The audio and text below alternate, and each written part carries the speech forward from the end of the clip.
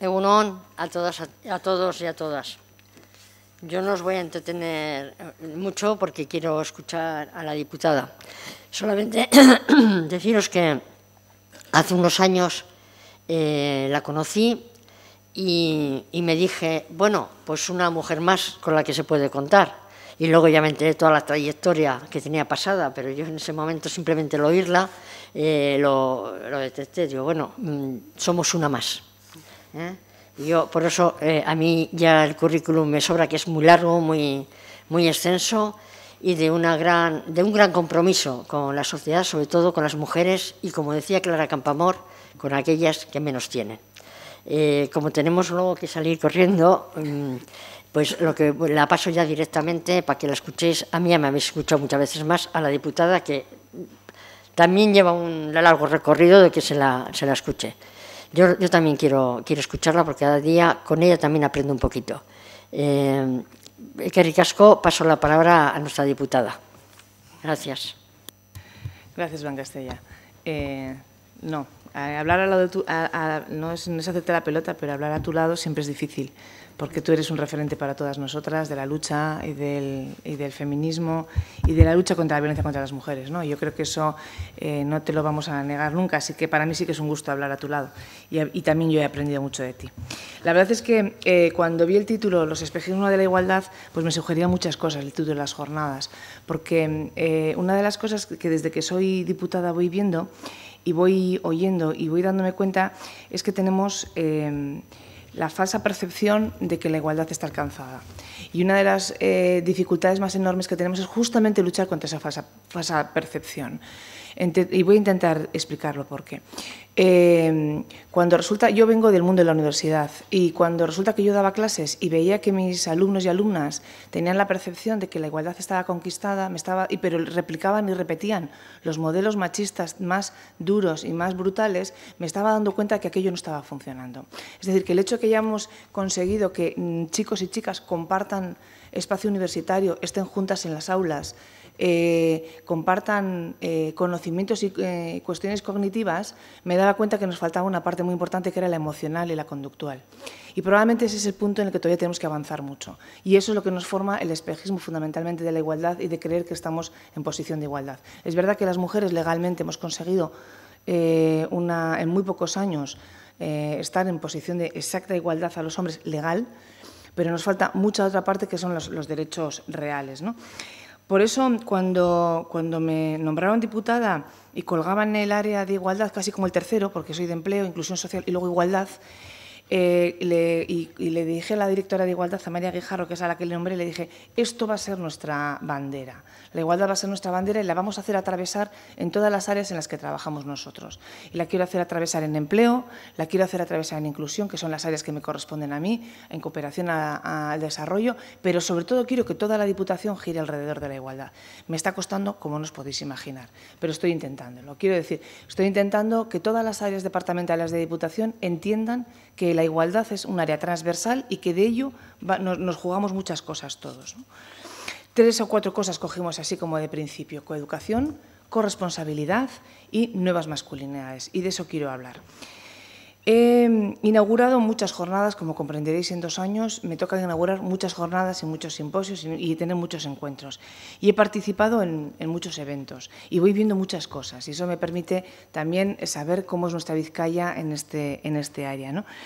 Y cada vez tengo más claro que la igualdad, tenemos un espejismo y un reflejo falso de la igualdad. Y lo digo porque hace poco me tocó inaugurar, lo voy a decir con mucha confianza, porque como no hay medios de comunicación lo puedo decir tranquilamente, me tocó inaugurar un acontecimiento de acción familiar con un tema de familia. Y hice un discurso absolutamente feminista. Se me revolvió todo el auditorio. Todo el auditorio se revolvió, sobre todo la parte masculina, que se sintieron no solo interpelidos, sino heridos en su forma y expresión. Lo sé. Y fui muy consciente de lo que estaba haciendo. Y lo hice consciente de que en el área en el que estaba hablando no podía hacer un discurso institucional diciéndoles qué bien va todo, qué fenomenal que hagáis corresponsabilidad en las empresas. Porque en ese auditorio había mucho hombre y había mucho responsable de empresas. Y yo sabía que tenía que mover los asientos. Yo notaba que se vibraba en aquella sala y se movían los asientos. ¿Qué les dije? Pues les dije cosas nada exageradas y que aquí me las vais a entender muy bien. Pero cuando traslado este mensaje, porque nos decimos tantas veces las mismas cosas, Blanca, tantas veces nos estamos retroalimentando en el tema de la igualdad todo el tiempo quienes estamos perfectamente concienciados en la igualdad. Cuando trasladas este discurso a otros ámbitos, os aseguro que se revuelven porque les estás moviendo exactamente los esquemas de fondo, ¿no? ¿Qué les dije? Pues les dije cosas como que, por ejemplo, nosotras, las mujeres, hemos hecho un largo y esforzoso camino para llegar a la igualdad. Nos hemos incorporado al mundo de la igualdad, estamos en las titulaciones universitarias, nos hemos vuelto emprendedoras, estamos en la base central de la economía, como siempre hemos estado, pero en este momento también contribuyendo, también cobrando y siendo emprendedoras, empresas. Estamos en todos los sitios, en el conocimiento, en las universidades, en la judicatura, en la abogacía, estamos en todos los sitios. Pero los hombres no han hecho exactamente el camino que tenían que hacer, que es acercarse ellos hacia nosotras. ¿Y que nos encontramos? Un enorme vacío en el papel del hombre que no nos ha acompañado, nos ha dejado hacer. Los hombres nos han dejado hacer en nuestro camino. Bueno, esto son cosas de mujeres que hagan títulos universitarios, que estén en la universidad, que pongan empresas, pero nos han dejado hacer.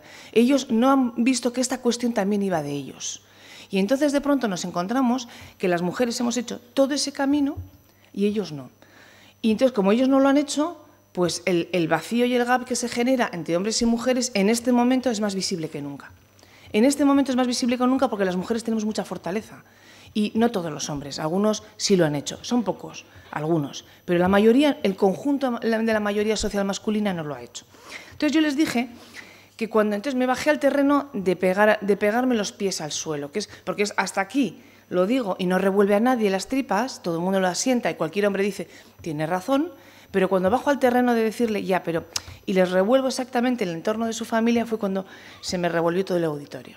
¿Qué les dije? Cosas tan sencillas como que cuando una mujer sale fuera a trabajar, no se olvida de las tareas que tiene en casa y que tenemos lo que se llama la carga mental de hacernos responsables del trabajo de la casa. Y las mujeres somos las que nos acordamos de llamar al pediatra cuando estamos trabajando y en un momento a las 10 de la mañana tengo que llamar al pediatra un momentito para coger la hora del niño, soy la que tengo que pegar la excusa al jefe para decirle o a la jefa que me voy un momentito a llevar al niño al pediatra pero que vuelvo enseguida y que luego voy a hacer media hora más para poder resolver la cuestión del niño, soy la que me acuerdo que a las 8 de la noche mi hijo me ha dicho no tengo goma de borrar y entonces te has dicho, encima te sientes culpable porque no has comprado la goma de borrar, entonces tienes que salir corriendo a comprar la goma de borrar, porque encima te sientes culpable por hacer lo que tienes que hacer, que es trabajar y hacer lo mismo que hacen ellos, y ellos no se sienten culpables. Te sientes culpable porque de pronto te has dado cuenta que no hay huevos en la nevera y tú querías poner huevos para cenar, o el niño te ha pedido huevos. Te sientes culpable por todas las cosas que en el entorno familiar ocurren y resulta que los hombres no están en esa función. Y tú te encuentras a un señor sentado en un sofá que te dice, habérmelo dicho, ya hubiera hecho yo, habérmelo dicho. Y dices, no, es que no te lo tengo que decir. Es que tú te acuerdas si hay lejía en la nevera, si hay jabón de la lavadora, si hay que limpiar no sé quién, si hay que pagar, por ejemplo, a la persona que viene a limpiarnos la casa, si es que hay una persona que limpia la casa. Es decir, las tareas que resulta que han correspondido siempre, o a los padres, porque el gran gap en este momento, porque todavía el cuidado de los hijos sí que lo hacen los hombres, pero el cuidado de las personas dependientes, de los mayores, cae de lleno sobre el sector, sobre las mujeres, absolutamente de lleno. Todavía tenemos una resistencia. Los hombres han aprendido a cambiar pañales a los niños, pero no han aprendido a cambiar pañales a la persona mayor, a su padre y a su madre. Y eso se sigue dejando a las tareas de las mujeres. Y yo quiero hombres que aprendan a cambiar pañales también a sus padres y a sus madres, que aprendan a darles la medicación y que con mucho amor y mucho cariño hagamos lo que hacemos las mujeres. Y esa parte no está hecha. Esa parte de los cuidados, que lleguemos al cuidado del entorno familiar, a la parte afectiva, no está hecha. Por eso yo hablo mucho de corresponsabilidad y hablo mucho de nuevas masculinidades. Necesitamos hombres que aprendan a vivir con una mujer que se ha empoderado, que tiene otras circunstancias y necesitamos crear relaciones de igualdad entre hombres y mujeres reales en este momento. Y en ese momento, en el momento en que los hombres entiendan esas relaciones de igualdad, va a cambiar todo. Porque en el mundo de la empresa nadie va a cuestionarnos que una mujer pueda trabajar o no, ni nos van a decir que nos quedamos embarazadas, tontería semejante, ni nos van a decir barbaridades de que te toca conciliar, porque es que conciliar le va a tocar a todos. Yo quiero que de los planes, cuando se habla de los planes de igualdad, cada vez que se habla de conciliación se deje de pensar en las mujeres. Es que voy a poner un plan de guarderías para que las mujeres puedan conciliar en la empresa. No, quiero que pongan las guarderías en la naval, perdón, la naval está un poquito difícil, pero bueno, quiero que pongan las guarderías en los lugares donde hay más hombres que mujeres, para que quienes concilien sean ellos también. Quiero guarderías en los lugares donde los hombres tengan que asumir la responsabilidad de llevar a los niños al centro de trabajo. Eso es exactamente lo que estoy pidiendo. Luego, por tanto, corresponde poner la mirada. Yo por eso digo que ahora toca a los hombres, toca coger la bandera a ese sector masculino que os estamos esperando con muchas ganas de que vengáis a acompañarnos. Yo no creo que hay otra. No creo que hay otro camino porque, si no, el gap que se está formando entre hombres y mujeres nos va a generar muchísimas tensiones sociales. No podemos estar caminando a pasos distintos. Os voy a contar un ejemplo muy bonito para terminar y para que os parezca que se puede caminar en muchos aspectos.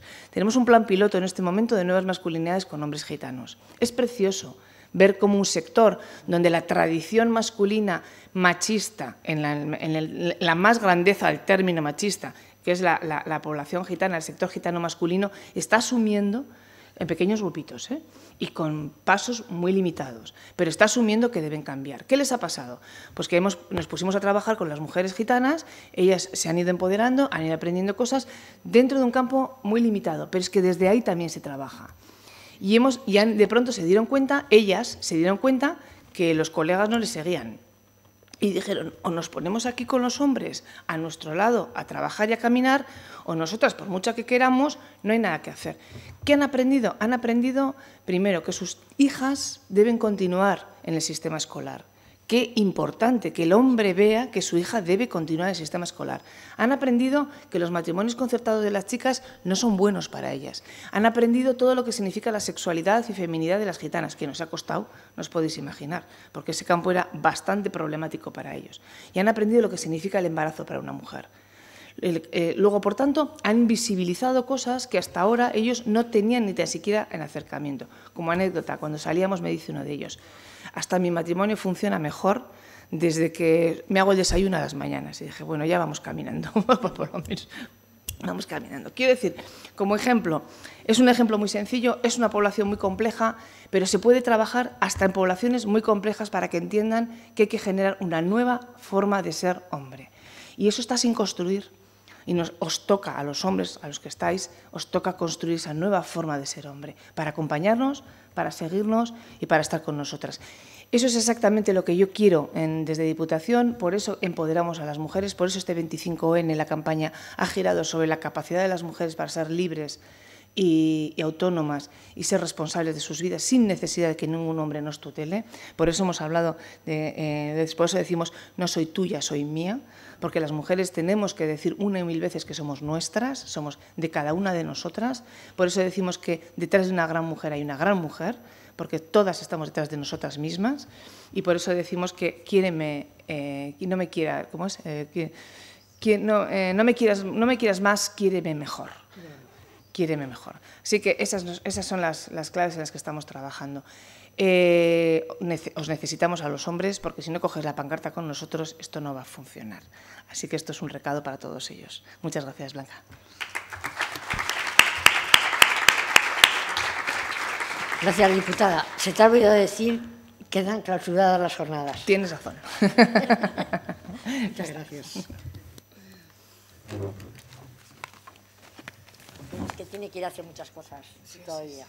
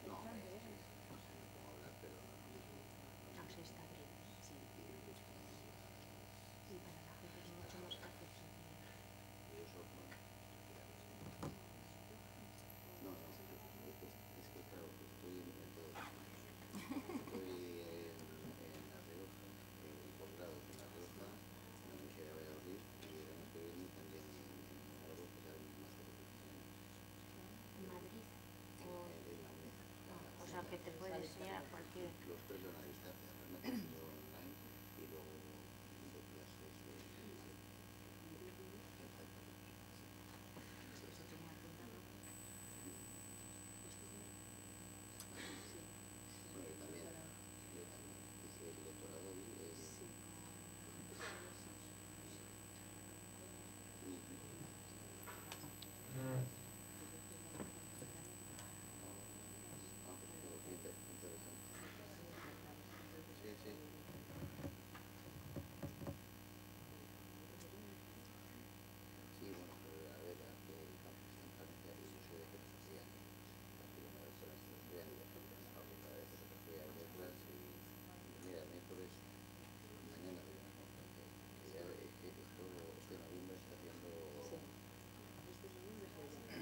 abierto, pero está pensando, se le ve la pantalla a presentación y está pensando.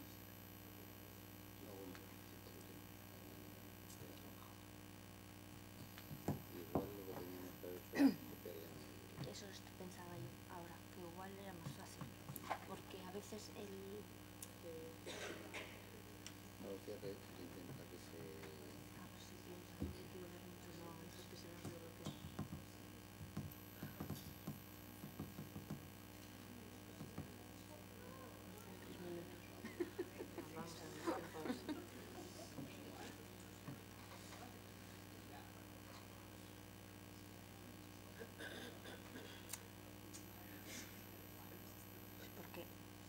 a veces si, o sea, el pendrive como que cuesta más trabajar, pero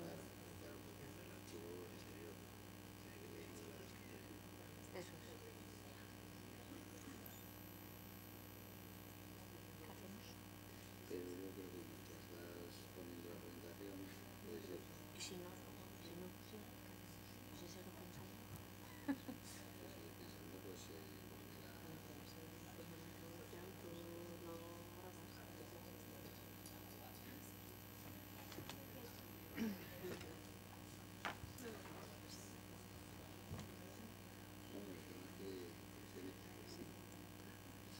Me ha quedado ahí.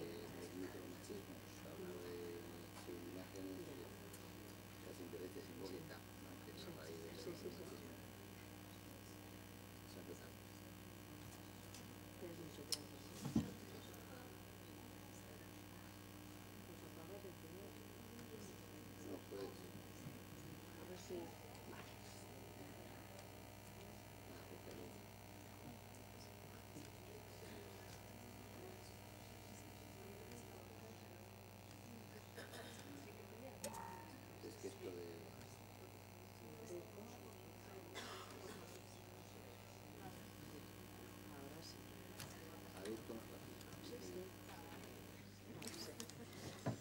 Ay, son pesadas.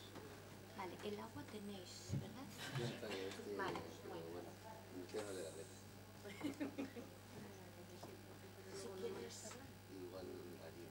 Claro, por el ordenador. Vale, si no, ya está.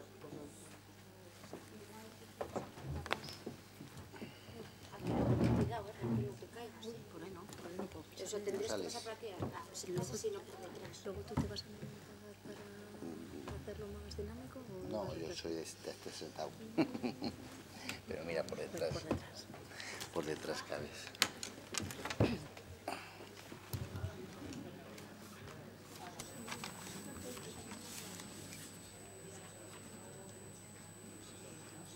Egunon. Después de la inauguración de las jornadas, tenemos la charla de micromachismos, la violencia invisible, a cargo de Iván Sambade. Iván es doctor en Filosofía por la Universidad de Valladolid y miembro de la Cátedra de Estudios de Género de la misma universidad desde el 2008. Es miembro cofundador de Codo a Codo, Asociación de Hombres por la Igualdad de Valencia. También ha sido coordinador y profesor del Máster en Estudios de Género y Políticas de Igualdad por la misma universidad desde el curso 2008. Investigador en el proyecto I+D, la igualdad de género en la cultura de la sostenibilidad, valores y buenas prácticas para el desarrollo solidario. Es, en la actualidad, profesor en el título propio de la Universidad de La Rioja, diploma de especialización en agente de igualdad entre mujeres y hombres. Entre sus publicaciones más destacadas y en este último año podemos señalar la instrumentalización de la sexualidad, masculinidad patriarcal, pornografía y prostitución, y la construcción social del cuerpo masculino, género, salud y conducta antisocial. Durante los años 2015 también ha hecho otras publicaciones relevantes en torno a la masculinidad y medios de comunicación y hombres, razón y poder, como ejes para un análisis de las masculinidades desde la perspectiva de género. A continuación le doy la palabra para que pueda hacer su comunicación. Bueno, sí. Bueno, hola a todas las personas que estáis aquí. Veo que, como siempre, a los hombres nos va costando incorporarnos y somos o sois entre el público igual un 10%, un 20%, bueno, habría que hacer el cálculo, pero es interesante. Un 12. Mira, tenemos los datos. Es interesante que haya hombres, ¿no?, que se atrevan a decir yo soy un hombre corresponsable, yo soy un hombre por la igualdad, porque si lo que los hombres hacemos es constituir una resistencia férrea frente al avance hacia la igualdad, pues al final se convierte en esto que nos han contado toda la vida, ¿no?, lo de la guerra de los sexos, ¿no?, en una guerra que decían que era el destino biológico de la humanidad, pero que nosotros sabemos que no, que es más bien un posicionamiento social y de poder. Bueno, voy a hablar sobre micromachismos, que digamos que es una de las cuestiones que trabajo a nivel teórico y bueno, como soy profe, pues aparte de Hombre por la Igualdad, cargaros las pilas porque os voy a dar una charla densa. Para empezar, lo que voy a hacer es definir el concepto. Los de filosofía somos así de pesados con las definiciones, nos gusta mucho definir, ¿no? Y voy a definir el concepto de micromachismos y a puntualizarlo porque, como todo lo que se pone de moda, pues se acaba utilizando mal, ¿no? Y nos ha dado por llamar micromachismos a un montón de fenómenos arraigados, originados en la desigualdad, pero que ya existían conceptos con los que se podían nombrar y denominar, ¿no? Entonces, la primera parte sería definir el concepto de micromachismos, ¿no?, que son, como señaló en su día Bonino, que es la persona que acuñó este término, todas aquellas conductas que ejercen hombres que ni se consideran machistas ni son considerados machistas por sus parejas para prevalecer en una posición de privilegio respecto de sus parejas, fundamentalmente respecto a sus parejas, también respecto de las mujeres de su entorno, por ejemplo, respecto de su madre, respecto de las amigas, respecto de una hija, ¿no? Y luego podemos ir poniendo algunos ejemplos y yo pongo ahí patriarcado y micromachismos para buscar no solo lo que es el micromachismo, sino dónde se origina. Entonces, por ejemplo, pongo ahí la voz de la razón. Como bien sabéis, a lo largo de la cultura occidental, a los hombres se nos ha identificado con la racionalidad, con la razón, a las mujeres con la emotividad, con la pasión, con la sexualidad, ¿no? Entonces, dice un filósofo que se llama Víctor Seidler, que hemos aprendido a hablar con la voz de la razón, ¿no?, a presentar todos nuestros intereses, nuestros miedos, nuestras emociones en términos racionales, luego impersonales. Por ejemplo, ante una determinada cuestión, como si tenemos que comprar un coche o cualquier otra cosa, algo para la casa que sea importante o una propia casa, nosotros decimos, cariño, es lo mejor, lo que más nos interesa es comprar ahora mismo el coche. ¿Por qué? Ya argumentaremos, ¿no? El coche, porque lo voy a utilizar yo más que tú, podríamos decir, pero no, lo que vamos a decir es porque ahora mismo nos permite tener una mayor movilidad, porque soy autónomo y lo necesito para trabajar, porque no vas un poco ligera, ¿no? Lo digo por ti, no es que yo sea sexista, no es que yo sea machista, es que veo lo que pasa en la sociedad, y en la sociedad a las mujeres os están estigmatizando por la forma de vestir, entonces es mejor que no vistas así, ¿no? Sería otro micromachismo. Piropos, chistes machistas que al final tienen que ver, digamos, con la posición de los hombres como sujetos del discurso, como sujetos del discurso, y que al final siempre se va a racionalizar. Los roles de género en el hogar de los que estabais, de los que ya se ha hablado aquí, ¿no? Te ayudo, ¿no? Como te ayudo al final es atribuir que el trabajo es de la otra persona. Cariño, es que lo haces tú mejor, es que tú lo dejas perfecto. Yo no sé hacerlo tan bien como a ti te gusta. Venga, despiértate tú, que el niño conmigo estamos toda la noche sin dormir los tres, ¿eh? En cambio, contigo en 5 minutos estamos dormidos, ¿no? Entonces ahí tenemos este machismo invisible, ¿no? Yo hago muchos talleres con niños y, bueno, una vez que les defines machismo y les cuentas lo que era el machismo hace 50 años y luego les cuentas esto, les preguntas, ¿y esto qué es? Y algunos dicen excusas, escaqueos, pero la mayoría dice, esto es machismo, tanto los niños como las niñas. Los niños de primaria, de secundaria, lo ven con claridad.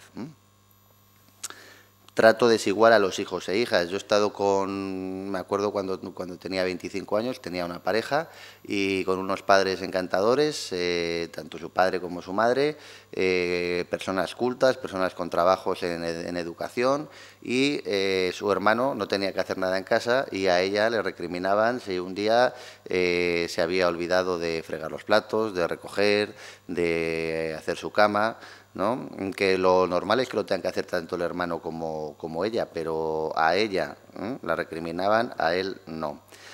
Paternalismo, yo te acompaño, no vayas sola. El paternalismo que se origina en la identificación de los hombres como protectores, ¿no? El hombre que te protege, el héroe que te salva, que está ahí para que no te pase nada frente a los peligros de esta sociedad, ¿no? Entonces dice, yo te acompaño, no vayas sola, esto no lo hagas, ¿no? Se necesita fuerza. Las mujeres son demasiado bonitas para ser políticas, son demasiado bonitas para ser policías, ¿no? Toda esta especie de machismo edulcorado que aparentemente no se ve, ¿no?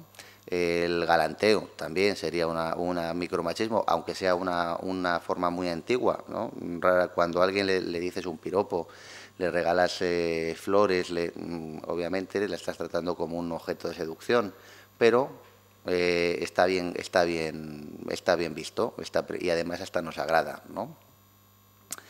El control del espacio en la casa, el mando de la tele, el sillón, el despatarre, el manspreading, ¿no? Que lo llaman ahora, que es que yo voy en el metro y cojo todo el espacio, porque estoy acostumbrado a percibir que el espacio es mío, ¿no? Yo aquí siempre pongo un ejemplo, y es que tengo una amiga que ella es muy buena psicóloga y empezó siendo primero psicóloga y luego feminista, ¿no? Yo le decía, tienes que, en los estudios de género y el enfoque en psicología es muy importante. Yo he trabajado en Argentina con María Luisa Femenías, que ella es filósofa, siempre dice, y en todas estas cuestiones en las que nosotros trabajamos lo simbólico, luego hay que ir y preguntar a los psicólogos cómo la mente humana lo reproduce en conductas, ¿no?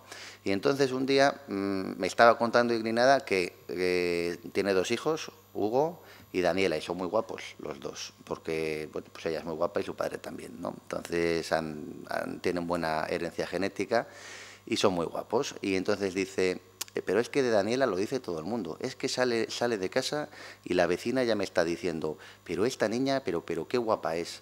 En cambio de Hugo no lo dice nadie. Dicen que es movido, pero no más allá de la norma, ¿no?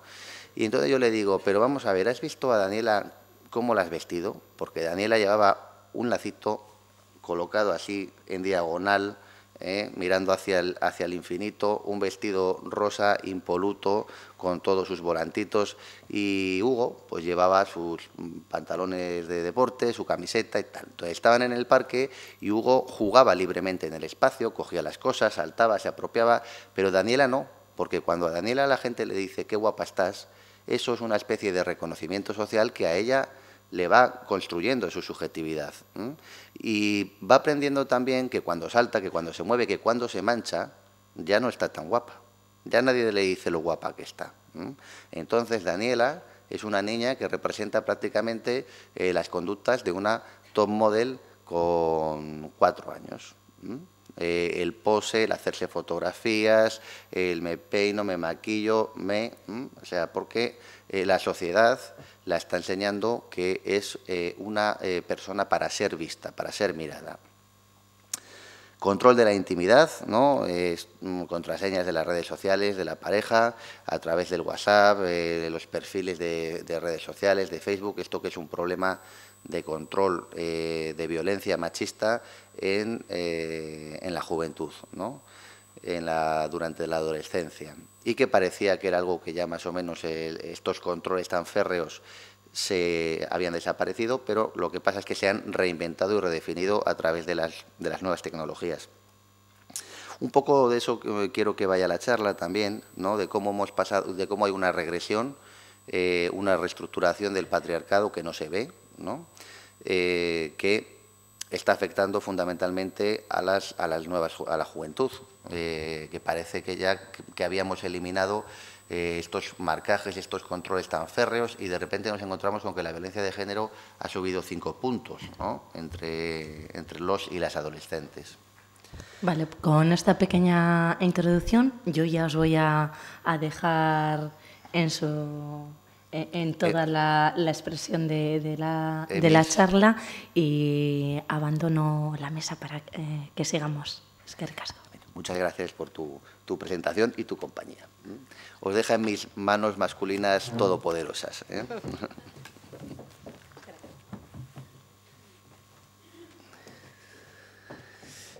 Bueno, ¿de dónde?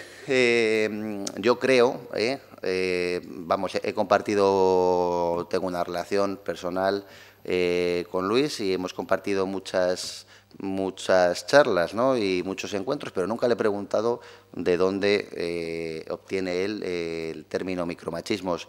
La verdad es que Michel Foucault es uno de los grandes intelectuales del siglo XX, había trabajado el micropoder en las relaciones sociales. Yo creo que Luis lo que hace es tomar este concepto de las relaciones de poder de Michel Foucault, y en especial a lo que se refiere al micropoder, al poder en la vida cotidiana, ¿no?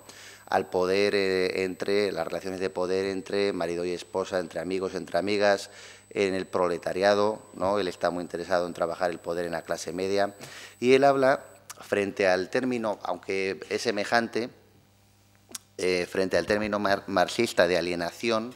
Lo que va a hablar son de políticas de verdad, ¿no? En la sociedad, dice, porque alienación, diría Marx, que hay un discurso dominante relacionado con unas prácticas, y ahí nos construimos todos, ¿no? Acabamos creyendo el discurso que nos oprime, ¿no? Acabamos siendo, y en ese sentido siendo cómplices del discurso que nos oprime.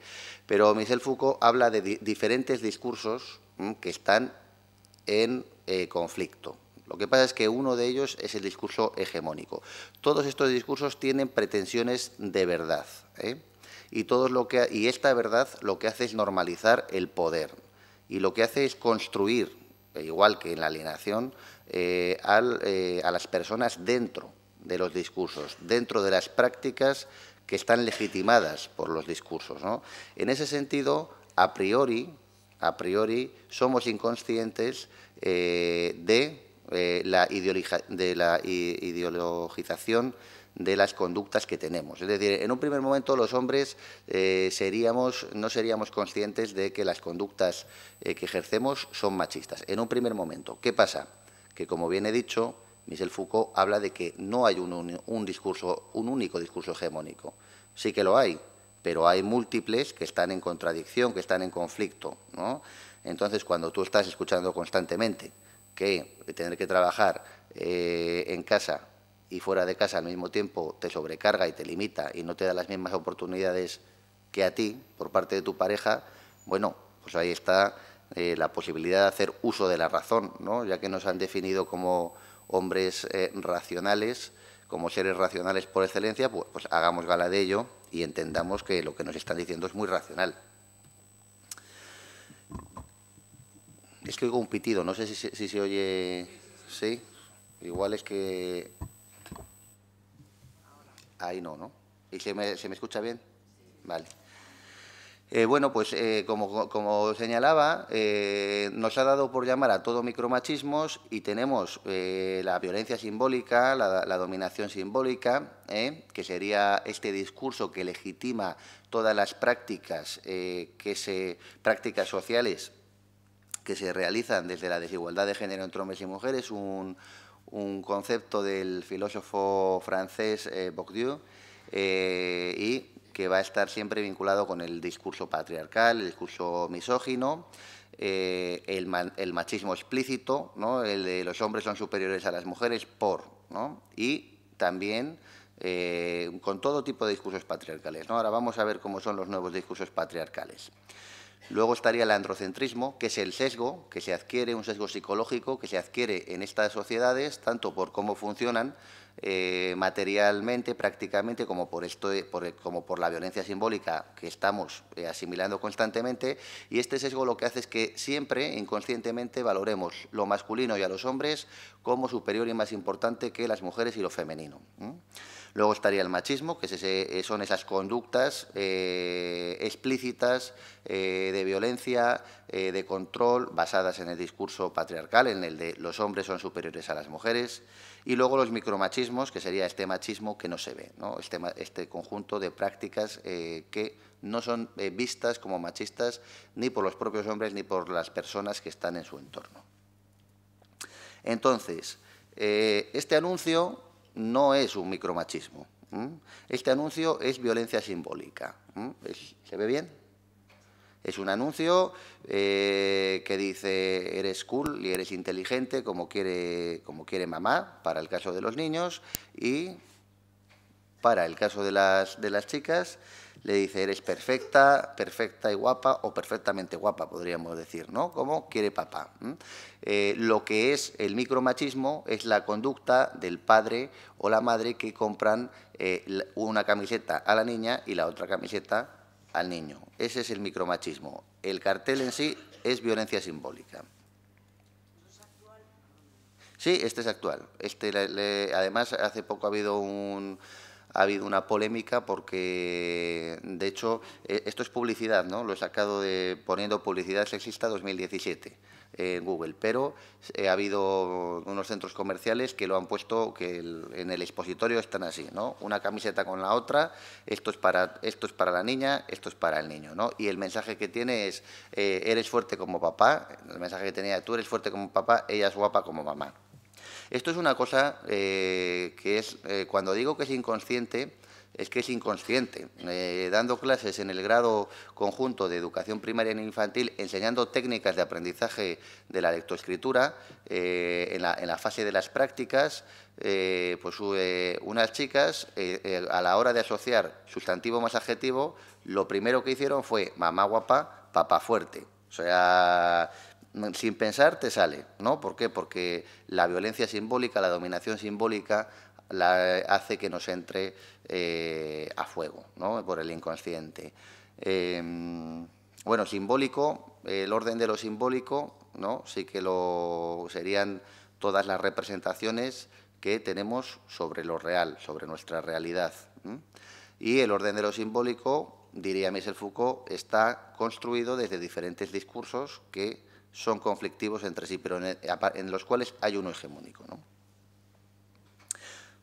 Yo al final matizaré, porque Michel Foucault muere creo que hacia el final de los 80, entonces vivió realmente en la época de más cambios de liberación que ha habido en la historia de la humanidad, ¿no? Que son los 60, 70 y sus frutos en los 80, 90. Y ahora, como comentaba, estamos en una regresión donde se ve el poder de lo simbólico y que realmente existe una hegemonía, ¿no? Una hegemonía de unas élites sociales caracterizada por dos por dos cuestiones fundamentalmente, que es por tres: el poder económico, ser blancos y ser hombres. Y podríamos decir heterosexuales, pero también hay un potente lobby de hombres blancos gays, ¿no?, que tienen poder económico y que ejercen definición social desde ahí, aunque por supuesto no reconozcan la legitimidad de sus iguales homosexuales que no comparten su condición económica.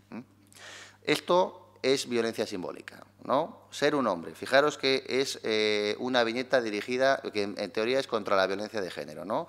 Dice, ser un hombre no es maltratar a tu mujer para hacerle ver que eres superior. Ser un hombre es proteger, mimar y dar la vida por tu princesa. O sea, el machismo más rancio y luego el otro machismo que es como, bueno, es que sin mí es una menor de edad, ¿no? Sin mí es una niña, es débil. No, hombre, si las mujeres y los hombres, para protegernos, primero que los hombres no podemos proteger, a veces no podemos protegernos a nosotros mismos, somos tan vulnerables como las mujeres.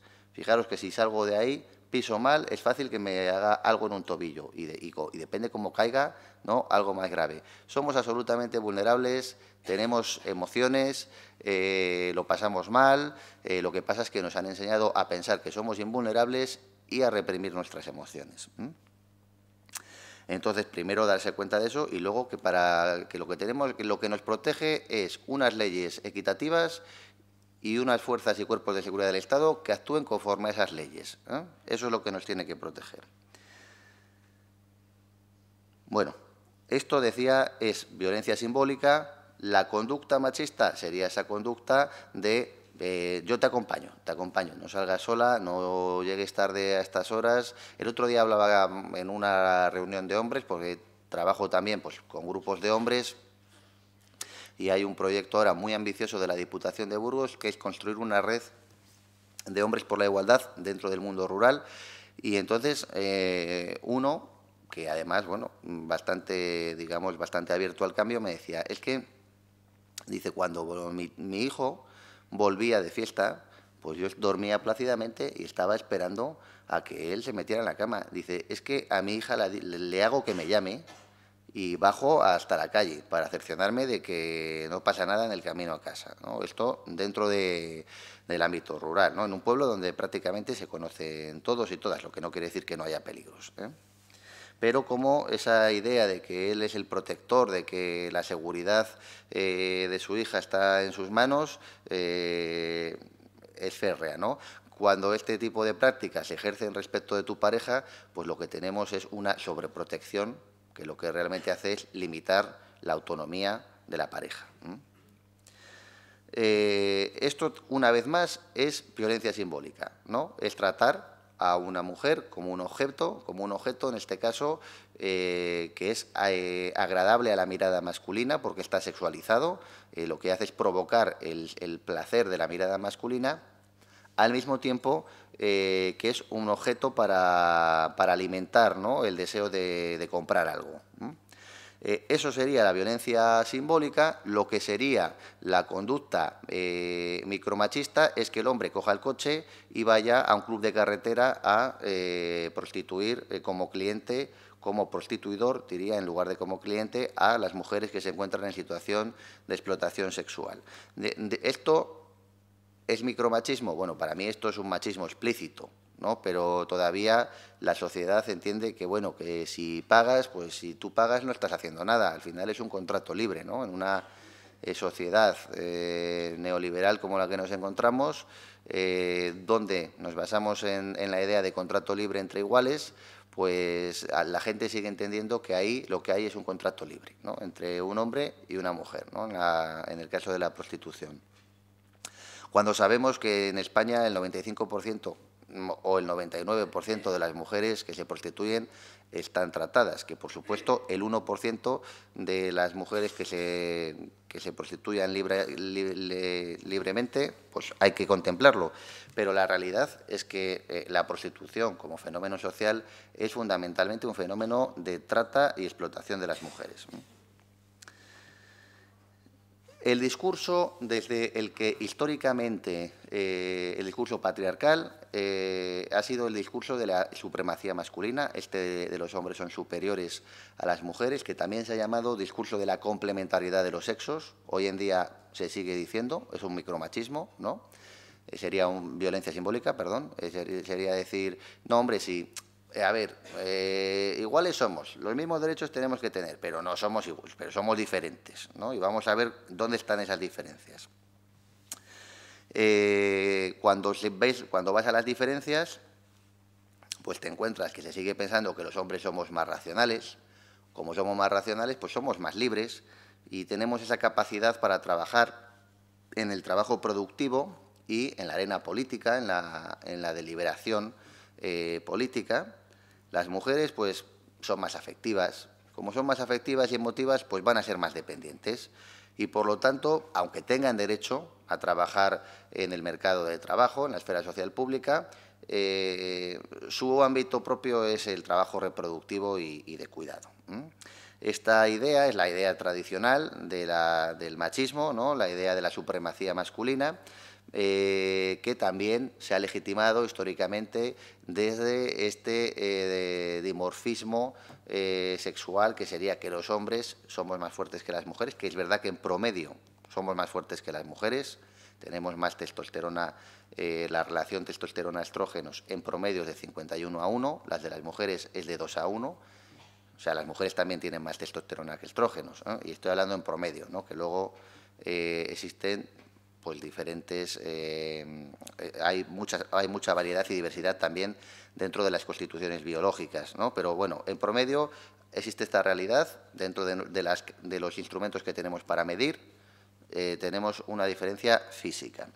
Desde ahí es desde donde se ha legitimado esta idea de la protección, del hombre guerrero, del héroe, del salvador, ¿no? Y de que las mujeres, pero eso no quiere decir, claro, que las mujeres sean débiles, ¿no? Ni que los hombres no seamos vulnerables, pero el discurso de la ideología de la supremacía masculina se ha construido así, ¿no? Acentuando las diferencias físicas y diciendo que los hombres, en función de esta mayor fuerza en promedio, tenemos que ser protectores, violentos, salvadores, y las mujeres son débiles, ¿no?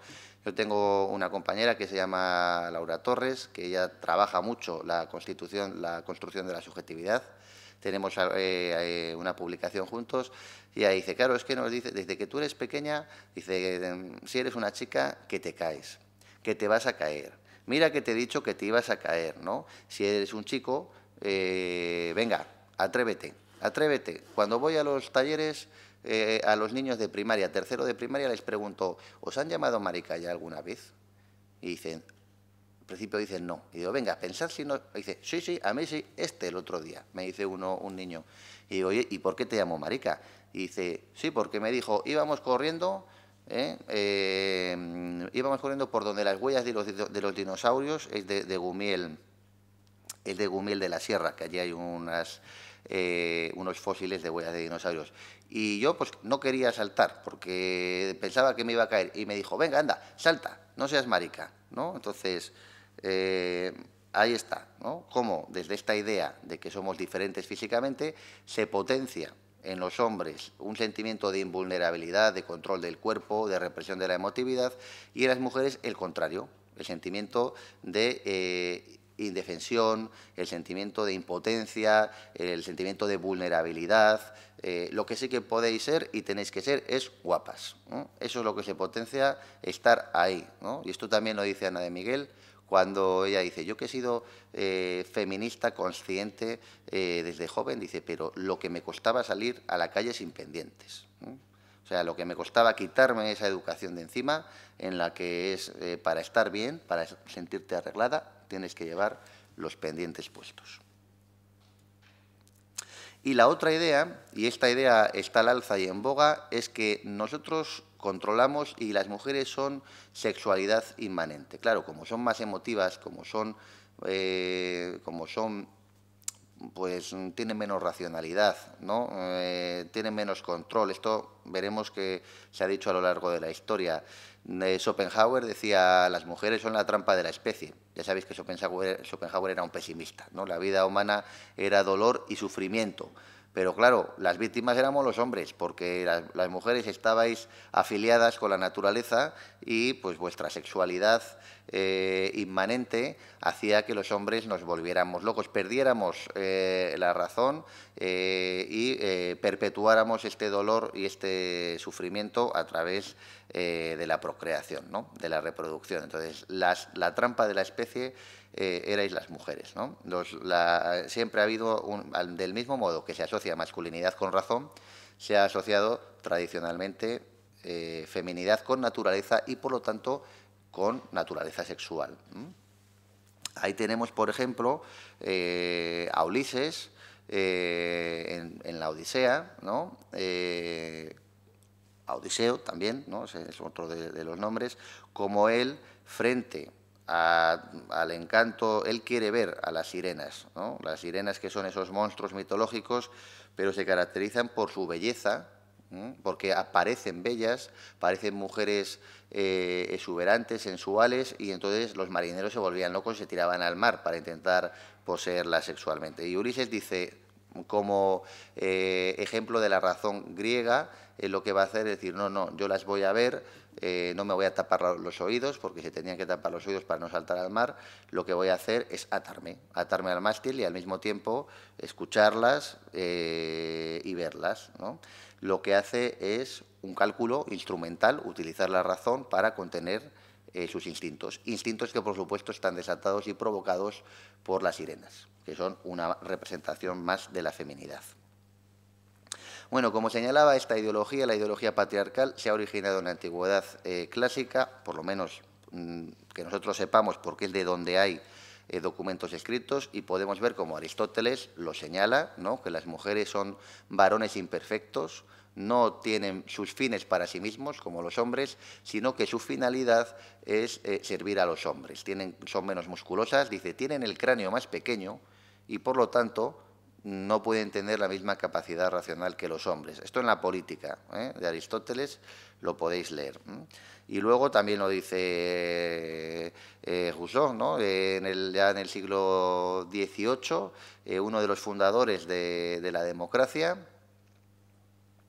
La fecha está mal, me acabo de dar cuenta, ¿no? Es que había una referencia antes de un libro, he cambiado el texto, porque antes tenía una frase de Rosa Cobo, pero ahora que trabaja digamos, el machismo en Rousseau, el androcentrismo en Rousseau, he cogido una del Emilio, que es: la educación de las mujeres siempre debe ser relativa a los hombres.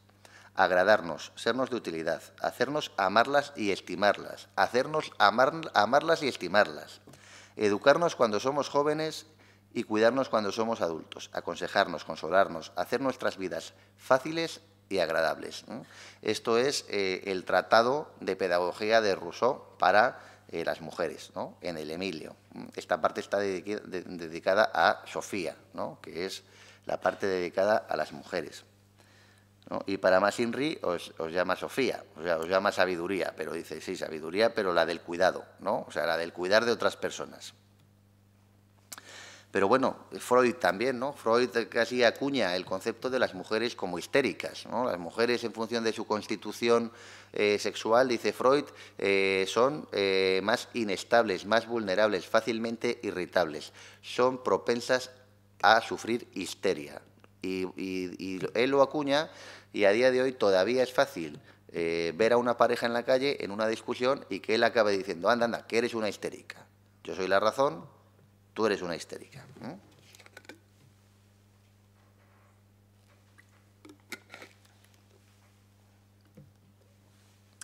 Bueno, como señala Janet Selman, una socióloga norteamericana de origen judío, esta ideología lo que ha hecho tradicionalmente es justificar, legitimar la división sexual del trabajo, y la división sexual del trabajo para ella sigue siendo el fundamental elemento coercitivo para mantener a las mujeres en desigualdad.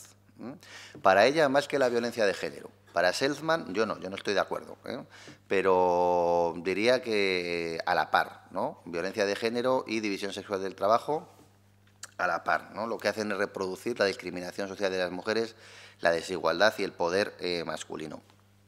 Ella lo explica en términos económicos, es decir, en nuestras sociedades donde el trabajo de subsistencia no tiene ni reconocimiento ni está pagado, en sociedades que funcionan a través de la producción y el intercambio de la plusvalía de esa producción, pues el trabajo doméstico no genera ni dinero, ¿no? ni recursos económicos materiales, ni tampoco reconocimiento social. En cambio, hoy en día esta ideología está mal vista. Ya pocos hombres se atreven a decir en público que los hombres son superiores a las mujeres. Los hombres, por lo general, ya ese discurso, no digo que no lo digan, digo que lo dicen en determinados contextos los que son machistas rancios, es decir, entre amigos, en el bar, en algún contexto íntimo masculino. Aunque se niegue que existan contextos de intimidad masculina, no vaya a ser que se nos tache de maricones, estigmatizando también a los hombres homosexuales. Es decir, otra cosa que hago en los talleres es sacar a los chicos, esto se hace mucho en grupos de hombres, es sacar a los chicos a que se den un abrazo, ¿no? Y, claro, las chicas se han dado salen ellas y ellos, ¿no? Ellas se han dado un abrazo súper fundido, súper cariñoso, y los chicos se dan un abrazo con una cierta distancia corporal, ya desde una edad que son los 10, 12 años, y se dan unas palmaditas, y lo general es que saco a dos chicas que le sacan la cabeza a los chicos, ¿no?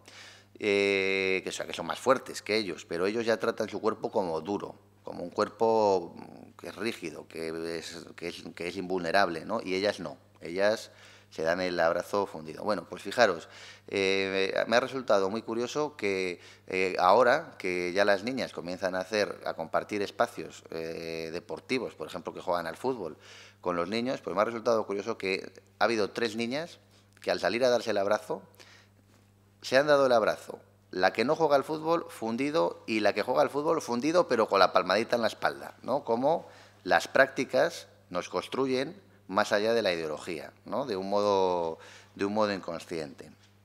Bueno, decíamos que el machismo es políticamente incorrecto, ¿no? La opinión pública lo condena y ya nadie dice yo soy machista. Sí, o muy pocos lo dirían, ¿no? Sí, esto es, los hombres somos superiores y punto.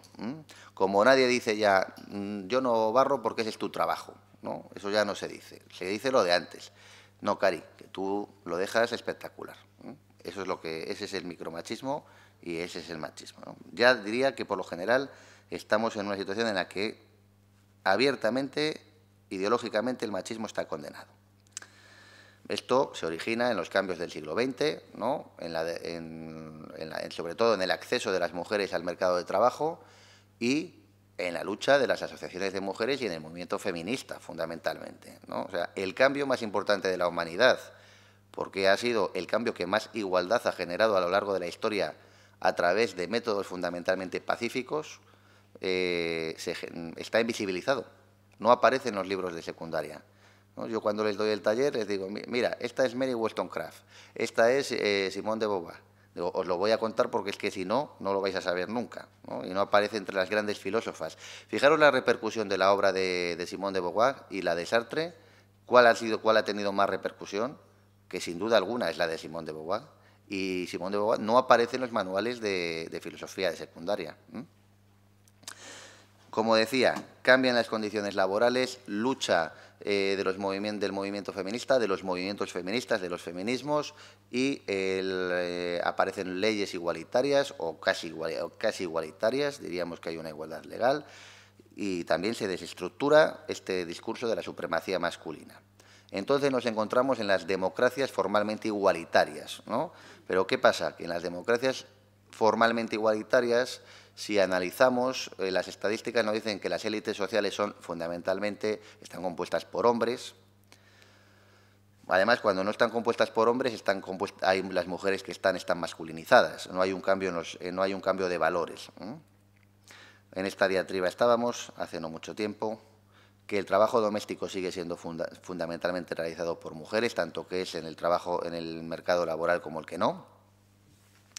Podemos ver, por ejemplo, en este estudio en el que ha participado Teresa Jurado, que las mujeres siguen haciendo el doble de trabajo doméstico, 4 horas ellas, 2 nosotros, antes del primer hijo. Cuando nace el primer hijo, esto se incrementa exponencialmente. Nosotros subimos de las 2 a las 3 y ellas de las 4 a las 12, al día, prácticamente. Sigue habiendo una brecha salarial. La socialización no solo es que se mantenga, es que se ha recrudecido. O sea, cada vez hay una socialización más desigual, basada en la dicotomía sexual, en la diferencia sexual, los juguetes, la ropa, cada vez está más sexualizado en el sentido de la diferencia y de la dicotomía sexual de género. Hay publicaciones que intentan justificar esto de nuevo biológicamente. Por ejemplo, Simon Baron Cohen. Pero Simon Baron Cohen hace este estudio, que es la gran diferencia, que es un estudio científico, por supuesto, mucho peor que cualquiera de los estudios que se estaban realizando en Oxford, que tenían rigor científico, que hay muchos que acreditan la igualdad entre hombres y mujeres, por ejemplo, en la percepción del espacio-tiempo, desde que somos bebés, en los efectos de la testosterona sobre la agresividad, que se sabe que sí, que hay una relación, pero que esta relación es el factor sociocultural es mucho más vinculante, mucho más fuerte. Hay numerosos experimentos que lo demuestran, ¿no? En cambio, a este chico, a John Gray, se le ocurre hacer un libro de divulgación y eso ha sido un bestseller de ventas, ¿no? Los hombres son de Marte, las mujeres son de Venus. Y explica, por ejemplo, que los hombres tenemos una propensión a mirar cuando conducimos, vamos mirando a lo largo, ¿no? Dice, y eso era porque en la prehistoria, éramos cazadores. Y entonces se nos ha quedado ahí, a través de la herencia filogenética, vamos mirando a lo largo, ¿no? Cuando sabemos que las sociedades de cazadores-recolectores, los antropólogos que las han estudiado, sabemos que se caza muy poquito, que se vive fundamentalmente la recolección, y que salen a cazar tanto hombres como mujeres. O sea, pero él lo cuenta así, y claro, y la gente dice, claro, dices que los hombres, es verdad, sí que conducimos mejor, ¿no?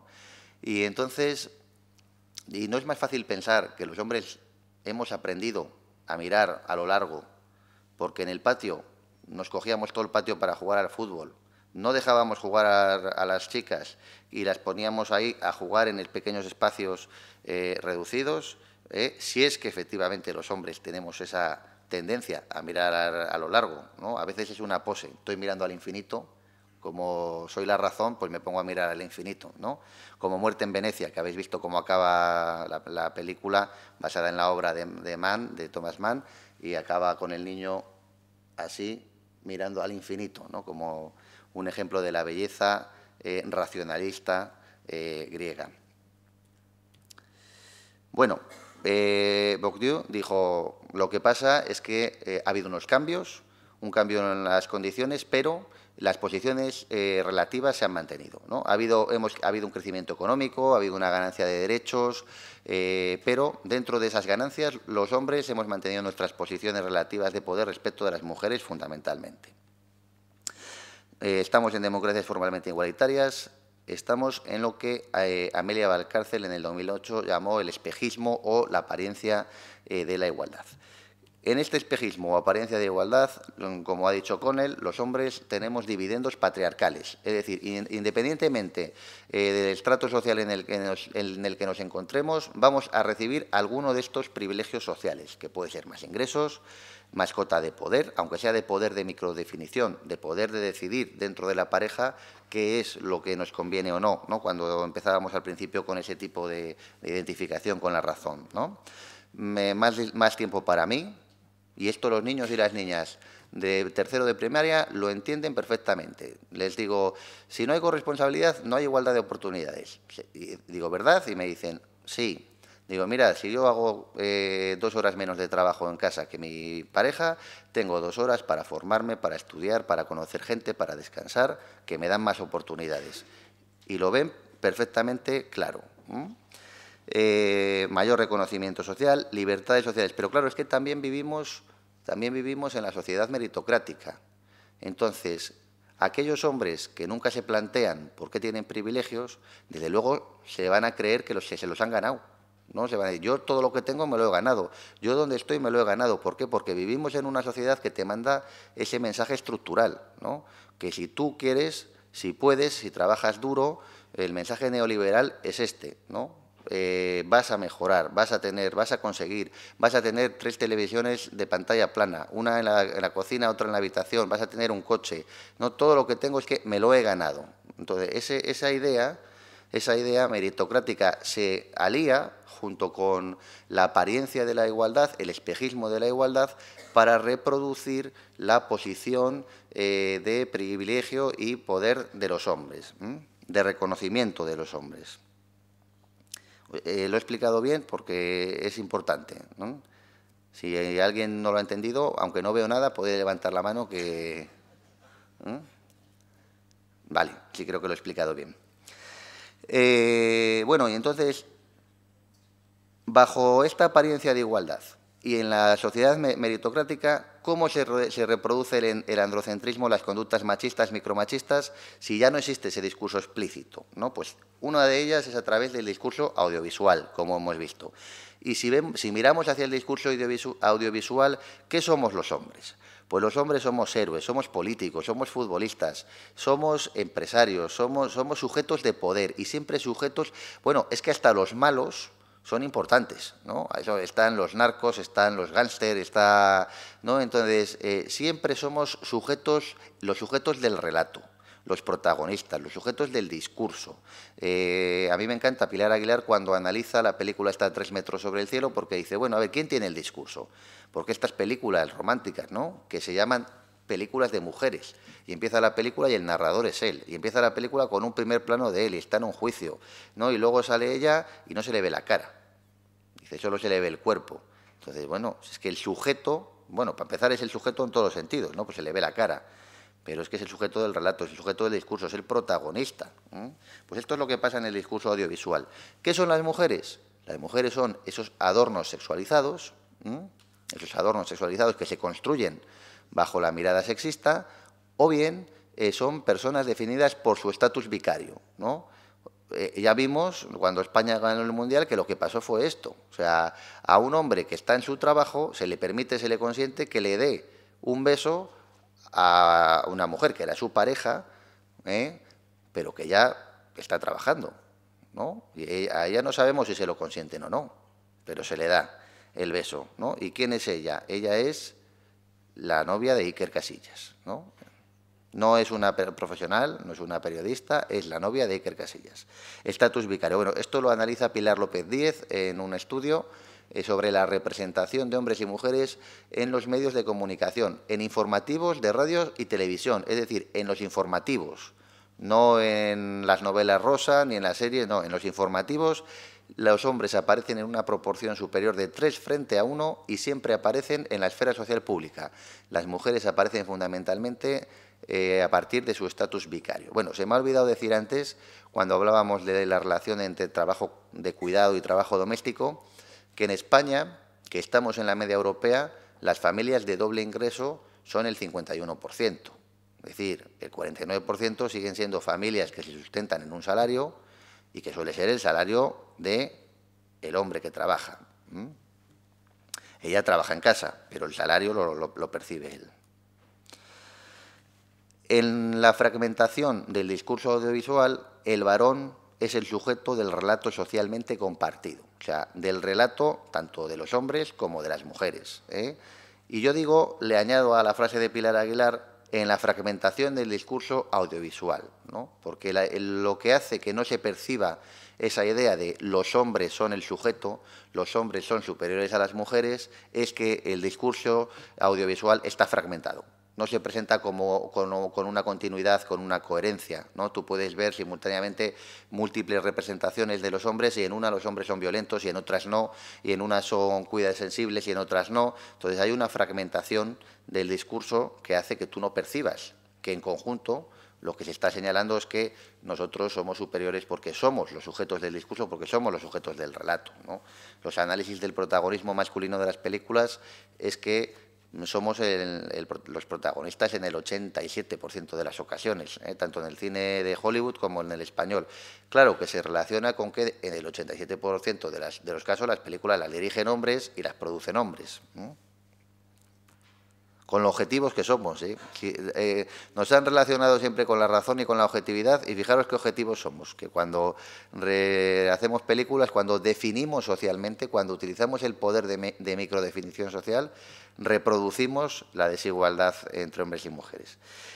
Este tipo de discurso nos hace que estemos dentro de lo que Alicia Puleo ha denominado patriarcados de consentimiento, es decir, patriarcados donde los hombres y las mujeres no siguen normas rígidas, explícitas, normas sociales explícitas que generalmente sancionan a las mujeres cuando hacen aquello que se les prohíbe hacer, ¿no?, sino que son patriarcados en los que a través de imágenes, a través de diferentes discursos, como el discurso audiovisual, se incita el deseo en hombres y mujeres de reproducir los modelos representados. Se les incita porque las mujeres, ahora lo vais a ver, también son representadas como mujeres de poder social, como sujetos del discurso público, pero la realidad es que no es así, ¿no?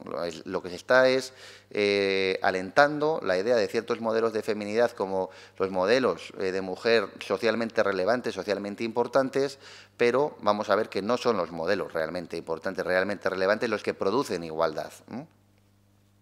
Y en el caso de los hombres, lo que se está haciendo es incitarnos a asumir modelos que reproducen el sexismo, pero de forma velada, a través de micromachismos, fundamentalmente. Hay dos discursos importantísimos en esta función. Uno es el discurso del amor romántico y otro es el discurso sobre la belleza femenina, ¿no?, que es la hipersexualización de las mujeres, como ha denominado Natasha Walter en un libro del 2010, Las muñecas vivientes. También hay otro término que es la pornificación social. Bueno, esto que parece tan nuevo, el amor romántico y la hipersexualización de las mujeres, se corresponde al final con estos dos modelos de mujer, ¿no? El modelo de la decente y el modelo de la puta, el modelo de la mala mujer, el modelo de la mujer que es la trampa de la especie. Y hay un filósofo alemán, Otto Weininger, que dice, las mujeres o son madres o son putas. Dice, y en el fondo, detrás de toda madre, hay una puta, ¿no? O sea que es el discurso misógeno más explícito en Weininger, en Schopenhauer, que ahora ya no se dice, pero las representaciones son estas. Y además, si nos vamos hace 50 años, las mujeres, aquí en España, en el nacionalcatolicismo, con una férrea disciplina moral, o podían convertirse en una cosa o ser estigmatizadas como la otra, ¿no? Pero Natasha Walter lo que nos dice en este libro, en Muñecas Vivientes, dice lo que ha hecho el patriarcado a través del poder de definición, del poder de las élites económicas, que son fundamentalmente masculinas, del poder político, que está compuesto por hombres fundamentalmente, es redefinir el discurso del poder sexual de las mujeres. Siempre se ha hablado del poder sexual de las mujeres, dice, pero ahora se ha identificado con el discurso feminista de la liberación de las mujeres, con el discurso que las feministas liberales, las feministas radicales en los años 60, 80, dijeron, tenemos derecho a la libertad sexual, ¿no? Pues ahora lo que se hace es representar a las mujeres como objetos sexuales y decir, y es que es porque ellas quieren, ¿no? O sea, es así como se ha pervertido y como lo que se hace es que las mujeres deseen identificarse con estos modelos. Es porque ellas quieren. Si hay X prácticas sexuales, es porque ellas quieren, es lo que ellas quieren hacer, es como ellas quieren disfrutar, divertirse. Este es el discurso que percibimos, que no lo percibimos explícito, así como yo lo estoy enunciando. Vamos a ver luego cómo lo percibimos. Para empezar, lo percibimos porque todos los modelos que tienen las mujeres están hipersexualizados. Los modelos de las niñas de 3, 4 años, las muñecas con las que juegan, hipersexualizadas. La heroína, que es un modelo nuevo, ¿no? La heroína es un modelo nuevo porque ejerce la fuerza, es un modelo que se origina en los Estados Unidos en los años 60, 50, y es que son mujeres que ejercen fuerza, que ejercen violencia, ¿no?, frente a lo que quiere el orden patriarcal. Pero, claro, no nos molesta, como dice Andrea Rubben, a los hombres no les molestan las heroínas porque su cuerpo responde al placer de su mirada. Las mujeres representadas como sujetos socialmente importantes, Jennifer López, ¿no? Por ejemplo. Se dice ya, pero es que a los hombres también se les ha hipersexualizado, ¿no? Entonces yo pongo estas dos viñetas siempre y digo, ¿son equitativas estas representaciones? Como voy mal de tiempo, directamente otra vez le digo, ¿son equitativas? Y las analizamos. Hoy digo, ¿son equitativas? No.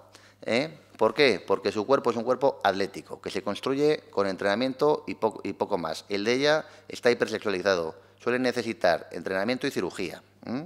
A él se le representa en un contexto de matices fríos, es duro, es una máquina, ¿no? A ellas en contextos cálidos. Su actitud es desafiante, la suya es receptiva, ¿no? Él está seguro y ella parece vulnerable. A la izquierda tenemos un sujeto y a la derecha tenemos un objeto. El objeto del deseo sexual,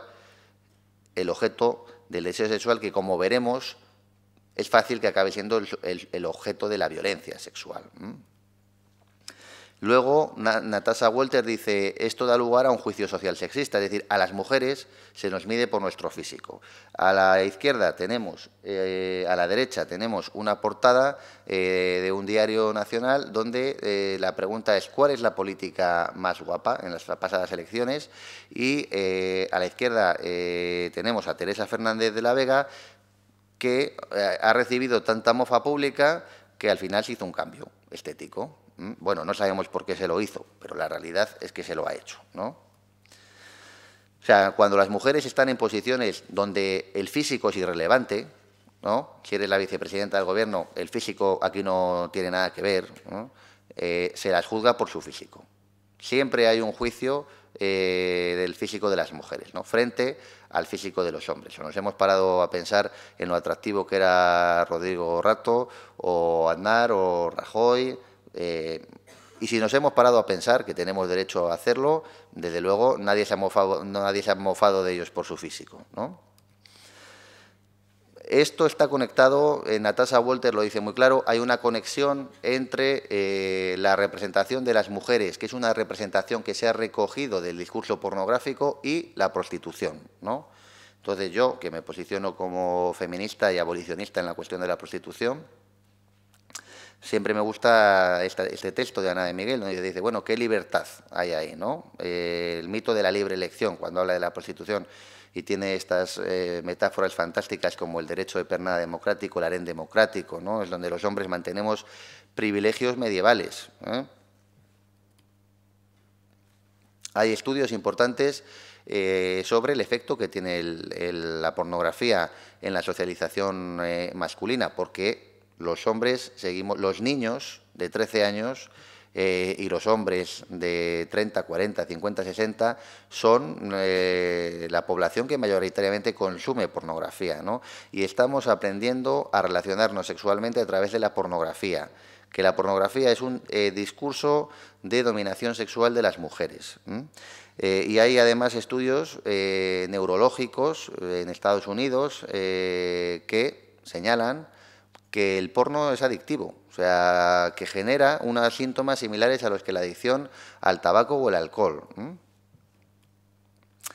En consecuencia, como decía, el objeto del deseo masculino muy a menudo se convierte en el objeto de la violencia sexual masculina.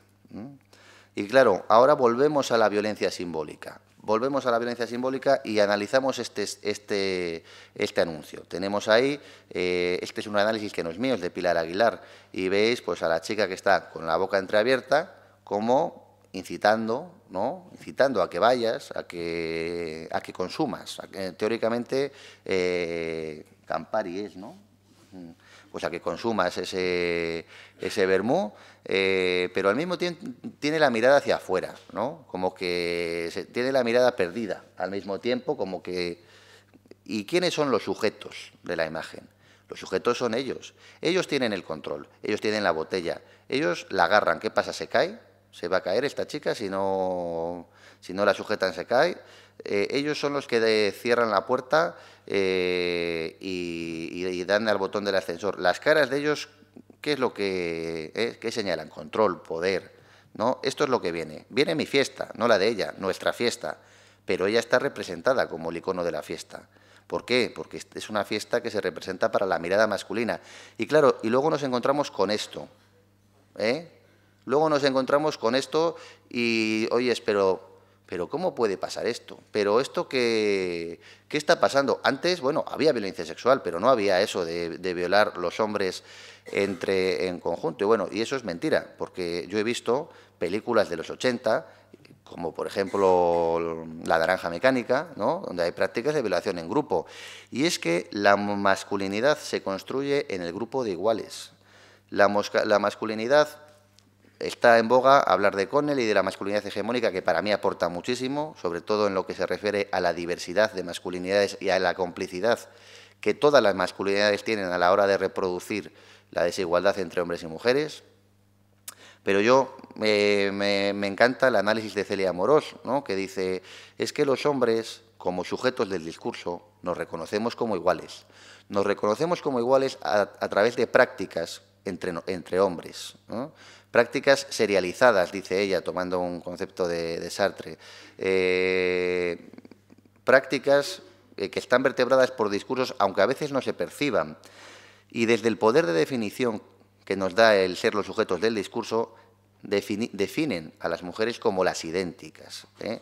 Las idénticas saturadas de identidad, saturadas de sexualidad, ¿no? Todas son iguales. Y fijaros en este anuncio de Donatella Versace, ¿no?, que coge y hace una chica tirando de una palanca y va sacando modelos femeninas, todas iguales, son idénticas, no son individuos, no son sujetos. Si veis el anuncio, veis que no tienen voz, no tienen palabra. Son las idénticas. Bueno, pues a través de las prácticas de autodesignación, a través de las prácticas en las que los hombres nos definimos como hombres, lo que hacemos es reproducir la desigualdad entre hombres y mujeres, discriminar a las mujeres. ¿Y cómo son estas prácticas? Pues, por ejemplo, Josep Vicent Marqués dijo, pues cuando eres adolescente, que dudas de tu masculinidad y tienes que confirmarla, pues ¿qué se hace? Fingir que eres todo un hombre. ¿Y cómo se finge que eres todo un hombre? Pues se finge que eres todo un hombre a través de la violencia, a través del desprecio de las mujeres, a través de la transgresión de las normas, y ahí es donde aparecen prácticas, donde se ve el origen social, el origen patriarcal de prácticas como la violación en grupo que ahora mismo nos tiene desconcertados, ¿no?, a toda España. Más desconcertadas que desconcertados, pero a algunos también nos tiene desconcertados, ¿no? El otro elemento es el amor romántico y, bueno, de esto pues no hay mucho que explicar, ¿no? Ya sabéis que es la historia donde un chico protagonista salva el reino y al final tiene un premio, y el premio es que se queda con una chica que va a ser su mujer, van a ser felices, van a comer perdices, se van a casar, y esto es la parte posterior del cuento. O sea, el cuento siempre acaba y al final el chico consiguió salvar el reino y conquistar a la princesa. Esta es la parte que no nos cuentan de la princesa. No tenemos la imagen de las princesas reales. Las princesas reales, ¿no?, como las princesas reales son imagen fundamentalmente. Cuando salen en televisión o se escribe sobre ellas, ¿no?, como sobre doña Leticia, por ejemplo, que ahora ya es reina, pues lo que se hace es describir si su indumentaria se ajusta al protocolo, si sus modos y sus maneras tienen la concordancia adecuada con el protocolo, la cordura. Bueno, amor romántico en diferentes generaciones, desde los cuentos machistas originados en el siglo XIX, representaciones del siglo XX, a lo largo del siglo XX, con el hombre protector, con Richard Gere en Pretty Woman, ¿no?, que la hemos visto hasta la saciedad y que además nos emociona cuando la vemos, que ahí está el poder del discurso. O sea, que ahí está la construcción de la subjetividad, la construcción de la emotividad, Nos emocionan ese tipo de discursos. Y su versión más reciente, 3 metros sobre el cielo. Pero claro, ¿qué ha pasado aquí? Si analizamos el modelo masculino, ¿qué ha pasado aquí? Porque el modelo de Richard Gere era un hombre que carecía de empatía. Era un hombre que no le importaba las consecuencias personales de lo que hacía en el nivel económico y que se mostraba así también con una mujer prostituida a la que recoge, pero que ella le va humanizando a él, ¿no? A lo largo de la película ella le va humanizando. Pero es que este otro modelo, si veis la película y la analizáis, es un modelo de masculinidad antisocial, o sea, de violencia ejercida entre hombres como forma de confirmar la masculinidad y de violencia hacia las mujeres. O sea, esto es lo que está pasando en la juventud, que el modelo de masculinidad deseable para los hombres jóvenes es un modelo fundamentalmente antisocial y primario de masculinidad. Entonces nos encontramos con casos como el de la manada o nos encontramos con 5 puntos más de violencia de género entre los y las adolescentes, ¿eh? Es decir, de los adolescentes hacia las adolescentes. Como señalaba, esta masculinidad patriarcal primaria va a ser esta. Claro, yo os comentaba antes, ¿y qué pasa con las mujeres, ¿no? ¿Qué pasa con las mujeres del amor romántico? Pues lo que pasa con las mujeres del amor romántico es esto. Antes, hace 50 años, las mujeres que salían de la estigmatización de lo que era ser una prostituta, tenían otro modelo, pero ahora lo que veis a la derecha es Jennifer López y lo que veis a la izquierda es una mujer prostituida. ¿Qué diferencia hay entre una diferencia hay, eso es obvio, ¿no? El poder social, pero ¿qué diferencia hay entre una y otra, ¿no? Entre la construcción del modelo de feminidad que hay ahí. Están representando el mismo modelo de feminidad. Es el mensaje que dice Natasha Walter. El mensaje que dice Natasha Walter es que en Muñecas Vivientes, que a todas las mujeres se las ha hipersexualizado, pero que además se dice que ahora que es porque ellas quieren. Entonces, el amor romántico está mandando un doble mensaje a hombres y mujeres. A las mujeres les dice que el amor es lo más importante en la vida, que vale la pena sufrir por amor.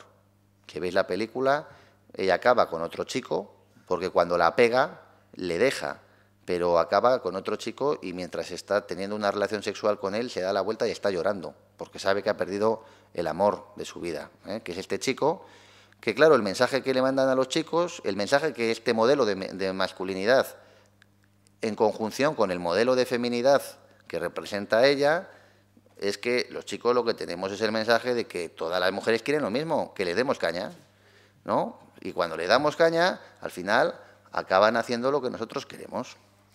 Entonces, con esto concluyo que mi presentación era sobre los micromachismos, pero que hoy en día lo que tenemos que plantearnos es que lo que hay es un macromachismo, ¿eh? Lo que está pasando es que la redefinición social de los usos sociales de género nos están devolviendo a formas invisibilizadas que son macromachistas, a un macromachismo invisibilizado. Y nada más. Con esto termino. Muchas gracias por vuestra atención y tenemos tiempo para el debate, ¿verdad? ¿Sí? Pues nada. Gracias.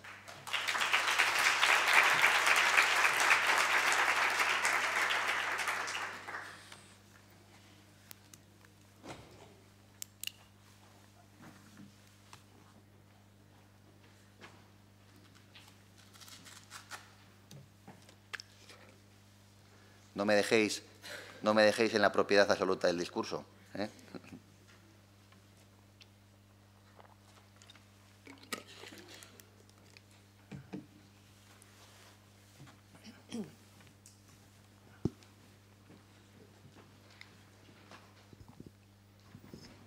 Hola, buenos días. Yo, bueno, más que una pregunta hacia usted, sí que me gustaría hacer una reflexión, sobre todo sobre lo que ha dicho, de que a una amiga suya le costaba mucho quitarse los pendientes para salir de casa.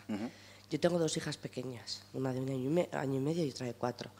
A ninguna de las 2 les he hecho el agujero de los pendientes. A mi madre y a mi suegra no se pueden imaginar lo que le ha costado entender. Es que estarían, y el discurso que me daban era que estaría más guapa con pendientes. Digo, es que es mi hija y yo la veo guapa con pendientes, sin pendientes, y con coleta o sin coleta. O sea, y yo creo que es fundamental eso, el hecho de que no nos damos cuenta de pequeñas cosas que, como tradicionalmente se han hecho, tenemos que seguir reproduciendo. Y a mucha gente yo creo que todavía le le cuesta incluso a gente de nuestra generación. Y luego otro aspecto que bueno, me imagino que, claro, micromachismos hay muchos y no se pueden especificar todos, pero a mí uno que me parece muy duro y que también está, yo creo que está muy interiorizado por las mujeres, es respecto al periodo. Cuando te dicen, estás irascible porque estás con el periodo. A mí eso, por ejemplo, me enerva sobremanera. O sea, y al final lo que me duele sobre todo es porque muchas mujeres siguen transmitiendo ese mensaje. Entonces yo creo que nosotras también, tanto los hombres como comentaban, ¿no? Los hombres tienen que introducirse en el discurso de las mujeres, o como decía la diputada, acompañarnos en ese viaje, pero las mujeres también tenemos que hacer un esfuerzo, porque al final nosotras seguimos también muchas reproduciendo ese lenguaje y dándolo por bueno, cuando, vamos, o sea, a mí me parece algo fuera de lugar completamente. Entonces, bueno, eran simplemente dos reflexiones que me han surgido al oír la exposición y darle enhorabuena. Muchas gracias. Vale, gracias. Yo apunto, pero igual es más interesante que alguien quiera polemizar con ella o aportar algo. Y luego, al final, pues como tengo el poder del discurso, cierro yo. Si os parece, igual lo hacemos así, estos 10 minutos aprovechamos y que sea más fluido entre las personas que estáis ahí. Estoy aquí. Egunon. A mí me ha dejado un poco clavada y me ha generado contradicciones, o me las lleva generando bastante tiempo, la imagen de Jennifer López con la pose que has denominado hipersexualizada, y además coincido en parte en tu discurso, pero luego tenemos a Beyoncé, que me encanta, y que además es feminista, que se muestra, cuyas imágenes, cuya ocupación del espacio puede ser similar a la de Jennifer López, pero probablemente desde otro lugar, o no, porque Jennifer López también tiene una canción que sacó el año pasado, que podríamos definir, bueno, no sé si llamarla feminista, pero desde luego sí que plantea un quiebro en el discurso, la de I'm not your mom, I'm your mama, que probablemente conocerás. Vale, Beyoncé. Beyoncé probablemente se muestra hipersexualizada, seguro que lo hace porque ella lo desea, y además muy empoderada, además feminista, utiliza en alguno de sus conciertos, de hecho aparece en varias de sus canciones con Feminist, que generó polémica y movió muchas mentes, probablemente con el Feminist detrás, y además se nombra así. Y además recupera, por ejemplo, en la Super Bowl, no sé si fue el año pasado o hace 2 años, trajo a la palestra de un escenario, no sé qué cabida tiene el lugar donde se celebra la Super Bowl, pero habría miles y miles de personas, a las Panteras Negras.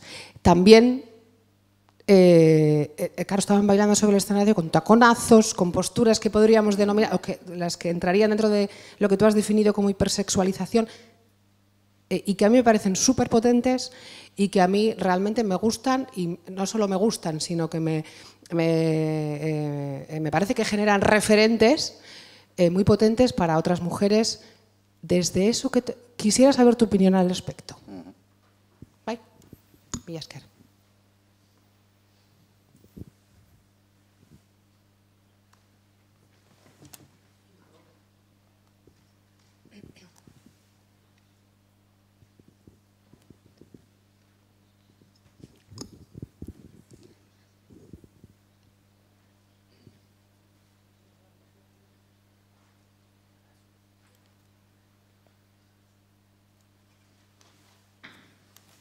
Sí, hola, Egunon. A mí hay un aspecto que me preocupa muchísimo, muchísimo, porque además creo que no se le da, o si no ninguna importancia, por lo menos escasa importancia, que es el tema del lenguaje. Bueno, me duele, es algo que me sangra, ¿no? A mí me duele muchísimo cuando mi hijo de 10 años me viene a casa todo emocionado y todo contento porque el Aikastola ama: este profesor, ¿te lo puedes creer? Habla casi todo con lenguaje inclusivo. este profesor, cuando a mi hijo de 10 años le tiene que llamar eso la atención, a mí me parece tristísimo, me parece muy triste. Y me parece además que es un aspecto que cuando comentamos, pero incluso a nivel entre profesionales de la educación o de la formación, que todavía me parece muchísimo más grave, una gran parte de las propias profesionales no le dan tampoco el valor que yo considero que tiene, ¿no? Porque me parece que marca muchísimo, Y me parece muy doloroso y a la vez me parece un aspecto bastante sencillo o relativamente sencillo a la hora de poder trabajarlo. Gracias.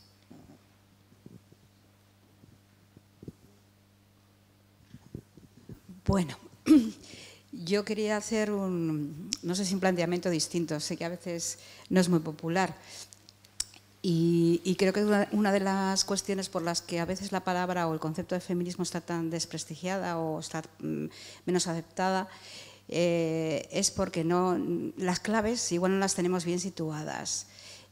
Todo el tiempo estamos hablando de los micromachismos en relación al hombre y yo creo que fundamentalmente la lucha de la mujer tiene que ver con nuestro propio papel en ese escenario. O sea, y creo que la clave está en la escasa la escasa conciencia que tienen muchas mujeres de subordinación al hombre.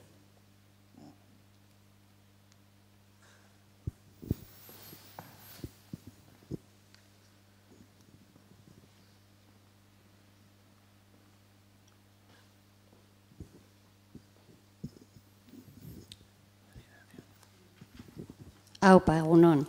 Sí, yo quería comentarte, ha habido al principio de la charla, lo digo porque yo lo vivo a veces como una esquizofrenia todo esto, Entonces, ha habido una frase que tú has dicho, que has comentado, has dicho, trabajamos lo simbólico, luego hay que preguntar a los psicólogos o en el psicoanálisis cómo funciona la mente humana. Entonces, hay una parte que cuando yo digo esquizofrenia es, considerándome como creo que la mayoría de la gente que ha venido hasta este espacio, a esta jornada feminista, trabajando además, yo trabajo con hombres que ejercen violencia en grupos, entonces entiendo la estructura patriarcal, androcéntrica, soy súper machista, porque lo sé, o sea, me reconozco en esa. Entonces, si hay alguna pista o puedes ampliar un poco esa parte que has comentado antes, preguntando a los psicólogos o desde el psicoanálisis, ¿cómo funciona esto? O sea, ¿cómo se puede salir de esto? Gracias. ¿Cuál? Vamos bastante fuera de hora. Ya, perdone, porque me he extendido, pero era una hora, ¿no?, la ponencia. Perdón, sobre todo, perdón, Amelia. Bueno, pues respondo a todo, entonces, ¿no? Y ya intento cerrar. A ver, el machismo, los micromachismos femeninos, empiezo por ahí, ¿no? O sea, no femeninos, sino los que desarrollan las mujeres.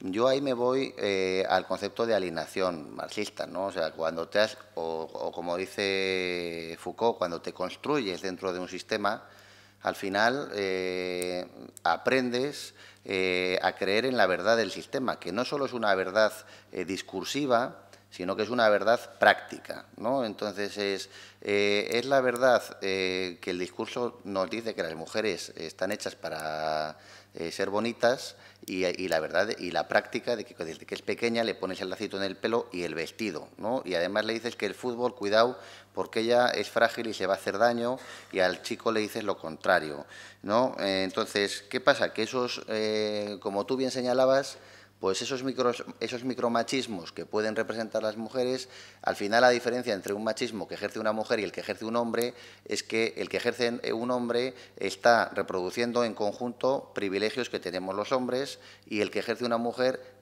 también está reproduciendo en conjunto privilegios que tenemos los hombres. Es decir, ahí las mujeres, cuando tienen ese tipo de conductas micromachistas, pues lo que hacen es perjudicarse a sí mismas, ¿no? Que es lo que creo que estabas intentando señalar. Pero claro, hay que partir de que yo cuando en los grupos de hombres dicen que los hombres somos víctimas de la sociedad patriarcal, digo, bueno, en cierta medida sí, pero en otra no. Las víctimas son las mujeres, que están en una situación de inferioridad social. Si los hombres somos víctimas porque a través de nuestra educación acabemos matándonos más que las mujeres, acabamos matando a otros hombres, sí, pero también tenemos desde una posición de privilegio la capacidad de hacernos responsables de nosotros mismos y cambiarlo, ¿no? Y lo podemos hacer mejor porque tenemos más poder y más reconocimiento social. Entonces, pues yo también escucho, amigas mías, pues esto de, antes lo habéis comentado, lo de cuando tengo el periodo estoy, por aquí ha sido, ¿no? Cuando tengo el periodo estoy que no tal, o lo del reloj biológico. Yo digo, bueno, pues si existiera ese reloj biológico, ¿por qué en unas sociedades llega a los 18, en otras a los 16 y en otras ahora, cuando ya tienes construido tu proyecto de vida, ¿no? Como es tu caso, porque a mis amigas les llega el reloj biológico con 37 años, ¿no? Entonces digo, bueno, que tienes ganas de tener un hijo que es parte de tu proyecto de vida, fantástico, pero no digas que tienes un reloj biológico, ¿no? Vamos a ir cambiando los términos. Claro, si lo hago desde una posición de poder, o sea, si lo hago desde... yo no soy especialista en esto, te voy a decir lo que es. Lo que voy a conseguir es una reacción contraria, muy probablemente. ¿Por qué? Porque además estoy ejerciendo poder, ¿no? Entonces voy a decir, pues no tienes ni idea, yo tengo reloj biológico y punto pelota, ya está. Luego, pues el tema que comentabas digamos, del poder, de los espacios de poder dentro de la, yo lo diría así, espacios de poder dentro de la hipersexualización de las mujeres. Hay que pensar en términos efectivos de igualdad. O sea, que hay un espacio ahí, lo que hay es un espacio de resistencia, es decir, hay una definición marcadamente patriarcal y misógina sobre la mujer y desde ahí algunas mujeres intentan ejercer resistencia. Si preguntamos ahora mismo, si ponemos la canción Ain't No Mama y traemos aquí a 30 adolescentes, hombres, vamos a ver qué sensaciones provoca esa canción. Si es, qué buena está esta tía, le daba por todos los lados, o si es, esta es una mujer empoderada. Está diciendo que está... Porque lo que no se puede decir es, no quiero planchar y para no querer planchar te estoy enseñando el escote. O sea que es un mensaje tan contradictorio y la definición es abierta... Que yo no digo que no, las personas no tengamos derecho a cuidar de nuestra imagen, a jugar con los roles sexuales, ¿no? A aplicar las libertades, pero lo que digo, como discurso estructural, ¿no? Lo que es la hipersexualización de las mujeres, que tiene espacios de libertad, pues tiene espacios de libertad, solo faltaría. Estamos en el siglo XXI y dentro de sociedades que se autodefinen como democráticas. Pero ¿qué igualdades efectivas consigue? ¿Consigue más igualdades efectivas que la lucha de mujeres que no parecían tan potentes? ¿No? Simone de Beauvoir no parecía tan potente en cuanto a su escenografía, pero su lucha ha sido mucho más efectiva, ¿no? O sea, la lucha, los bienes políticos, los derechos y las libertades se ganan en el terreno político, ¿no? ¿Cómo cambiar? Y luego, cuando estamos ahí, vamos a ver cómo cambiamos el modelo. Esta es una parte que yo creo que nos corresponde a los hombres por la igualdad. Vamos a cambiar el modelo, porque claro, si la lucha es solo de las mujeres para entrar, al final lo que ha pasado es lo que ha pasado, que han adquirido un patrón masculinizado de poder, ¿no? Entonces, ahora nosotros tenemos que ser cómplices y decir, pero además es que no hace falta, lo que tenemos que hacer es trabajar 6 horas de jornada, 6 horas que sean productivas, de verdad, fuera de casa y otras 4 en casa y disfrutar del resto del día. O vamos a intentar, yo creo que es mejor no trabajar tanto, la verdad, que necesitamos disfrutar un poco más. O sea, que las que trabajemos, trabajemos y las que no, las dediquemos a disfrutar. No hay otras formas de emanciparse, ¿no? Preguntaba yo, si no hay otras formas de emanciparse. Bueno, para acabar, el lenguaje fundamental, ¿no? El lenguaje construye el inconsciente. Y cuando tú dices nosotros, la chica que está escuchando el nosotros constantemente, cuando tiene una imagen en su mente, tiene la imagen de un nosotros masculino, o sea, de un grupo de hombres, porque el lenguaje construye el inconsciente, ¿no? Y esto, como os he dicho antes, os he mencionado a Ana de Miguel cuando hablaba de los pendientes. Ella dice lo mismo, dice, yo me encantaban las películas de vaqueros, dice, pero yo no me identificaba con la chica esa que se alababan, que daba grititos, tal. Yo era el pistolero. Dice, cuando tenía 14 años me encantaban, pero claro, el lenguaje y la iconografía machista lo que está haciendo es que tú te pienses, si te quieres ver como un sujeto, te tienes que ver como un sujeto masculinizado, porque el sujeto es masculino. Y para acabar, respecto de lo que se conoce, pues se conocen cosas. O sea, hay muchos estudios en neurobiología evolucionista, y la cuestión fundamental está trabajar el discurso y trabajar las prácticas. ¿Por qué? Porque dentro de las prácticas hay una cosa fundamental que es el afecto, ¿no? Y si nos damos cuenta de lo que es la masculinidad, fundamentalmente la masculinidad es la negación del afecto para ejercer violencia. Entonces, y la feminidad es lo contrario, la exaltación de los afectos para no ejercer ningún tipo de poder. Entonces, hay que construir, o sea, de hecho, al margen de que sean feministas o no, la investigación en psicología puntera va por ese campo, ¿no? En cómo trabajamos los afectos. Si trabajan muchos problemas, son problemas de afecto, ¿no? De cómo se ha gestionado el afecto, de cómo aprendes a querer, de cómo aprendes a amar, de cómo aprendes a quererte a ti mismo y se construye tu autoestima desde ahí. Ese es el campo para mí más interesante, ¿no? Que además vincula eso, inconsciente, consciente, discurso, prácticas y emociones, ¿no? Que yo cuando doy los talleres a los niños y a las niñas les digo, aparte de tener un proyecto de vida, ¿qué es lo más importante? Y rápidamente te dicen, digo, ¿qué es lo más importante para vosotros? Y te dicen, mis amigas, mis amigos, te lo dicen ellos, ¿no? Pues ahí está, en trabajarlo desde que la niña y el niño es pequeño. O le ponemos a él, o les ponemos a los dos una falda y un lazo en el pelo, o les ponemos a los dos la ropa deportiva, o vamos jugando, ¿no? Un día se lo pongo a uno, otro día se lo pongo a otro, pero que sepamos lo que implica, ¿no? Y desde ahí nos responsabilizamos. Pues ala, lo siento de nuevo haberme excedido en el tiempo. A menos cuarto o así volvemos, para no quitarle mucho tiempo a Amelia, para que os dé tiempo a despejarse un poco. Vale, gracias.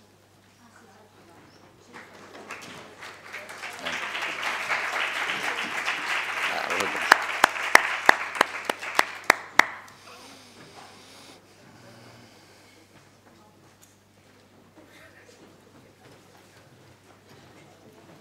Tampoco yo molestarte.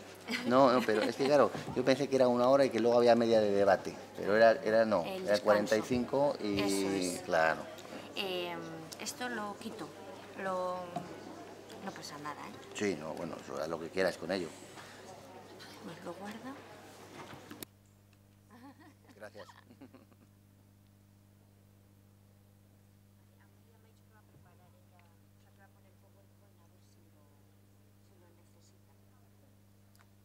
¿Otra botella de agua tienes, por favor?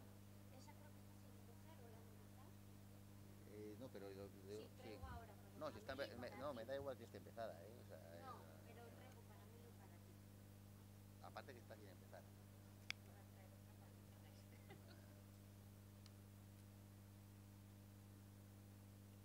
Porque tanto hablar. Ya. Bueno.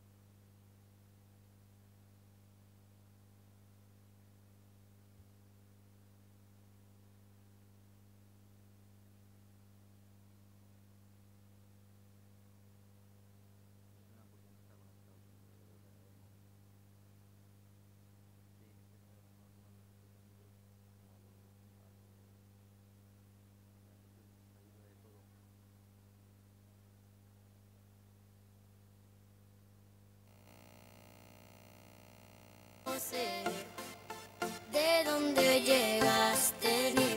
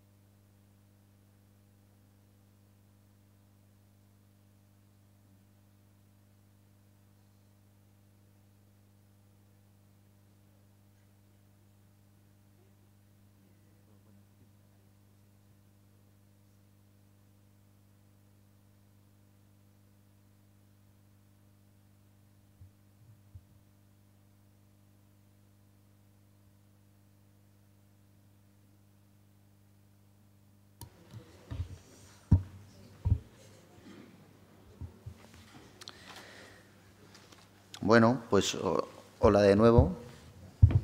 Ahora me toca, tengo el gusto, el placer, el honor de presentar a Amelia Barquín López, que trabaja fundamentalmente en sus líneas de investigación y de docencia son la educación, la interculturalidad, el género y la lengua. O sea que aquí tenemos, antes una de las preguntas era sobre el lenguaje, ¿no? Ahora tenemos a una verdadera especialista, en este caso, en género y lenguaje. Es profesora de Educación Intercultural y Educación y Género en la Facultad de Humanidades y Educación de la Universidad de Mondragón, tanto en el grado de Magisterio como en el máster ECOMU, Educación en Contextos Multiculturales y Plurilingües.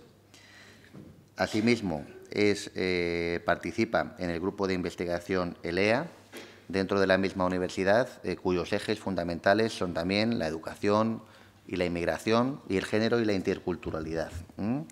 Y aunque ella se define, pues como me ha dicho a mí que os lo cuente, os lo cuento, se define como una persona cuyo interés en estos temas no cesa y está siempre en continuo aprendizaje.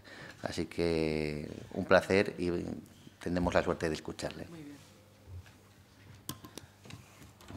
Bueno, pues muchas gracias, Iván, por la presentación, por tu estupenda charla anterior, que yo creo que ya me ha puesto el marco, ¿no?, para ver un poco desde dónde yo voy a partir. Gracias a Clara Campoamor, a la organización, por esta invitación. Y en el tiempo que tengo, os voy a proponer una serie de reflexiones sobre esta cuestión, sobre la educación y la desigualdad. En el título encuentro la palabra arma y me quedo un poco así, la educación como arma contra la desigualdad. Yo preferiría educación como herramienta. En esta preocupación que tenemos a veces con la lengua, pues esta no sería la palabra que yo elegiría, por ejemplo. Bueno, pues voy a decir de dónde parto. Ya digo que voy a proponer algunas reflexiones que seguramente van a ser, en muchas de ellas vamos a estar de acuerdo y en otras quizá no tanto. No sé si vamos a tener tiempo para debatir, a ver si dejamos aunque sea 5 minutitos. Y digo que parto, mi marco ideológico es el feminismo, soy feminista y esto lo digo en todas las sesiones como esta a las que vengo. Porque es desde el feminismo, desde donde hablo, de donde tomo las herramientas conceptuales que me sirven para entender la realidad y para afrontarla, y para pensar qué vamos a hacer. Y esto yo creo que es necesario decirlo porque, como sabéis, es un término que está siendo intencionalmente desprestigiado, y volvemos a la cuestión de la lengua, ¿no? Intencionalmente desprestigiado, de manera que hay mucha gente que dice, por ejemplo, fijaos, yo estoy a favor de la igualdad, pero no soy feminista. O yo no soy feminista, pero estoy a favor de la igualdad. Entonces, pues bueno, yo hago colección de este tipo de expresiones, tengo ya bastantes, pues de gente muy famosa, actrices, deportistas, cantantes que dicen esto, ¿no? Solo traigo la definición de la Real Academia, del diccionario, que si, claro, ponemos en Google, en el diccionario, la palabra feminismo, lo que sale es esto. Y con esto me conformo hoy. Ideología que defiende que las mujeres deben tener los mismos derechos que los hombres. Quiere decir que no somos mujeres que odiamos a los hombres ni nos queremos poner por encima de ellos. No sé a cuántas feministas así conocéis, yo no conozco ninguna, pero hay gente que piensa que eso es el feminismo. Y esta organización, la Real Academia de la Lengua, no es nada sospechosa de ser feminista, además. Quiero decir que, bueno, como sabéis, de 45 miembros, solamente 8 son mujeres, después de mucho lío. O sea que, si la Academia dice esto, igual es porque es verdad que es esto el feminismo y no otra cosa. Pero también traigo otra definición de feminismo que me parece interesante para la gente que trabajamos en educación, que es una teoría de la justicia, y dice esto Nuria Varela en su libro Feminismo para principiantes, que es muy recomendable para todo el mundo y no solo para la gente principiante, dice que es una teoría de la justicia que ha ido cambiando el mundo y trabaja día a día para conseguir que los seres humanos sean lo que quieran ser y vivan como quieran vivir, sin un destino marcado con el sexo con el que hayan nacido.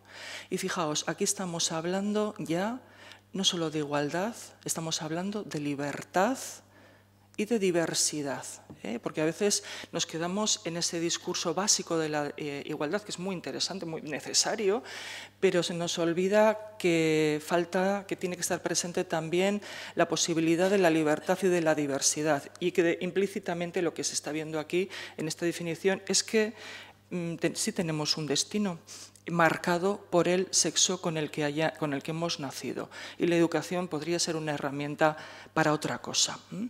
Traigo esta que también me gusta, de Angela Davis, porque le pone un punto de humor. El feminismo es la idea radical que sostiene que las mujeres somos personas. Radical, porque claro, esto es algo que se le reprocha al feminismo, que sois muy radicales. Pues sí, radicales hasta el punto de que sostenemos que también las mujeres somos personas.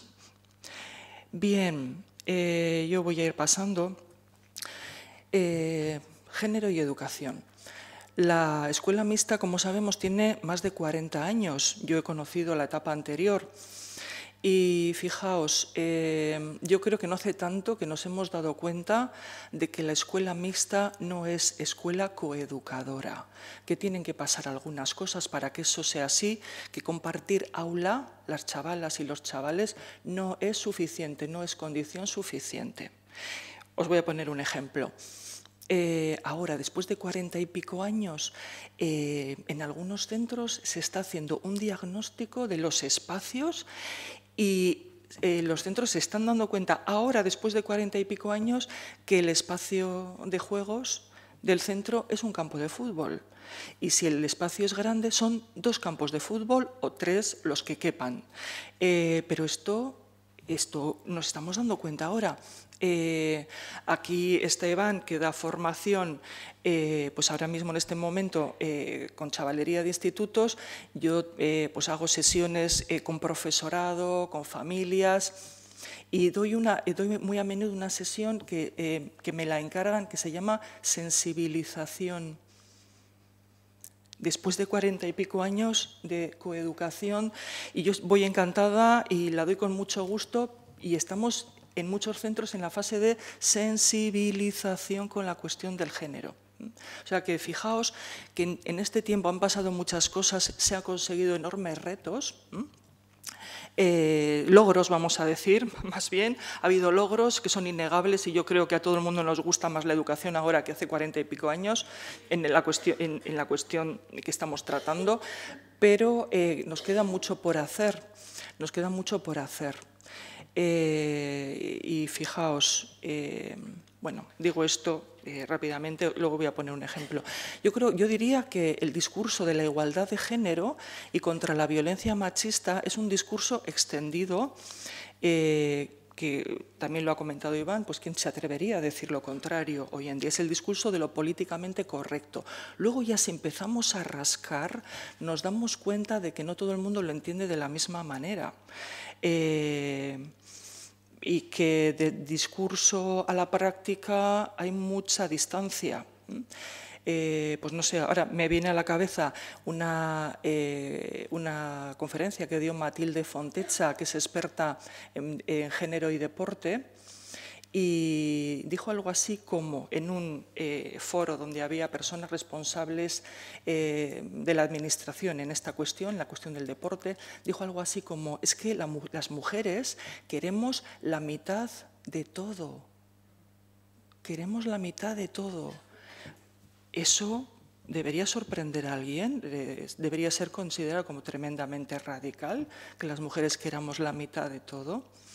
Y podemos ir más allá, queremos la mitad del dinero. ¿Qué os parece? Ya hubo también quien se revolvió un poco nervioso y claro, cuando llegas, queremos la mitad del dinero que gasta la administración en deporte, que se lo gaste en deporte femenino. Fijaos lo que estoy diciendo, la mitad del dinero. y la mitad del dinero en deporte. Claro, allí hubo quien pensó, bueno, pero bueno, es que claro, falta infraestructura, las mujeres participan menos en el deporte. Bueno, tú gástate la pasta, que vas a ver cómo esto pues sale adelante de una manera mucho mejor que la forma en la que lo está haciendo en la actualidad, donde estamos esperando que las mujeres hagan todo el trabajo para luego invertir algo en el deporte femenino. No, vamos a ver, igual podría ser al revés. Pero fijaos, con esto quiero decir, hablamos de igualdad, pero cuando luego hay que ver qué cuerpo toma la igualdad, pues resulta que ya nos espantamos un poco y no todo el mundo estaría de acuerdo en lo que estoy diciendo. Que la mitad del dinero es para la mitad de la población, que podemos tener esta idea, ¿no? Bueno, entonces, pero bueno, el discurso está ahí y está muy bien que lo compartamos. Sería peor que no lo hiciéramos, yo creo. Nos falta, sin embargo, yo creo, más discurso y sobre todo mucha más práctica sobre la diversidad y la libertad para construirse en esto que llamamos el género. Luego voy a poner algunos ejemplos. Y un tema que nos interpela a las personas que estamos educando es el tema de la juventud y la violencia. La semana pasada salía este informe, el barómetro del 2017 del proyecto Escopio, del Centro Reina Sofía. Claro, cuando se hace una encuesta de estas, siempre nos pasa que la cuarta parte de la juventud encuestada, la tercera parte, dice unas cosas que nos preocupan muchísimo. Y como personas educadoras decimos, pero ¿cómo puede ser esto? ¿De dónde sale esto? Si no es el discurso que promovemos en la escuela en general y en muchas familias tampoco. No te voy a decir en todas porque no es así. Y bueno, pues algunos datos de esa encuesta son que un 27,4% de los y las jóvenes de entre 15 y 29 años cree que la violencia de género es una conducta normal en la pareja. De la semana pasada a nivel estatal, pero bueno, aquí en el País Vasco sabemos que las fiestas de los pueblos y de las ciudades nos indican que aquí también se comparte esta visión de la relación entre hombres y mujeres pues, con el componente de la violencia machista. Bueno, para pensar esto de atribuirle la culpa del aumento del aumento de la violencia machista a la población inmigrante. ¿Qué necesidad? Bueno, seguimos un poco. Vamos a ver. Tengo muchos más datos aquí que nos demuestran que esto no solo nos pasa en el Estado, no solo pasa aquí. Si vamos a Europa, también se hizo este barómetro sobre la violencia y en relación con el género y bueno, se vio que mucha gente europea, mucha ciudadanía europea consideraba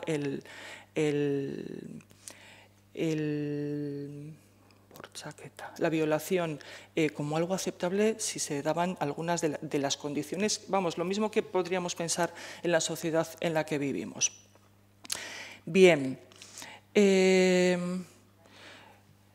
Iván nos ha puesto el marco, nos ha hablado del patriarcado. Yo voy a decir dos palabras más sobre el binarismo, sobre la heteronorma. Y fijaos, traigo esto porque bueno, yo trabajo en una facultad de magisterio y mi alumnado tiene 20 años. Va a ser profesorado, a veces trabajo con esta gente cuando está en segundo y otras cuando está en tercero. Va a ser profesora de educación infantil, de educación primaria y cuando yo me encuentro con esta chavalería en segundo y en tercero, pues no saben lo que es el patriarcado.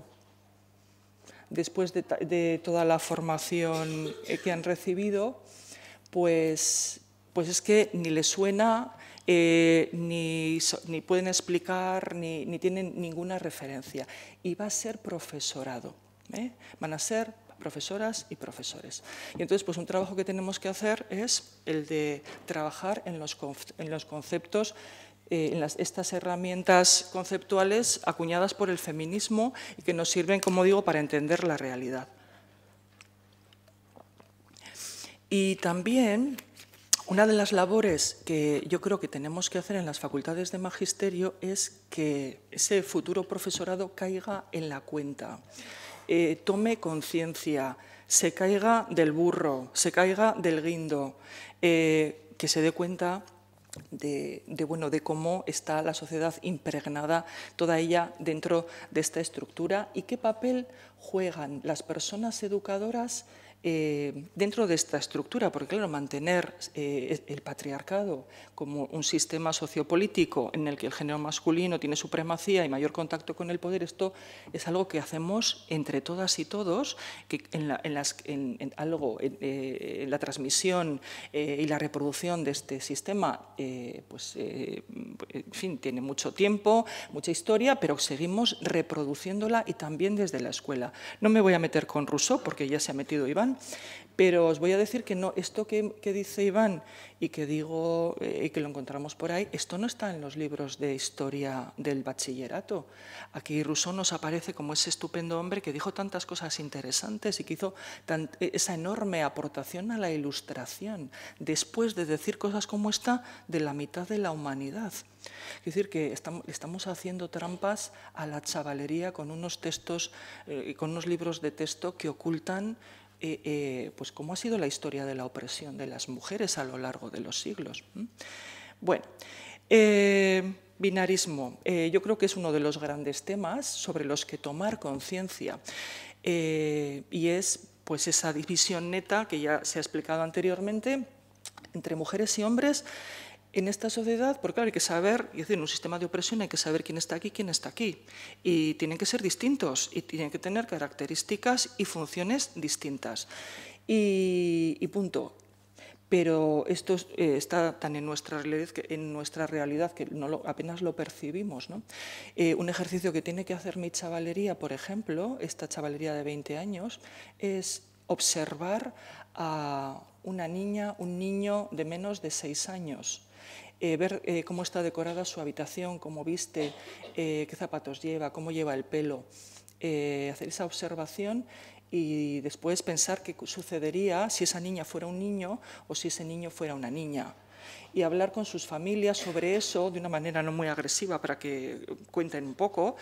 Y bueno, yo creo que ahí hay quien se cae del guindo ahí y dice, uy, ¿pero qué es esto? Pero claro, esto pasa ya con la segunda ecografía, que ya las expectativas, ya cuando el médico te dijo si tenía vulva o pene, ya las expectativas van por sitios distintos, ¿no? Pero es muy potente que chavalas de 20 años se den cuenta de esto gracias a un ejercicio que se hace en la universidad. A mí esto me parece muy preocupante. Entonces, bueno, pues este es uno de las labores que tenemos, ¿no? Que nos caigamos del guindo y veamos cómo está construida la sociedad. Y la heterosexualidad, que es el otro gran tema que impregna nuestra sociedad y que nos parece, bueno, pues que no está presente.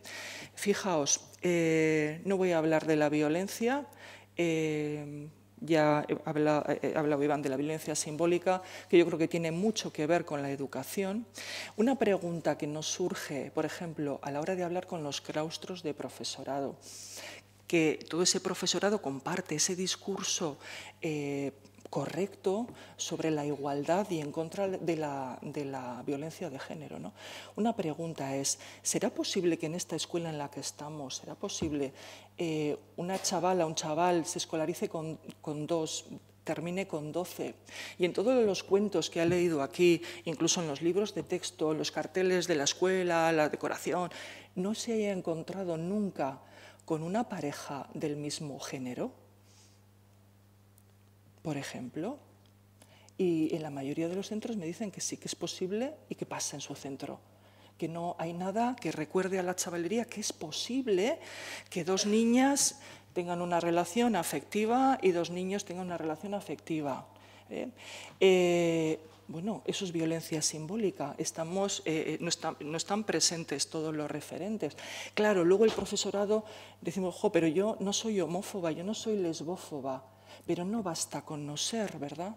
No bastaría con no ser. En una sociedad que es lesbófoba y que es homófoba, no basta con que las personas educadoras no lo seamos. Tenemos que hacer un trabajo sobre eso para que nuestra chavalería tampoco lo sea. Porque en la escuela no hay referentes, pero en los dibujos animados tampoco. Hay dibujos que son homófobos, como Doraemon, por ejemplo. Quiero decir que no solo se encuentran con que faltan referentes, es que hay referentes explícitamente contrarios, ¿no? Entonces, bueno, pues aquí tenemos un trabajo como personas educadoras.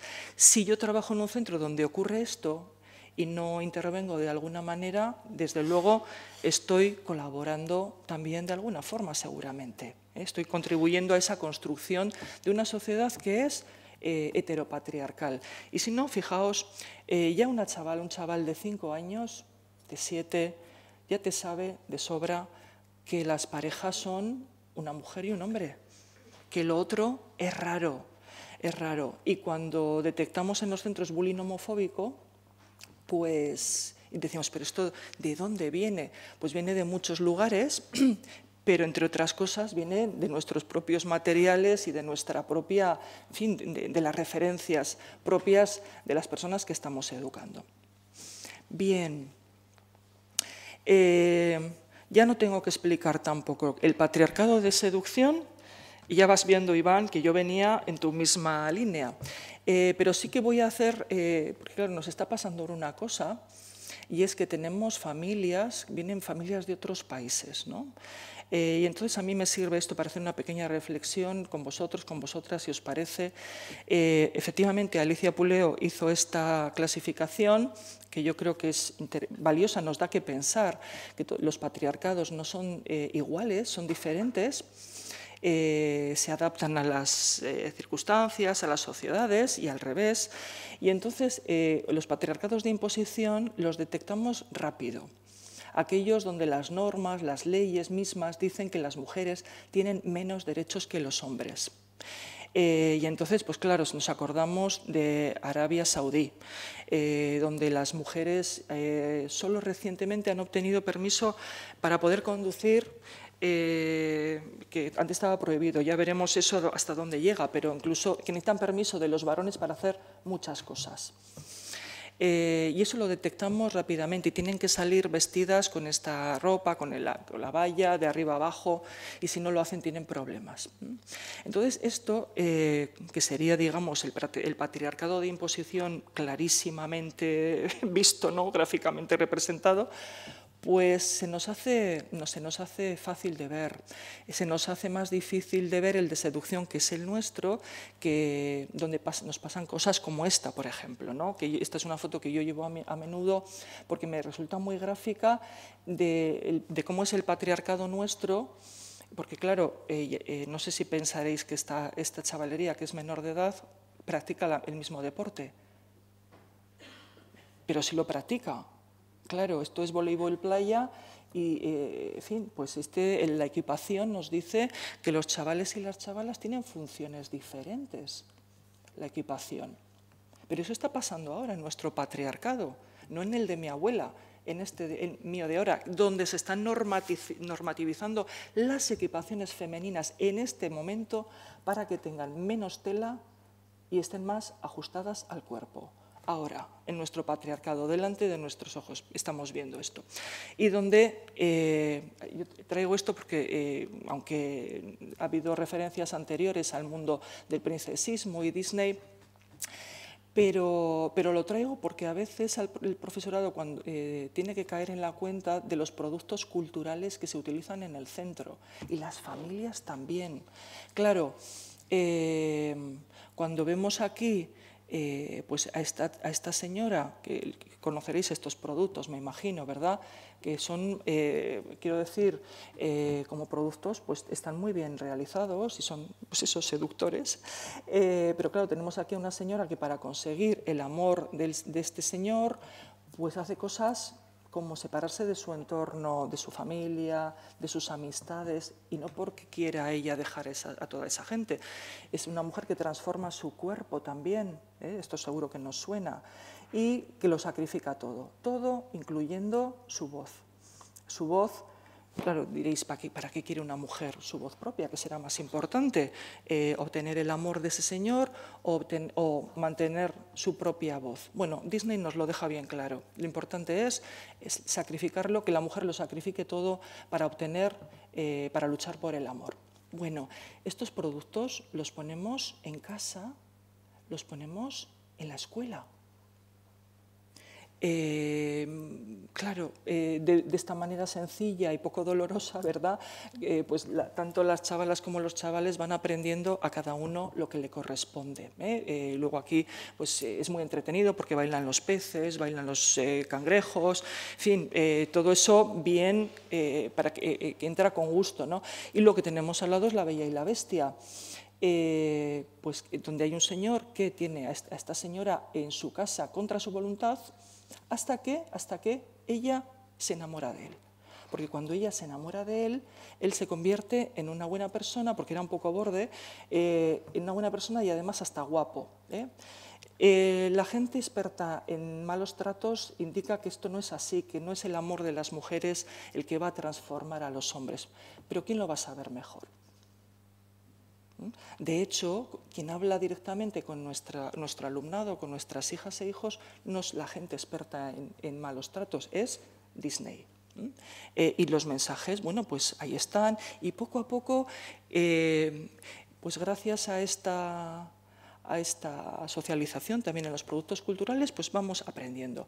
Fijaos, esto lo traigo porque me ayuda a retomar esa idea de que hay que caerse del guindo. Tenemos que aprender, las personas educadoras tienen que ver cómo se construye el patriarcado, con qué herramientas, para poder luego tomar algunas decisiones que van a ser muy difíciles. A ver, bueno, pues vamos a poner esto en casa, lo vamos a poner en la escuela, si no pongo esto, pero lo están viendo las amigas y los amigos de mi hija, y en vez de esto que pongo, bueno, pero habrá que ver qué vamos a hacer, pero lo primero es, desde luego, pues caer en la cuenta. Bueno, sobre el binarismo ya hemos tenido la explicación de Iván, o sea que yo no voy a entrar, pero sí os voy a hacer una pregunta. Yo creo que aquí hay gente de la educación, estáis aquí personas que estáis educando, y quisiera saber si os voy a hacer una pregunta incómoda, para no responder, no hace falta. Si este es también nuestro discurso, si de alguna manera este discurso del binarismo, de que somos esencialmente diferentes y complementarios, forma parte también de nuestro discurso. Fijaos, os voy a preguntar si habéis oído alguna vez a una persona educadora decir que las chavalas son complicadas y manipuladoras, y que los chavales son simples y básicos. ¿Os suena esto? ¿Habéis oído alguna vez? Sí.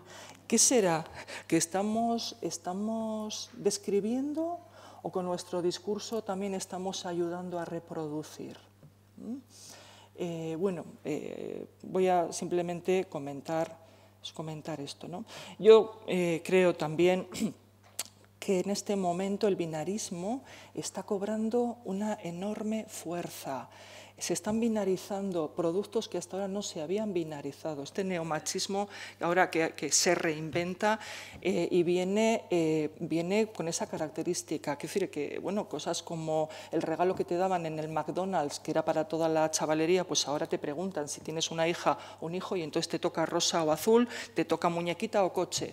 O los Kinder Sorpresa, que los hemos conocido sin binarizar y ahora se están binarizando. Las cuchillas para afeitarse las piernas, si eres una mujer, es rosa y cuesta un poquito más. Quiero decir que bueno, estamos en un proceso de rebinarización que precisamente no nos ayuda. Yo creo que desde el feminismo pensábamos hace años que íbamos a vivir con el tiempo en un mundo más libre, donde cada cual iba a poder hacer mejor lo que le daba la gana, y estamos viendo que no, que aunque parece que sí, que nos dicen que sí, que podemos ir más desnudas que antes si queremos, pero no más vestidas, ojo, ya lo vamos a ver, pues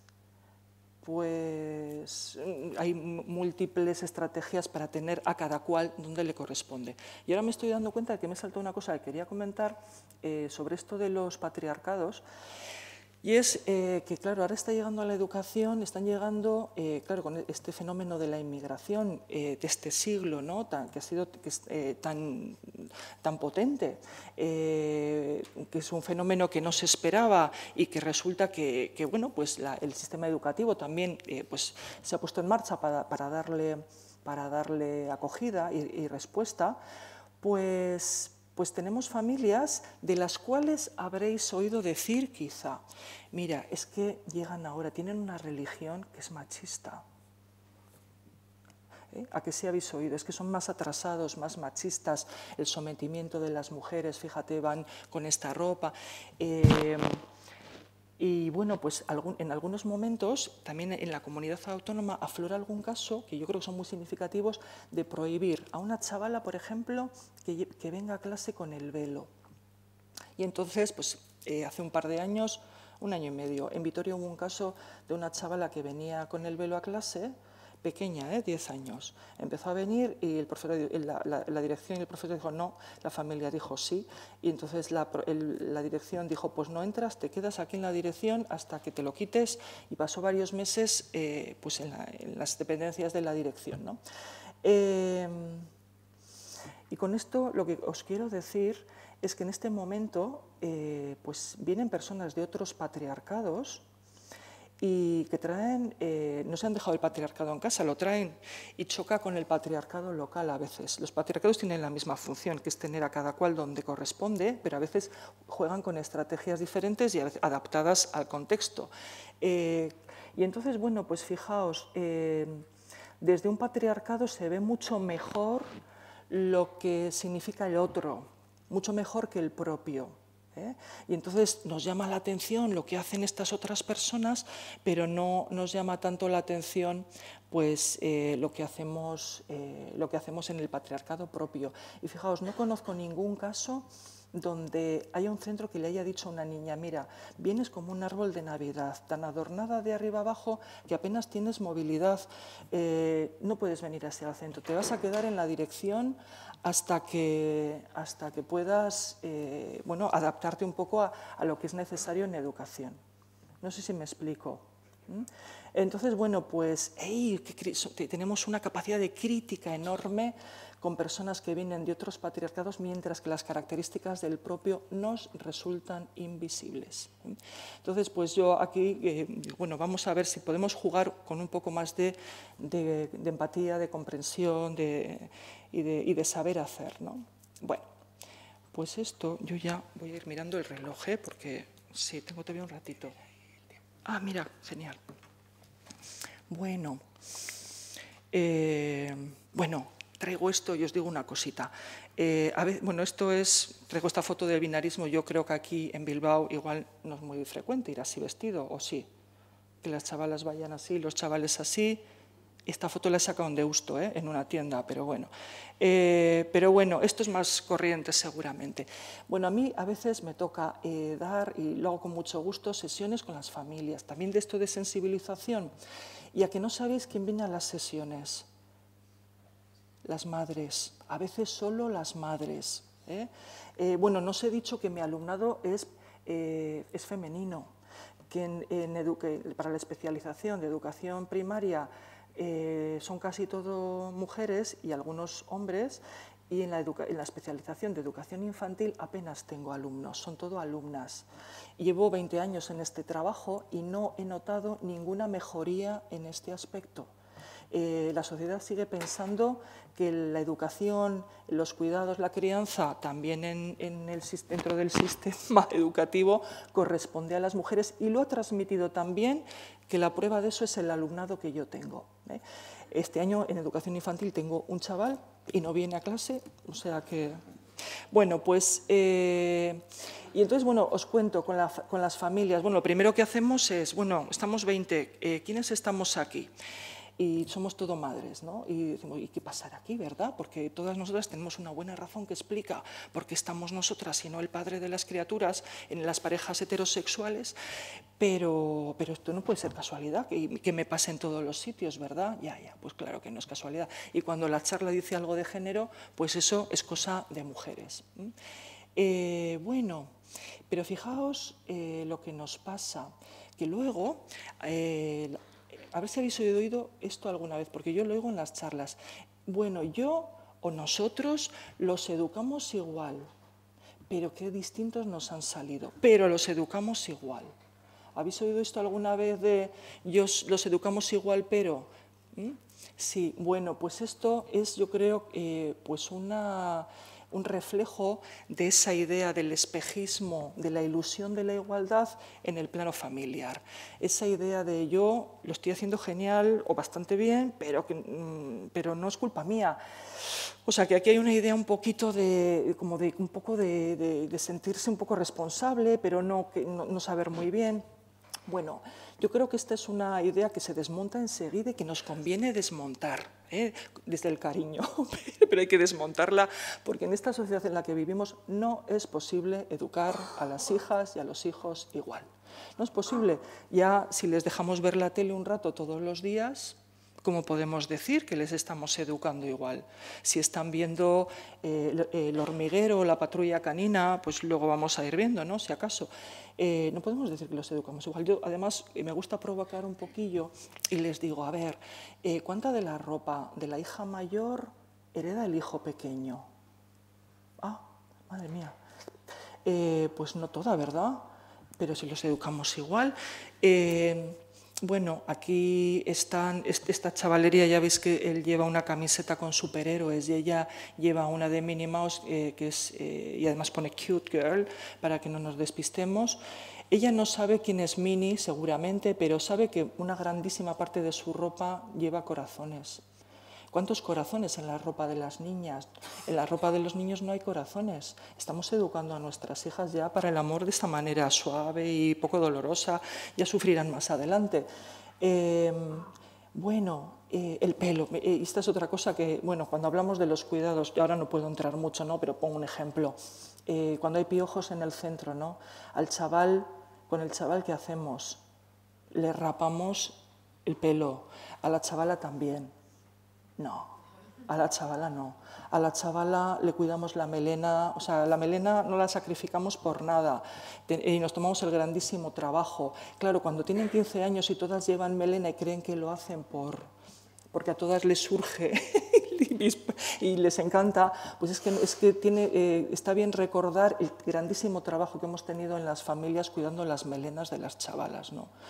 Entonces, bueno, pues este es un poco el trabajo también a veces que con las familias, en ese rato caer en la cuenta en la medida de lo posible. Caer en la cuenta que es incómodo, porque de repente nos sentimos en cuestión, pero el decir yo los educo igual, pero significa que no hemos caído en la cuenta.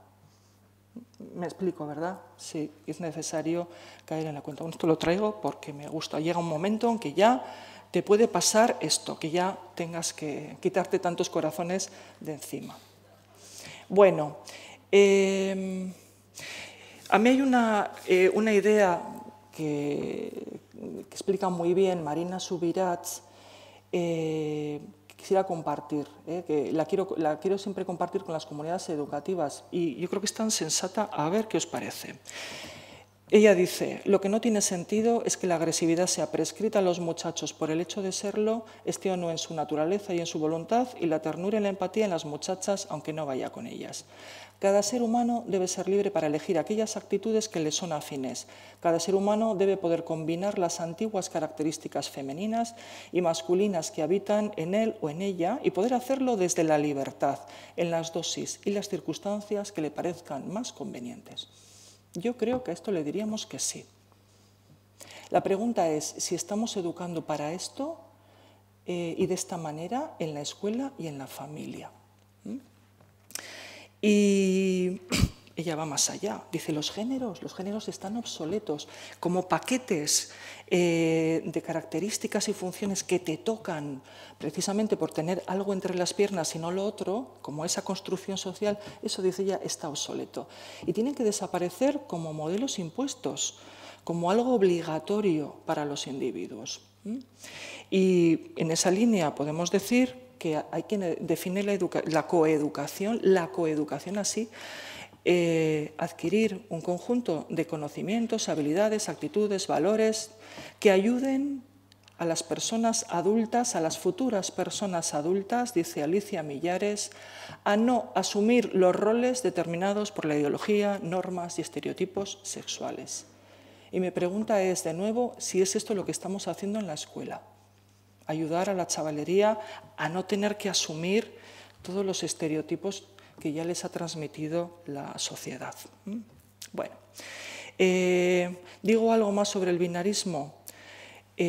Mirad, una preocupación personal, ¿no? En este momento pues hay una visibilización de la cuestión de la transexualidad en relación con la infancia, ¿a que sí? Y hay estas campañas donde dice, bueno, puede ser una niña con pene, puede ser un niño con vagina. ¿Conocéis estas campañas? Yo creo que tienen el punto positivo de que bueno, permiten visibilizar una realidad. Yo tengo que decir que no sé si la infancia puede ser trans o no, la infancia debería ser más libre y con menos etiquetas.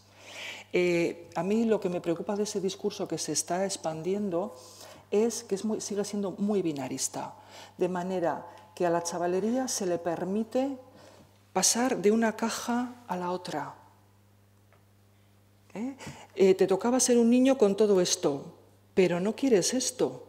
Y dices que quieres lo otro y dices que eres lo otro. Pues después de mucho pelear te vamos a dejar pasar a la otra caja, en la familia y en la escuela. La pregunta es si no podríamos vivir sin cajas. O por lo menos rasgarlas un poco, dejarle a la chavalería un poco más de libertad, para que un chaval, pues que la sociedad dice que es un varón, un chaval que el médico dijo es un niño, pueda llevar el pelo largo y las uñas pintadas si le parece, tiene que decir que es una niña y pasar a la otra caja y hacerse todo el trabajo y que la familia diga, no, tengo una hija.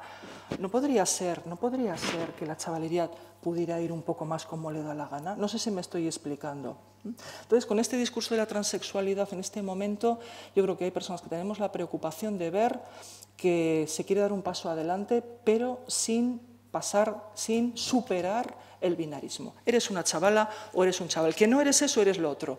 Oiga, y un poquito más de libertad, ¿qué tal estaría, no?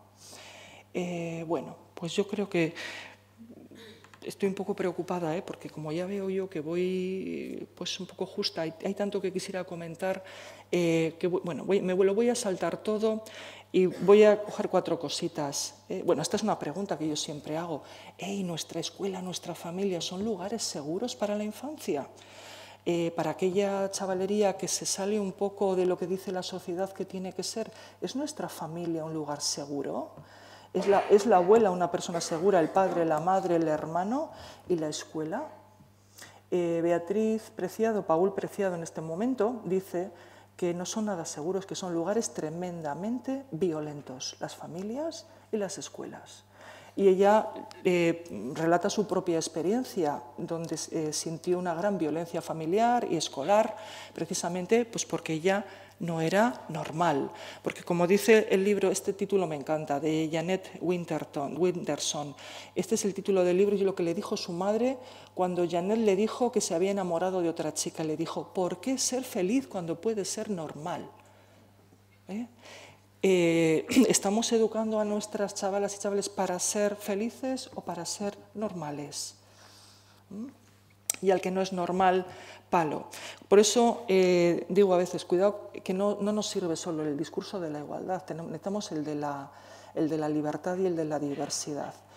Y bueno, pues digo 2 cosas más para ir terminando. Bueno, esto lo pongo porque me espanta estos merchandises donde salen personajes femeninos sin boca, como la sirenita. ¿Para qué queremos boca las mujeres? Pues eso digo yo, ¿verdad? Y donde podemos ver, donde se considera que hay un programa familiar. Bueno, esto es la patrulla canina que la está viendo la chavalería entre 3 y 8 años. Fijaos qué cuadrilla. Ya veis, ¿no? 5 perritos y una perrita. Ella sumergida en la papilla rosa. Creo que han puesto otra perrita ahora. Pero bueno, este es el panorama que tenemos. Esto es para las familias que los educan igual, pero... y además se considera que un programa como El Hormiguero, donde hay un señor que es un baboso, que es el presentador, y como le guste la cantante o la actriz, pues en fin, las toca, las besa, les hace cosas ridículas y sexistas. Bueno, es un programa familiar que se ve en familia en la comunidad autónoma también. Es decir, que bueno, esto es un poco lo que tenemos. Digo 2 cosas. En este momento en las escuelas tenemos enormes retos y yo voy a decir que alguno de ellos, y lo pongo aquí, son los espacios que ya he mencionado, los espacios todavía. Pensar si tenemos que tener, aparte del patio, si tenemos que tener un baño para niñas o para niños. Mirad, cuando tenemos un chaval o una chavala que la sociedad dice es trans, eso pone en cuestión a veces el binarismo de la escuela, de la institución. Dice, ¿y ahora qué hacemos? ¿Dónde mandamos a la chavala al chaval? Pues que vaya donde quiera, ¿verdad? Eso no es tan fácil, porque hay policías del género que a cada cual le indican lo que tiene que hacer, cuáles son sus espacios. Policías del género somos todos en cierta medida. El profesorado, la madre, el padre, la abuela, la gente de la clase, las compañeras y compañeros de clase. Podría ser también que hubiera un baño para todo el mundo, superando el binarismo, por ejemplo. Esta es una pregunta que a veces hacemos en infantil. Las maestras de infantil, el maestro, que son pocos, ¿seguimos enseñando a orinar a las chavalas y chavales pequeños según la dicotomía niña sentada, niño de pie? ¿Y hacemos eso? ¿Y por qué hacemos eso? ¿Qué función tiene eso? Tratamiento, yo voy soltando, no tengo tiempo para entrar, pero cada tema me encanta y podríamos hablar tantísimo sobre cada tema. Sobre cómo tratamos en las escuelas a las niñas y a los niños. Fijaos, las investigaciones nos dicen que les hablamos diferente. Incluso las personas que piensan que no lo hacen. Y cuando se coge, se hace una grabación y se observa, pues nos damos cuenta que las maestras y los maestros, a las chavalas les decimos unas cosas y a los chavales otras. Y con una entonación diferente, y con un lenguaje corporal diferente. Y la pregunta siempre es, ¿y esto lo hacemos porque la chavala lo requiere así o les estamos tratando según su género, según los estereotipos de género, con lo cual los estamos reproduciendo? Y termino. De todo lo que podríamos comentar, voy a elegir los productos culturales y las fiestas del colegio y voy a poner un ejemplo de cómo inadvertidamente hacemos intervenciones que son muy problemáticas. Y os voy a poner un caso con el que trabajo en algunas escuelas y es, imaginaos que llega el carnaval y la profesora de segundo de primaria o el profesor de 5 años dice, bueno, pues vamos a hacer, ¿de qué nos vamos a disfrazar? Voy a elegir un tema, voy a elegir la película Gris. ¿Os suena la película Gris? Sí. Y entonces vamos a coger una canción, la vamos a ver en clase para que, bueno, a la chavalería Gris no le suena de nada, que lo sepáis. Esta querencia que tenemos las maestras de mi edad por Gris, tendríamos que investigarla. Pero hasta entonces os voy a decir que esta actividad es muy frecuente en muchos sitios y no es de una forma o de otra. Y entonces, pues vemos la canción en clase varias veces, te explico un poco, vemos la canción en clase y luego vamos a hacer una coreografía pues que vamos a bailar por parejas y luego un poco suelto, fácil para luego, porque esto lo vamos a hacer en el patio de la escuela delante del resto del alumnado, cada clase lo hace. Y las familias también vienen. Y vamos a hacer el disfraz. Y entonces pues las chavalas van a ir como en gris van las chavalas y los chavales como en gris van los chavales, ¿no? Y entonces os voy a poner, con vuestro permiso, la canción 40 segundos, ¿vale? Para que la leamos hoy según el punto de vista del género con 2 preguntas. Cuando yo hago algo en clase, mi chavalería siempre está aprendiendo, lógicamente, y está aprendiendo sobre el género también. ¿Qué está aprendiendo mi chavalería con esta intervención que yo estoy haciendo sobre las mujeres? ¿Qué está aprendiendo sobre los hombres? ¿Qué está aprendiendo sobre las relaciones entre ambos? Bueno, la chavalería enseguida encuentra los subtítulos. Os pongo, me permitís, os pongo, no para que lo veáis desde el punto de vista de un producto cultural, lo majo que puede ser, lo bien hecho que está, sino para que veáis, yo lo tenía bien organizado. ¿Y cómo llegaría yo al escritorio ahora, Iván? A ver. Antes me ha ayudado muchísimo Izaskun, pero ahora, pues Izaskun, ahora me ayuda Iván. Muchas gracias. No, no vamos a conseguir. Échanos una manica maja, a ver. Ahí, bueno. Sí, Bueno, esto lo habéis visto 1000 veces, lo habéis oído 1000 veces, solo quiero que hoy, porque de esto nos vamos a acordar, solo quiero que hoy veáis esto con los ojos de vuestra chavalería, sobre lo que están aprendiendo, ¡Ay!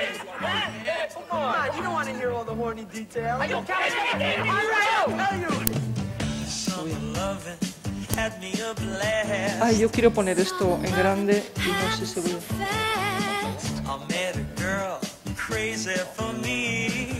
Bueno, lo dejo así porque se lee, yo creo.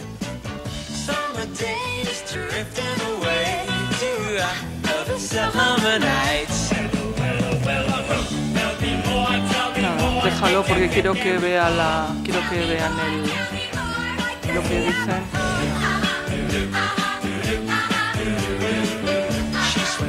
Quiero para que leas.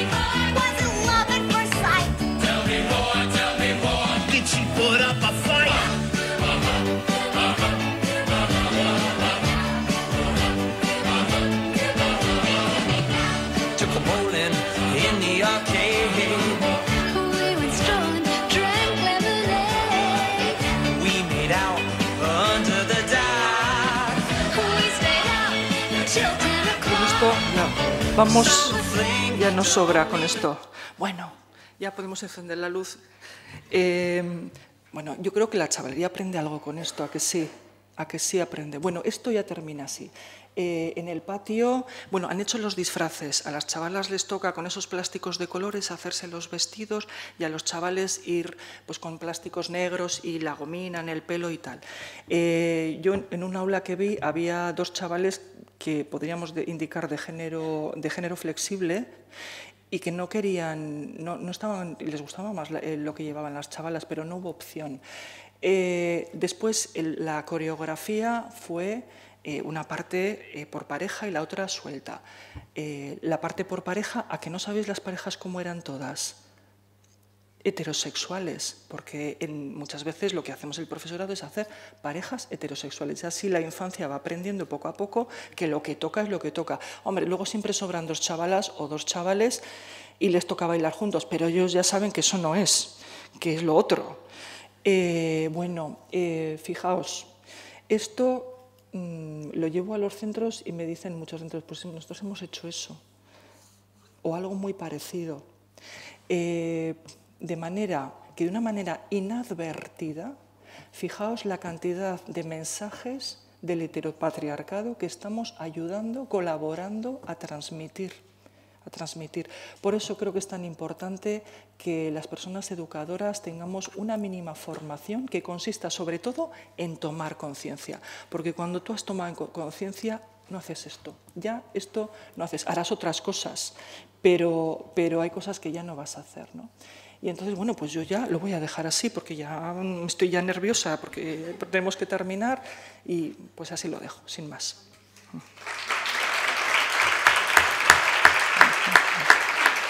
¿Cómo quitamos esto ahora? No sé. Bueno, yo ya me voy. Vale, si hay alguna pregunta, igual tenemos tiempo para 2 y damos paso a la mesa siguiente para no quitar mucho tiempo. Igual luego también en el turno de preguntas de la mesa, si alguien quiere... Yo no me voy a poder quedar, solo voy a poder estar un rato más.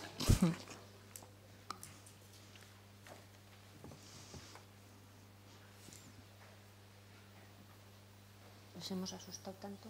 ¿Os he asustado? O sea, no os habréis puesto tristes, ¿no? Pero quiero decir que esto, no he dicho la otra parte, y es que, claro, tenemos tantas posibilidades de trabajar y de hacer cosas y de proponer alternativas y de contribuir a un mundo distinto, ¿no? Que bueno, pues que es una maravilla. O sea que, claro, eso es, sí, sí.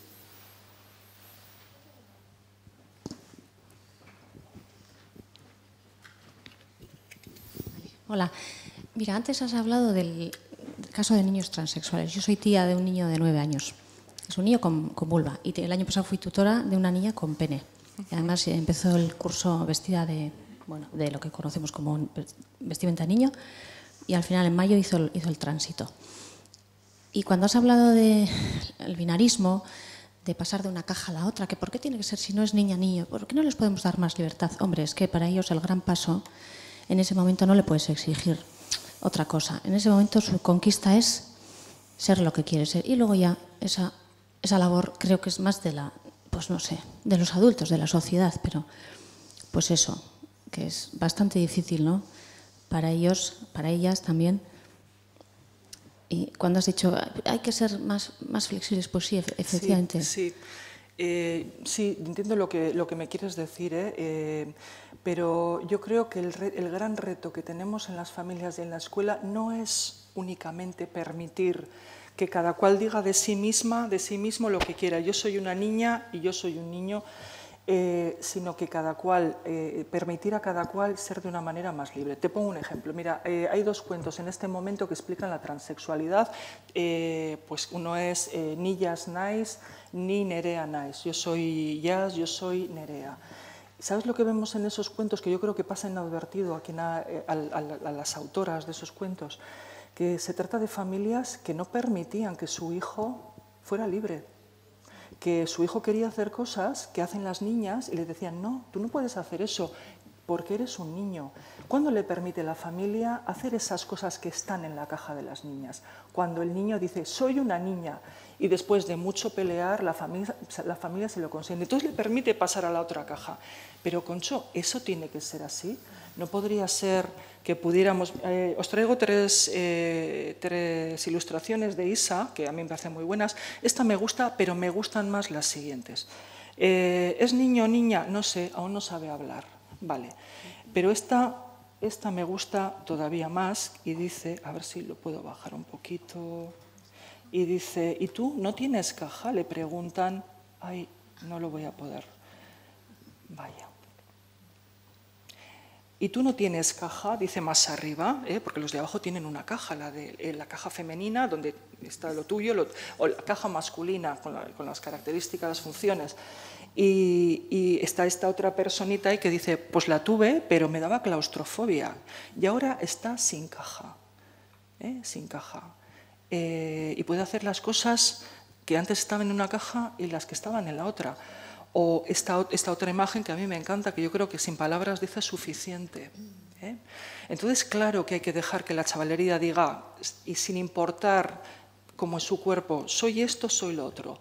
Pero no debería bastar, debería ser posible que cada cual se pueda construir con todo lo que ha sido hasta ahora masculino y con todo lo que ha sido hasta ahora femenino, según tus necesidades, tus intereses y tu manera de ser. Porque yo creo que no hay nada realmente femenino ni masculino, ¿no? Pero si les exigimos la transexualidad para disfrutar de lo que hay en la otra caja, les estamos haciendo trampa, ¿eh? Yo creo. Bueno, esto es un temazo de mucho cuidado.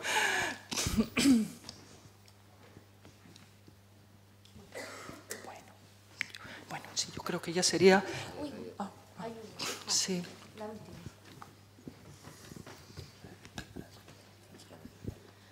Sí, decimos transexual, pero... Iván, coméntalo tú si quieres. Sí. Igual, sin quitarte parte de razón, ¿no? Porque claro, al final no solo es la escuela, o sea, es que las personas transexuales quieren ser lo que son y la sociedad le dice que lo que son, si se sienten mujeres, es eso. Entonces van a asumir los roles más extremos, ¿no? Pero entonces, dentro de la teoría feminista se habla de la teoría feminista y la teoría queer también, y los estudios LGTBI, se habla de transgénero, ¿no? O transitar el género, pero cuando transitas el género, digamos que tienes una libertad para elegir qué te quedas de un género, qué coges del otro, y para incluso no definirte, ¿no? Esto sería igual más queer, ¿no? Decir, bueno, yo soy raro, que al final decir soy raro es que estoy fuera de la definición, o sea, no quiero definirme, ¿no? Por ahí había alguien que quería hacer un comentario, sí. Quería comentar que a mí me preocupa bastante el tema de cómo nos relacionamos entre las chicas y entre los chicos. Y aquí también porque hay una carga de estereotipos y de ideologías diferentes. Yo tengo un hermano que es maestro y ayer justo me dijo que él observa en clase que las chicas entre ellas son más manipuladoras y se tratan peor, y los chicos entre ellos, los enfrentamientos son más cara a cara, pero que se solucionan más rápido y mejor, que entre las chicas hay que tratarlo más. Yo discrepo y siempre le llevo la contraria porque creo que siempre no es así y que no podemos generalizar de esa manera, y como maestro también pensar que eso siempre es así. Entonces, no sé, me gustaría saber tu opinión acerca del tema y de cómo se puede tratar en educación este tema. Pues es otro temazo, ¿no? Yo estaría más de acuerdo contigo, aunque veamos que puede haber maneras de funcionar que se repiten, no sé. A mí los discursos generalizadores yo creo que no nos ayudan mucho a tratar luego con las personas individuales y creo que también pues tenemos una mirada que nos hace ver pues que los chavales son así. Es decir, que no les hemos permitido tampoco a las chavalas que utilicen nunca la fuerza o que se peleen entre ellas. Eso está muchísimo peor visto que cuando lo hacen los chavales. De manera que, por ejemplo, pues no sé, el otro día hablando de autodefensa feminista con mi alumnado, hubo una alumna que dijo: yo no podría pegar a nadie, nunca he pegado a nadie. Y pienso que menos chavales, hay muchas chavalas que van a decir esto, pero hay muy pocos chavales que lo van a decir, entre otros porque se les ha permitido hacerlo y a las chavalas no se les ha permitido, ¿no? Entonces, es verdad que también hay maneras de comportarse que son aprendizajes de género, ¿no? Entonces, bueno, yo creo que en la educación tenemos retos enormes que consisten en un autoanálisis, yo creo, de las personas profesionales, de las personas docentes, en aquellos aspectos de nuestro trabajo como son cómo les hablamos, cómo les tratamos, qué dice la decoración del centro, qué productos culturales utilizo. Salen parejas gays y lesbianas en nuestro... Quiero decir que eso es como ser ecologista, quiere decir que tienes esa antena y la llevas puesta y la vas aplicando a tu cotidianidad, ¿no? Y es verdad que trabajamos... luego es verdad que en las escuelas hacemos lo que podemos, porque la chavalería viene pues ya con mucha socialización puesta de la calle. Y bueno, no lo voy a poner, ¿no? pero lo había puesto aquí por si acaso nos daba tiempo, pero quiero decir, un ejemplo claro, ¿no? Esta campaña que todavía sigue en marcha porque es muy necesaria, que dice no es no. Fijaos lo que hay que explicar a estas alturas de la vida, que no es no. Bueno, pues ese discurso que tenemos, luego, pues no sé, el vídeo que os quería poner es de Nicky Jam, se titula Hasta el amanecer, y aparece en él una mujer que va a una lavandería por la noche, no va con nadie, de manera que podríamos pensar, pues yo en esa situación no estaría muy tranquila. Y está el señor de la lavandería, que es el cantante, que le realiza un acoso en toda regla. Se acerca a ella, le invade el espacio, le dice que se quiere acostar con ella una y otra vez, mientras que ella está allí y no se va a marchar porque tiene la ropa en la lavadora. Los millones de visitas de ese vídeo son increíbles y ahora no caéis en la música, pero si yo lo pusiera, conocéis de sobra la canción. Entonces, claro, es lo que nos pasa, que los discursos van por un lado, ahí, como decía, llevan múltiples discursos y hay un discurso muy seductor que no es precisamente ese discurso que tiene la educación y que a veces es un poco rollo, ¿no? Dice, no es no, y luego viene Nicky Jam cantando eso y te seduce con un mensaje que dice precisamente lo contrario. Entonces, bueno, en la educación yo creo que tenemos el grandísimo reto de ayudar a la chavalería a deconstruir los discursos y a ver lo que dicen los productos que le gustan, porque a mí también esto me pasa con mi alumnado, ¿no? Que son grandes disfrutadoras del reggaetón y a mí en este momento me basta con que se den cuenta de lo que dicen algunas de las letras. Y no que dejen de disfrutar del género. Entonces, pero bueno, que puedan deconstruir, entender, darse cuenta, caer en la cuenta siempre nos va bien. Podríamos seguir hablando tantísimo, ¿no? Pero bueno. Bueno, pues aquí lo tenemos que dejar. Sí.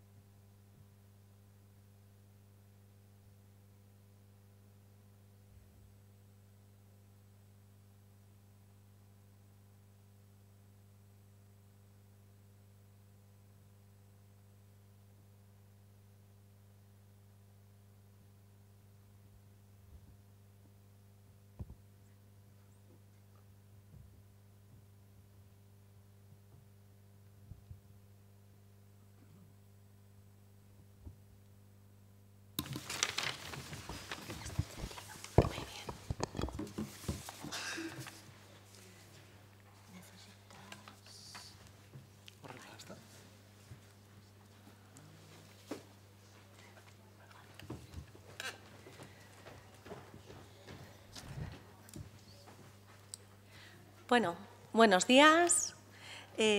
Soy Nayara Zarandona, trabajo en Fundación Integrando. Somos una entidad sin ánimo de lucro que trabajamos por la inclusión social y laboral de personas que se encuentran en situación de exclusión social. Pues bueno, lo primero quería agradecer a Clara Campoamor la invitación por formar parte de estas jornadas que me están resultando súper interesantes. Dar gracias a Blanca Estrella y sobre todo a Izaskun Gutiérrez, que es la persona que ha pues bueno, organizado todas las jornadas y que bueno, que somos compañeras, trabajamos juntas, estoy muy contenta, creo que es una muy gran profesional por su trato, por su cercanía y muy implicada por el trabajo bien hecho. Y bueno, tengo el placer de estar entre tres hombres. Voy a intentar delimitar el tiempo que tenemos porque vamos fatal de tiempo. Voy a cortarles un poquito e intentar que cada uno de ellos tenga más o menos 20 minutos para su ponencia. El primero en hablar es Juan Manuel Feito Guerrero, que estudió Educación Social en la UPV, es cofundador de la Asociación por Hombres por la Igualdad y contra el Sexismo, Piper Churiac, Guindillas Blancas, trabaja actualmente como agente de igualdad en el módulo de asistencia psicosocial de Deusto y pues bueno, sobre todo es un gran formador, un gran consultor con temas de talleres sobre masculinidad e igualdad. Y pues bueno, Juanma, zure txanda. Que pesa muchísimo el micrófono este. Bueno, pues gracias. Para mí, deciros que es una contradicción tremenda con el proceso personal que llevo años intentando hacer como varón, como hombre, de quitarme las capas, toda la construcción masculina que llevo y venir aquí, sentarme en este sillón tan alto encima vuestro, escuchar que soy un gran formador y estar en este lugar tan patriarcal, ¿no? Y no me ayuda en nada estar aquí siendo quien da una charla. Este formato no me ayuda. Aún así, creo que es una oportunidad para mí personal de retarme, de empoderarme en ciertos aspectos y creo que es una oportunidad de compartir. Pero eso no quita para que esté súper cagado de miedo. Antes no me estaba meando y en cuanto sabía que venía para acá ya necesitaba ir al baño. Y aún así voy a intentar hacer lo mejor que pueda y transmitiros mi ventana, por donde miro yo, que no es más interesante ni más valiosa que la vuestra. El micrófono no me da ningún poder ni ningún título. En mi proceso de construcción intento quitarme los títulos, pero me toca trabajar en esto y siempre me presentan, pues no por lo que soy yo dentro de mí, sino por lo que la sociedad me ha puesto, ¿no? Y esos títulos nos separan, como esta estructura nos separa. Vosotras solo podéis mirar la nuca de la persona que está delante y solo veis nuestras caras, ¿no? No estamos en círculo sentadas, que es el terreno de juego en el que yo me muevo, ¿no? Sino así, ¿no? El mensaje es claro, la sabiduría, el conocimiento está aquí, ¿no? Pues todo eso es jerarquía y patriarcado, ¿no? Entonces, moviéndonos en donde nos movemos, con ese símbolo patriarcal de ahí arriba, dominando el asunto, pues vamos a tirar para adelante. Y con mis miedos.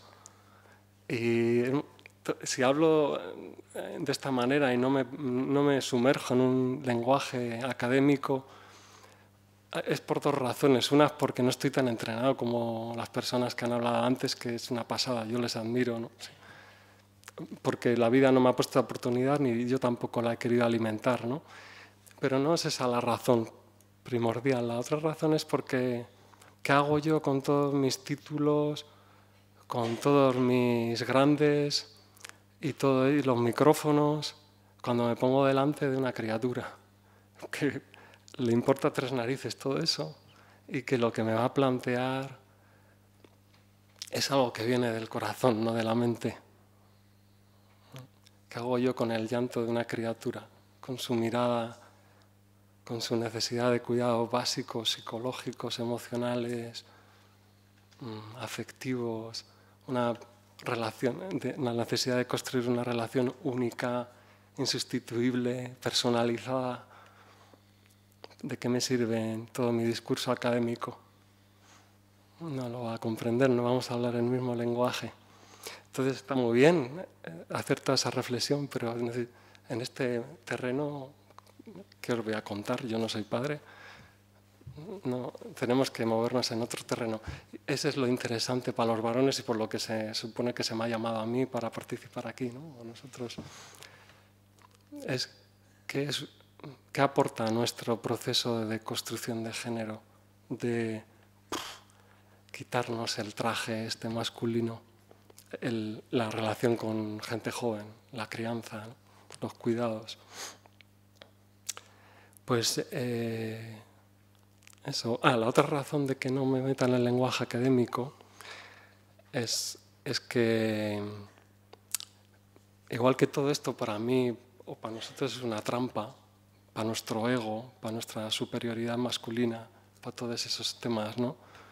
Que tanto nos cuesta quitarnos y que tanto reproducimos de manera inconsciente en nuestra vida diaria, en cada una de nuestras relaciones, pues el lenguaje académico, todo lo que vaya para la mente va a ser meternos de nuevo en la prisión masculina, en otra trampa, porque la mente está muy sola y la mente, como está tan sola, va a leer toda la vida desde esa soledad. Entonces yo lo que hace años que intento hacer conmigo personalmente y animo a todos los hombres con los que trabajo en los talleres es a ver si encontramos alguna manera o algún camino para que a la mente le acompañe el corazón, ¿no? Para poder bajar la mente hasta el corazón. Y entonces hablar desde ahí. ¿Y por qué digo esto aquí en este tema que tratamos hoy? Mira, qué bueno. Luego, que no se nos olvide que es un texto que queríamos repartir. Pues digo esto aquí, en este contexto, porque necesitamos hablar el mismo lenguaje que nos está trayendo la gente joven. Es el lenguaje del corazón, el lenguaje emocional, el lenguaje de lo auténtico, de lo que somos los seres humanos, que es el lenguaje ese que los hombres, como no quiero generalizar para que luego no se me machaque con preguntas del público, voy a hablar de mí personalmente y es más seguro, ¿no? Pues es el lenguaje que yo llevo años intentando recuperar. No ganar, ya lo tengo, está dentro de mí, pero necesito recuperarlo. Pero el traje masculino lleva tanto tiempo, el traje masculino se me empezó a poner tan temprano, como un sirimiri, una lluvia incesante que cae gota, gota, gota, que lo llevo puesto en cada momento de mi vida y ni siquiera me doy cuenta de que lo llevo puesto, porque ya se ha pegado a mi piel y ya no sé cuál es mi piel y cuál es el traje, ¿no?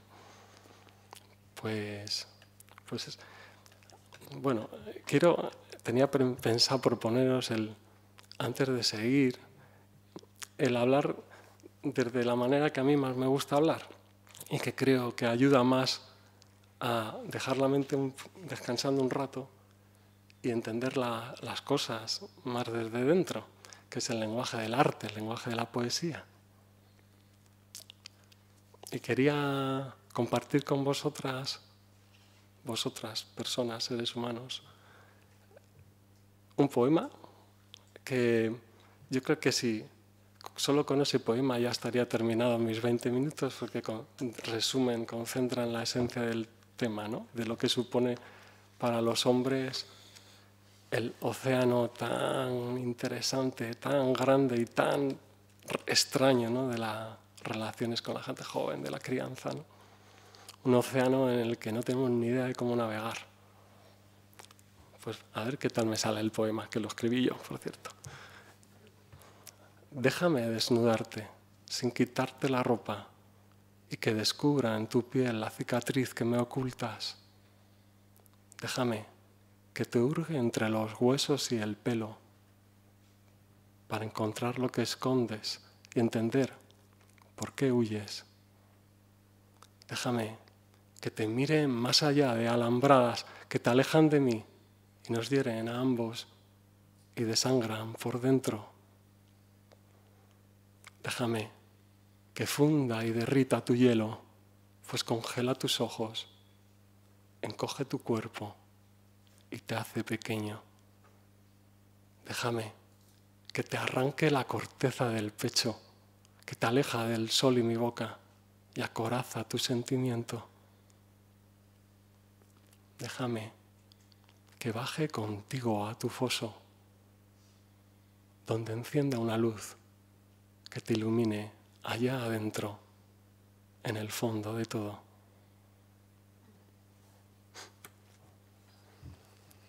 Y me voy a arriesgar un poco más y os voy a hacer un poco a construir esto como a mí me gusta trabajar y de la manera que suelo hacer. Me voy a arriesgar con otra propuesta. Después de escuchar este poema, vamos a medio minuto estar en silencio y si alguien se anima a cerrar los ojos, genial. Y luego cuento por qué.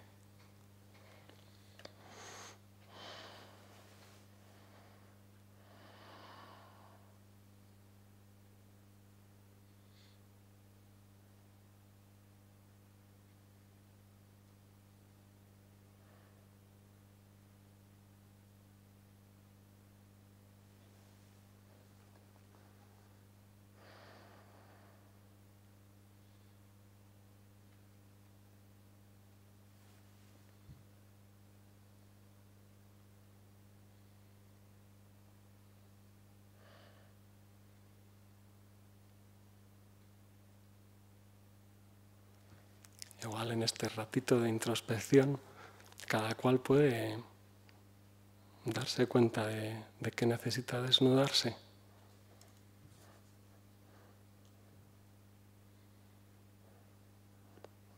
Y para volver al grupo, voy a poner un vídeo cortito,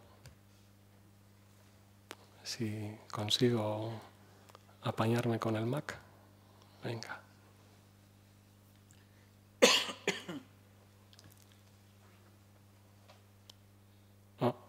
No suena nada. Bueno, pues nada. La tecnología no toca ahora. Está bien, si no suena, pues es que no tiene que ponerse. Vale. No importa. Ah, bueno, tenemos el plan B, pero hay que volver a la carpeta. Especialistas del Mac, por favor. Estamos perdidos aquí. Carpeta, aquí está. Bien, bueno, pues pongo foto y así no... Pues... así no hay sonido que poner. ¿Se ve o lo amplío? Se ve bien.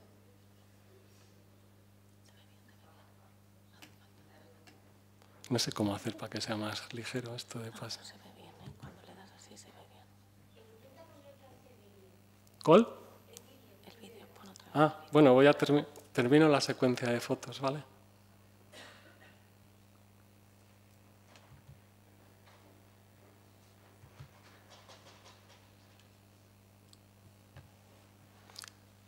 Bueno, hay mucha luz, no sé si lo apreciáis, ¿no? Pues estas tres imágenes se pueden elegir un montón, pero... Ah, qué bien. Para mí esta imagen inofensiva, aparentemente, ¿no? Es un buen... Yo creo que es como el emblema, ¿no? De a dónde nos lleva la masculinidad, ¿no? ¿Hasta qué punto no el tener que demostrar esa hombría y el tener que dirigir y llevar las riendas de todo y monopolizar las conversaciones y ser más que, ser mejor que, estar a cargo de cómo nos deja de separados, de alejados y de solos? Y desde esa distancia, ¿qué hacemos ante una relación que nos está demandando cuidados a todos esos niveles interiores, emocionales del corazón que no conocemos, ¿no? Es un gran reto, es la gran oportunidad, es el gran despertar de conciencia para los hombres que queremos hacer algún cambio, alguna transformación. Y el vídeo, no sé si tiene mucha importancia ponerlo, pero bueno. Venga, vamos. Y ampliar aquí. Esa. No.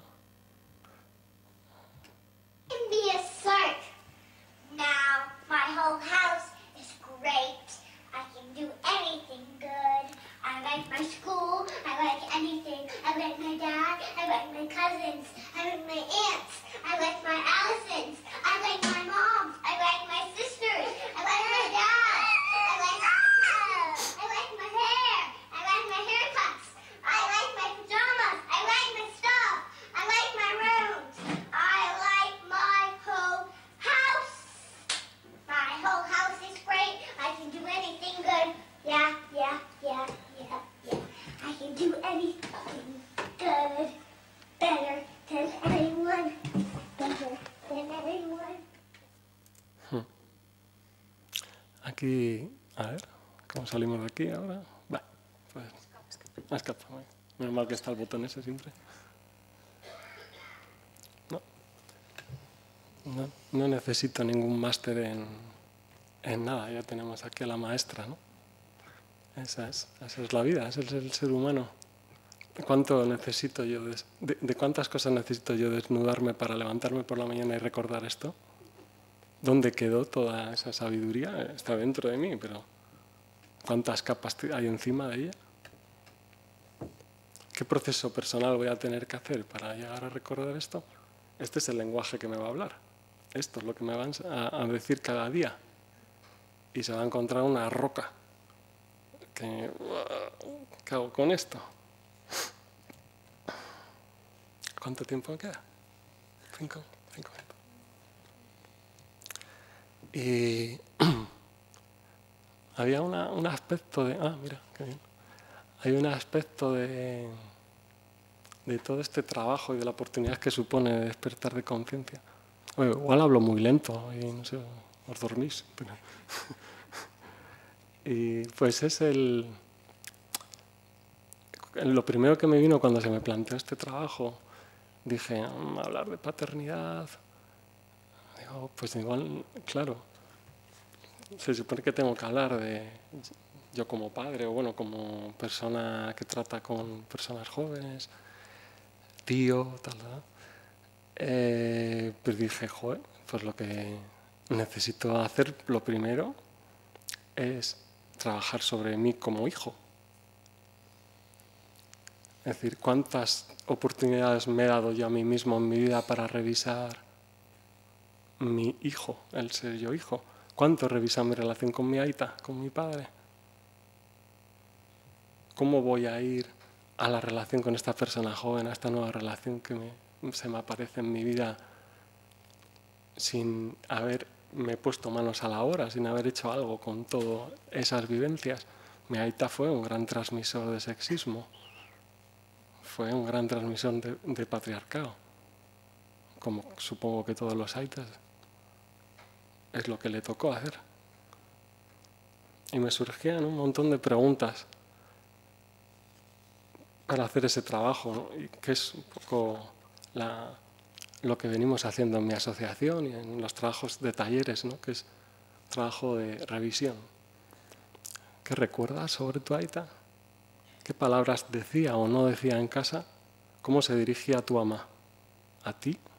¿Cómo se dirigía a tu hermano mayor o al menor? ¿Cómo se dirigía a tu hermana? ¿Qué amistades tenía y cuáles no tenía? ¿Eran hombres o mujeres? ¿Eran de trabajo? ¿Qué valoraba más en casa? ¿Qué valoraba más de ti? ¿A qué personalidades o a qué héroes admiraba? ¿Cómo gestionaba las enfermedades? ¿Qué comía? ¿Qué bebía? ¿Qué fumaba? ¿Dónde? ¿Cuándo? ¿Te dio a probar alcohol? ¿Cuándo fue la primera vez? Estoy hablando a hombres, ¿eh? ¿Jugaba a la quiniela? ¿Le gustaba algún deporte? ¿Cuál? ¿Qué frases tenía sobre las mujeres? ¿Qué palabras utilizaba para referirse a los hombres? Con 2 cojones. Esa es una maricona. Y este es un punto de empiece, ¿no? Para este trabajo de desmontar. Porque podemos teorizar todo lo que queramos y nuestra mente es muy buena en eso. Pero en nuestros actos cotidianos, en las relaciones, van a reflejar lo que está todavía sin revisar, sin poner luz. Y no sé, voy a echar un vistazo si quiero decir alguna idea más y si no lo dejamos aquí.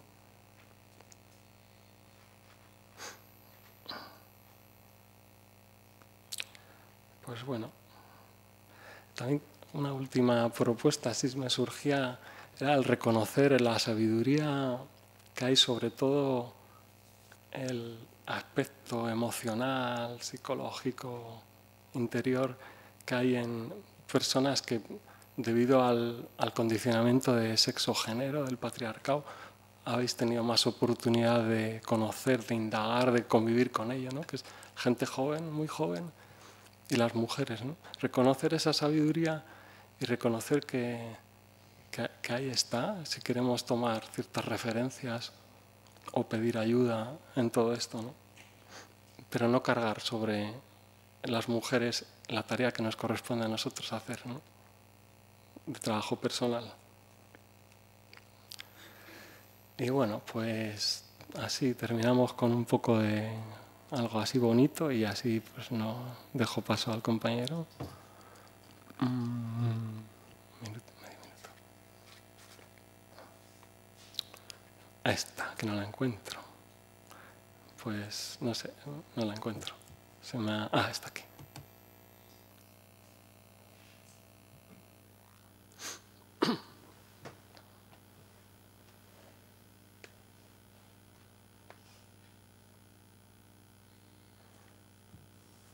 La gente joven nos viene con este mensaje cuando nacen, nos viene recordándonos esto. Aunque usa la palabra armas, como la compañera dijo antes, una concepción patriarcal, pero es un bonito juego aquí en este contexto. La masculinidad usa armas, para eso se nos ha entrenado y para eso se ha creado, para convertirnos en guerreros. Pues nada, es que ricasco, placer.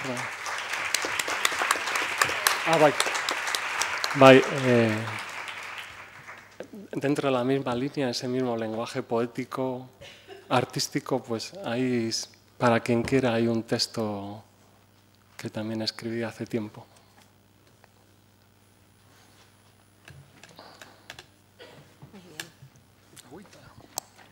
Muchas gracias, Juanma. Venga. Es que ricasco. ¿Cambiamos de sitio, si quieres?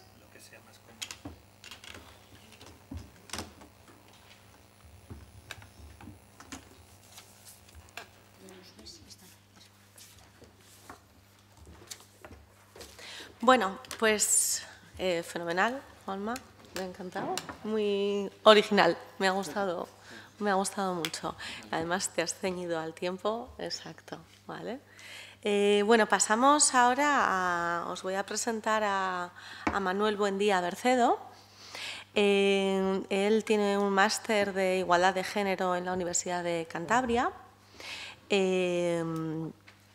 Es responsable de la Asociación de Hombres por la Igualdad de Género, AIGE, y tiene un blog muy interesante, Que tengas un buen día igualitario. Nos va a hablar del título de la ponencia de hoy, ¿qué significa ser padre? Adelante. Y si doy al botón y así se me oye, pues mejor. Mira, unos pocos hombres profesionales de la igualdad de género llevamos muchos años, bueno, muchos, sí, hablando de masculinidades, nuevas masculinidades, paternidades igualitarias, cuidadosas, corresponsables, etcétera. Por cierto, por deformación profesional, desagrego por sexos constantemente allá donde voy en distintos momentos de los tiempos, y que sepáis que a lo largo de la mañana, gracias por haber aguantado, pero hemos perdido la mitad de los hombres. Ahora es la mitad del porcentaje. Y ahora me salgo, te agradezco, Juan Manuel, el tono de tu intervención, porque lo que quería yo hablaros hoy era mi experiencia personal, mi testimonio hoy, ¿no? Cuando la mesa era los hombres acercándose al mundo de las mujeres, pues yo reflexionando, bueno, lo tengo trabajado y pienso que no, yo no me he acercado al mundo de las mujeres. Yo nací dentro. Nací en un universo femenino con hermanas, con madre y demás, y mis recuerdos son... De hecho, fui a un colegio de monjas, el de mis hermanas, con lo cual en aquellos tiempos Franco lo permitía para todos los parvulitos. Y mi primer recuerdo sobre mi construcción de mi masculinidad fue el sentirme un juguete roto del patriarcado, pero de fábrica, ¿no? Bueno, entonces, mi experiencia... Con 5 o 6 años entonces me soltaron... Yo creo que es el primer recuerdo que tengo de un trauma infantil descarado. Hoy diríamos que es el bullying, pero me soltaron en un colegio de curas de todos chicos, alguien que no... Yo es que no sabía el fútbol, ¿no? De hecho, bueno, no me quiero enrollar. No sé, que me dijeron que estaban empatados cuando vieron jugando al fútbol y yo decía, ¿y eso qué es? Quiero decir, en este sentido, luego además era gafoso, un poco listuco sí era así, ¿no? Y empollón, un poco tímido, ¿no?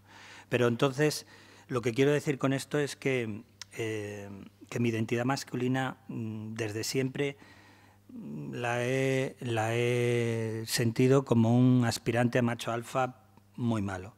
Mis amigos del colegio pues eran los gays y luego la foto que está ahí, es foto de años 70, veis los pantalones campana y eso. Ese soy yo, la hermana más pequeña me nació cuando yo tenía 10 años y bueno, yo creo que fue un acierto de mi madre a la hora de gestionarlo y bueno, el caso es que hizo que me implicara muchísimo en los cuidados, ¿no? De hecho, bueno, tendría muchísimas experiencias que me gustaría contar.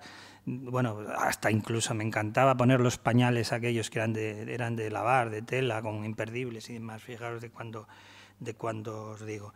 Luego, mi adolescencia pues también estuvo contaminada por toda esta cosa. Por cierto, claro, mi inicio de conocimiento de chicas, porque antes ya he dicho que de alguna manera yo siento perfectamente la homofobia de otros chicos conmigo, que yo al final decía, pero yo no sé lo que soy, pero yo no sé, a mí me gustan las mujeres, siempre he estado con mujeres. No lo tenía muy claro, pero realmente luego podemos decir que he sufrido, digamos, homofobia ajena sin... Bueno, el caso es que este fue y el hecho de conocer, con los años, conocer hombres buenos, a mí me gusta decir, en AIGE, pues de alguna manera me ha reconciliado un poco con otros hombres. He visto digamos, hecho ese proceso, digamos, centrífugamente de ese lado. Esa es la primera idea. La segunda idea, que yo debería de ser ahora lo suficientemente así... Vamos a ver, respecto a si hemos avanzado mucho o no lo hemos hecho. Probablemente hayamos avanzado algo. Queda muchísimo, muchísimo, muchísimo. Pero hoy quería yo resaltar hoy una cuestión, que tengamos un poco cuidado con las distorsiones que nos producen los problemas de escala, ¿no? Probablemente hay una tendencia a ser superficial, ¿no? Pero a mí... me gustaría profundizar cada vez en cada aspecto, en cada tema. De hecho, creo firmemente en la transversalidad de la perspectiva de género, que eso es una tarea compleja, nos puede llevar mucho, ¿no? Utilizo a veces la metáfora esta de, bueno, pues la igualdad como que fuera como la sangre, ¿no? Que debe de llegar a todas y cada una de las células de todas y cada una de los órganos. Por cierto, yo estudié medicina, luego hice antropología, pero bueno, en fin, a lo que voy es el uso de metáforas biológicas y de salud. A mí siempre me han ayudado. Entonces, bueno, pues la salud, la sanidad, la educación, los asuntos sociales, todos estos ministerios de un gobierno, pues es un poco como los órganos de un cuerpo, ¿no? Y realmente tenemos que que entender que llegue la sangre a todas las partes del cuerpo y luego además hacerlo en profundidad, a nivel capilar, de tal manera que a lo mejor si metemos el microscopio y vemos el mismo tejido con una lupa más grande, veamos muchas más cosas. Hemos avanzado mucho. Guardo una reliquia de una revista Ser Padres, que creo que todavía se sigue editando, que yo compré hace 25 años cuando era ya en este caso un papá muy entusiasmado, un recién papá y demás.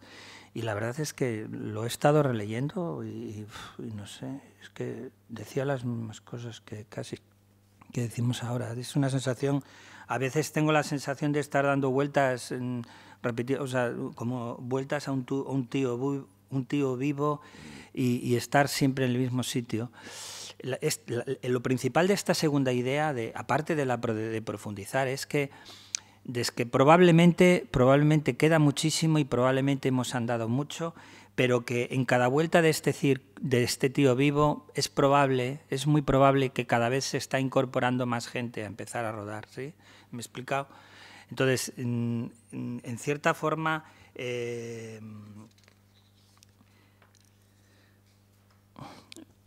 un ejemplo, una anécdota. La implicación de los papás al campo educativo. Bien. Comentaba un compañero de un grupo de hombres que se quejaba, después de estar ya reflexionando sobre todo esto, corresponsabilidad, cuidados y demás, dice, es que mira, la reunión el otro día con la tutora, fíjate, otro compañero también lo decía del pediatra. Bueno, en los dos casos me vale por los cuidados y por la educación. Dice, es que estaba yo allí en la visita y estaba constantemente la tutora y el pediatra, estaban los dos hablándole a mi mujer, es que era ella la que... Yo me estaba encontrando desplazado, tal, no sé qué. Claro, esto ya es... Tenemos que hilar ya muy fino en cada punto, ¿veis? Esto ya es muy capilar. Sí, qué bien que hayas llegado a esta reflexión. Bueno, ahora vamos a ver cómo trabajamos para ganarte tu puesto, ¿no? O sea, eso, no te quedes en la queja, sino da un paso más, ¿no? Tercer punto. ¿Qué significó entonces ser para mí padre en hace 25 años? Pues yo lo que viví fue una soledad. Al principio era una soledad, es decir, el único hombre en preparación al parto, el único hombre a la hora de comprar coches, no sé qué. Me acuerdo una sesión de una empresa de esas que enseñaba. Bien, el único en los parques había muy pocos. Entonces, de alguna forma, me veía solo. Ahora, ojo, el tema es muy largo, pero también tengo pensado que es muy diferente a aquella mujer que en el espacio público es la única directiva de una empresa. No, o sea, a mí se me puso muy fácil. O sea, las dificultades eran internas, eran interiores, no eran exteriores. Pero lo importante de este tercer punto para mí es que en ese entusiasmo yo ya lo explicaba. Yo escribía a diario y lo he vuelto a releer. Ya lo explicaba con que esa paternidad con la que me ilusionaba y me daba miedos y yo estaba aprendiendo constantemente, la entendía como una acción política. Luego, bueno, evidentemente, claro, la soledad, porque te tienes que gestionar, había que gestionarse con otras mamás pues para quedar para llevar al inglés, para los cumpleaños, en todo esto, ¿no? Ni qué decir tiene hasta un taller de costura. Pero ahora una de las tareas es ver cómo hacemos para los pocos hombres que van llegando se vayan incorporando de una manera natural. Cuando venimos de hace 40 años, cuando había claramente una división sexual del trabajo, donde y en casa la mujer y fuera los hombres, pues a lo mejor había muchos que no había problema, pero Lo que yo quería ahora decir es que ahora que ya en este sentido parece que esto ya no es tan así, es cierto que probablemente hay problemas nuevos. Cuanto más nos vayamos a lo capilar del dibujo de antes, nos vamos dando cuenta de que a lo mejor ahora las parejas pueden discutir por el espacio de la cocina o por qué marca de arroz compra o por cómo las maneras de fregar o hacer la cama o cómo hacemos con los consejos de la suegra o del suegro, criterios a la hora de educación, como los castigos, los premios, no sé qué. Me estoy explicando. Lo primero, lo que repetíamos hace unos años, ya vamos a suponer que ya lo tenemos claro. Ahora lo que hay que meter más la luz en los infinitos conflictos y problemas nuevos que antes no se daban, pues porque a lo mejor sencillamente, pues es que no me quiero enrollar sobre el tema de la relación entre la igualdad y la violencia, porque un día comentaban ¿qué podría pasar, yo qué sé, en un país supuestamente muy machista, que se implantara de repente, bruscamente, leyes igualitarias como las de Finlandia, por ejemplo? Pues a lo mejor al patriarcado, que antes estaba tranquilo, pues de repente se enfada, ¿no? Entonces es probable que es como un yonki, ¿no? Como un yonki de privilegios que sí, pero eso, bueno, eso como una reflexión. El cuarto punto, ¿sí? Bien, perfecto. El cuarto punto sería, ojo, yo creo firmemente que todo esto que estemos ahora trabajándonos nuestra masculinidad con estos aspectos es un tema de autonomía personal y es un tema de empoderamiento también de nosotros. Claro, yo quiero un mundo igualitario, entonces eso, los hombres acceso y control, acceso a la cocina, pero luego, claro, no es cocinera y pinche, sino 2 jefes de cocina. En la gestión de los dineros, pues 2 ministros de economía. Sí, esto es realmente una codirección. ¿No íbamos a comer vegetariano por el bien de la hija? Y dijo, pues no sé, pues no lo habíamos hablado. A lo mejor tenemos que hablarlo, pero luego a lo mejor... claro, ¿quién es el que tenemos que conseguir que nos sintamos en un contexto de igualdad, pero con una capacidad de agencia de ambas partes, ¿no? 5. Vamos a ver. Implicación de los papás a la educación. A ver, yo podría contar muchas cosas de miembro del AMPA durante 15 años, de 3 centros, 1 concertado y 2 públicos, miembro del Consejo Escolar 8 años en dos sitios distintos, incluso he sido representante de igualdad del instituto de mi hijo, siendo padre por ser miembro del AMPA. Por ser miembro del Consejo Escolar, y realmente he visto los centros educativos por dentro pero desde este lado, ¿no? Y realmente pues es que no hay hombres, es verdad. Han pasado 25 años y veo que los hombres siguen estando casi ausentes. Es más, recuerdo la anécdota de que cada vez que se caía uno así perdido, enseguida, esto que no sea una crítica, pero enseguida le obsesión para hacerle presidente.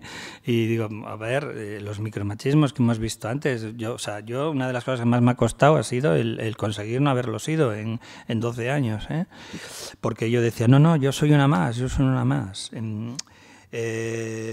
Escuelas de padres que son de madres. Bien. ¿Se ha avanzado poco? Bueno, se ha avanzado algo. Lo que sí que observo también una tendencia, y es que quizá lo voy a enlazar con lo siguiente. Cuando los niños y las niñas son pequeños, pues quizá hay mucha motivación y luego, a medida que van creciendo, pues la motivación se van cansando, ¿no? Y cuando ya son mayores, ya sí que ya los padres terminan de desaparecer. Yo traía un vídeo, pero bueno, como no se puede ver en internet, pues... por cierto, bueno, lo digo después. 6. Quiero resaltar especialmente la adolescencia. Creo, o sea, es desesperante el hacer escuelas de padres, reuniones de familias, etapa solo a madres. Realmente, y sobre todo con problemas de la adolescencia, problemas actuales con los chicos y chicas que tenemos ahora. Creo que es cuando más faltaría el que los varones estuvieran involucrados en los centros educativos.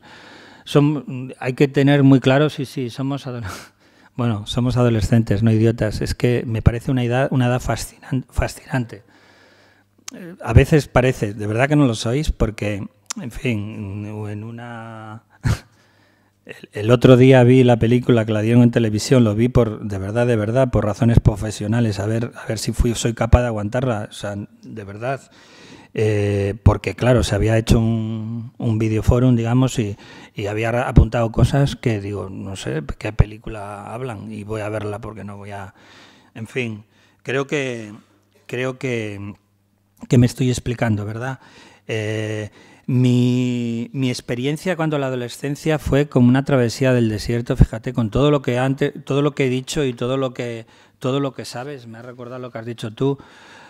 Todos los títulos al final no te sirven porque veis el anuncio ese de la Tarradellas, no importa que haga publicidad, ese del padre de la pizza, ¿sabéis? El que le están dando ahora.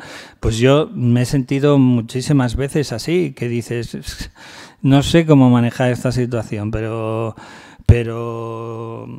en fin, esto es lo que hay. 7. Vale, todo lo dicho. Autonomía personal. Empoderarte en estas tareas y acciones que tradicionalmente no correspondían al sexo que se supone que te había tocado. Bien.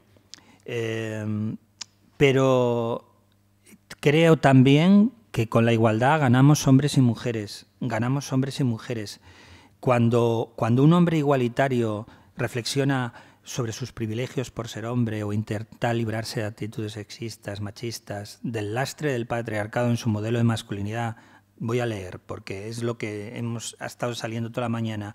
En todas las facetas de la vida, la salud con perspectiva de género, el control emocional o la resolución de conflictos sin violencia, o la eliminación de la misoginia o la eliminación de la homofobia, o buscando una coeducación de niños y niñas, o siendo corresponsable, o aumentando en competencias hacia los cuidados, todo esto, absolutamente todo esto, te lo llevas puesto luego en un caso de divorcio. Lo digo porque este es otro de los grandes conflictos que hay actuales dentro del derecho de familia y hay mucha cortina de humo y mucho, sí, lo reconocéis, ¿verdad? Entonces, de alguna manera, yo en este sentido quiero ser un poco egoísta que esto, trabajar por la igualdad es una acción política, no hay justicia si no hay igualdad, no hay igualdad si no hay justicia, pero además yo soy el primer responsable y el primer beneficiado de aquellos logros que consiga en este proceso de construir una masculinidad hacia donde yo quiera que sea. Y que sea, y si es hacia una masculinidad igualitaria, soy el primero que me beneficio. El hecho de trabajarlo en grupos de hombres es fundamental. 8. Bueno, en el fondo, fijaros, bien, el tema del apego, bueno, ahora nos van... yo tengo que estar constantemente teniendo en cuenta, poniendo el control de calidad sobre el falso feminista, ¿no? Es que esto es, en este caso, tengo que estar constantemente revisándomelo. Y es verdad que a lo mejor nadie cambia. ¿Es posible el cambio de los hombres? Sí. Pero es posible que nadie cambie si no sabe o aprende que a donde va es a una situación mejor. Pongo abajo el tema de la trata porque evidentemente el tema de la sexualidad masculina y el tema de la prostitución con las relaciones de pareja, o sea, el tema de la prostitución es un melón que el día que lo hablemos, el día que lleguemos a niveles de igualdad, de altas dosis de igualdad y entonces ya sea imposible no tratarlo, pues aparecerán nuevos problemas. Pero es que ese es el proceso. 8. La identidad masculina es un proceso, ¿de acuerdo? O sea, yo soy un hombre en construcción, con múltiples identidades. La paternidad se vuelve responsable y libre cuando realmente lo interrelaciono y lo trufo todo. Como me están diciendo que ya tengo que terminar, os simplemente os repito el tema de que siendo padre de la manera que he podido ser lo mejor posible, creo firmemente que lo personal es político y entonces desde ese punto toda acción pública ha de ser reflexionada. Tiene un componente, no puede ser espontáneo, no puedes dejarte hacer. Bueno, y simplemente la última. Bueno, me gusta el tema de intentar, bueno, modelos positivos de masculinidad. Sí. Yo ahora de momento confieso que sigo estando en esa salida de la travesía del desierto donde no sé muy bien si al final lo que se ha sembrado se recoge o se recogerá. Por eso era mi experiencia personal y además la de hoy. Si vengo dentro de un año, pues a lo mejor será mucho mejor. Pero yo confío en que realmente todo va hacia adelante y con los pies en el suelo, pues se recogerán los frutos porque en el fondo el camino, el proceso, el recorrido es realmente lo interesante. Somos hombres en construcción. Muy bien. Gracias. Perfecto. Gracias, Manuel. Bueno, pues para finalizar vamos a acabar con la ponencia de Joaquín Montaner. Él es filósofo, estudió filosofía, y magisterio. Trabaja actualmente en el Servicio Andaluz de Empleo y es creador del blog Papás Blogueros. Aparte comentar que, por último, y creo que también más importante, es aita de 6 hijos. Es papá de 6 hijos que a día de hoy pocas personas conozco que tengan 6 hijos, la verdad. Joaquín, ¿qué tal? Es normal, no me haces caso, es normal. Pero bueno, nos hemos quedado que... Micrófono, encendemos. Encendido. Gracias por la presentación y gracias a la asociación por contar conmigo para venir a charlar aquí. Veréis, yo me he sentido muy identificado con lo que ha explicado Juan Manuel nada más empezar.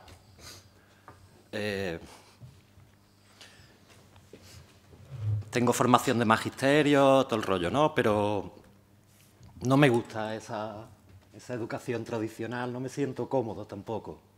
Ni aquí, hablando aquí. Lo comentaba Iván antes también, pero claro, él sabe hablarlo con el lenguaje de la academia.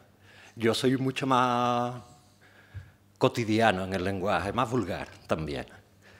Nosotros le llamamos a esto de que vengan a traernos a los tíos aquí a hablaros a muchas mujeres, a muchos hombres sobre igualdad, sobre el mundo de los cuidados, tal y cual. Le llamamos el efecto picha, con perdón. ¿Sabes? Claro, porque... O sea, yo ya a lo largo del tiempo aprendí un viaje de cosas de cuidar niños y cuidar niñas. Pero casi seguro que me dais un palizón, mucha de la gente que sois madres aquí. Segurísimo. O bueno, a lo mejor no, vaya usted a saber, ¿no?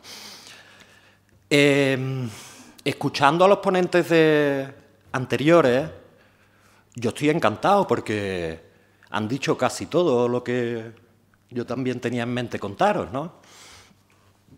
Así que voy a ir cortito y al pie, ¿no? Pam, pam, pam, pam. Perfecto. ¿Vale? Y así nos podemos ya tomar unos pinchos. ¿Eh? Bueno, veréis, yo lo que os quiero poner el foco de esta conversación es en que el tema de la corresponsabilidad doméstica es fabuloso, es una maravilla. Gloria bendita, como dicen por el sur. Pero yo creo que con los tíos, con los hombres, tenemos que, antes de empezar a meternos en vereda sobre corresponsabilidad, tenemos que trabajar la responsabilidad individual. Esto es algo que me parece clave. Si yo no me siento responsable, por ejemplo, de mantener mi casa limpia, porque no siento que no es mi misión o que no es mi tarea, voy a ser incapaz de ponerme de acuerdo con quien sea mi pareja, si la tengo. Que tú has hablado de divorcio. Temazo también, ¿eh? Otro de los temazos que han salido aquí hoy. Y de cómo quedan las cosas después de un divorcio, la que están preparando con las custodias compartidas que desde el gobierno, que no van a llamarles impuestas, pero ahí nos las vamos a comer con papas, ¿sabes?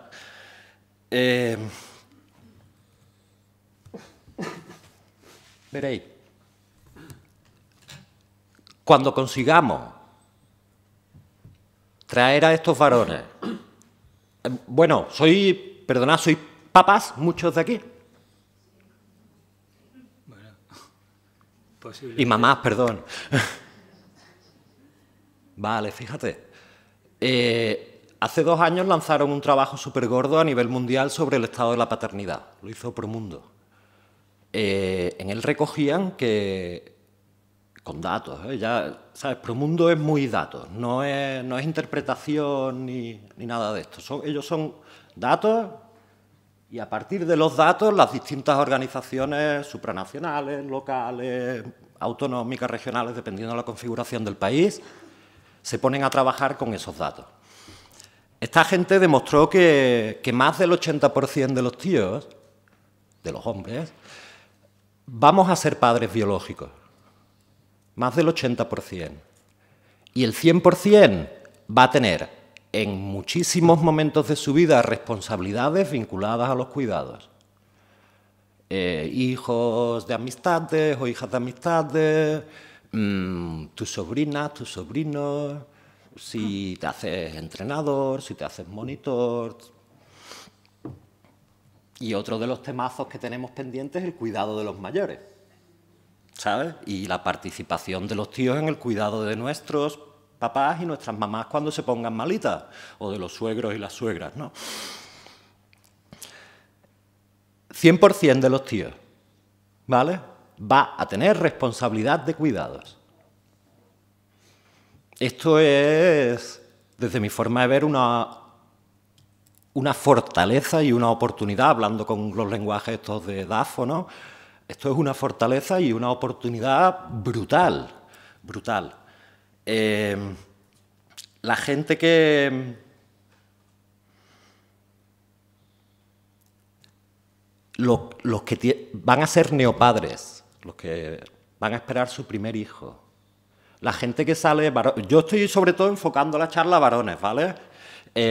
Los hombres que van a sufrir procesos de divorcio, de separación, etcétera, etcétera, etcétera. Yo muchas veces he discutido de esto con Alejo Durán, cuando me explica cómo captan ellos a la gente en los grupos de AIGE, en los grupos suyos de hombres. Y yo a veces le tomo el pelo, ¿sabes? Porque parecía un rollo de programación neurolingüística de estas, tío. Tienes que aprovechar momentos de crisis del varón porque ahí tienen muy baja la pertenencia a la masculinidad tradicional, no sé qué. Y él decía que ese era un buen momento para encauzar a un tío hacia un grupo de hombres, etcétera, etcétera, ¿no? Él lo cuenta mejor. Tal como yo lo cuento puede parecer un rollo secta también, pero él lo cuenta muy bien. Vivi, perdón. No, que en los institutos, que nos demos cuenta que cuando vamos a dar talleres y ya, los chavales varones, ahí es público cautivo, esos no se pueden ir, pero sin embargo, en otros escenarios no van, no están, con lo cual, ¿cómo hacemos para que escuchen quienes... Exacto. ¿no? Necesitamos libertad, libertad de elección, ¿no? Poder traer coger a los chicos, pescarlos y traerlos, ¿no? Veréis, os hablaba también de eso, de la responsabilidad de cada cual para poder llegar a negociar con tu pareja si la tienes, a discutir, hablar, conversar, repartir cargas de trabajo, de los críos, de los médicos, de las escuelas, lo que sea. Cuando yo sea responsable podré negociar esto con la pareja que tenga, si la tengo. Que de verdad me parece muy importante porque hay muchísimos modelos familiares distintos hoy en día.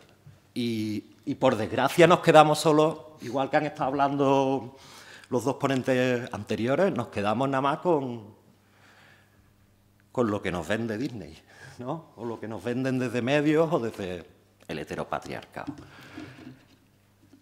Hace 1 año y medio hubo un congresón como nunca se vio aquí en Euskadi.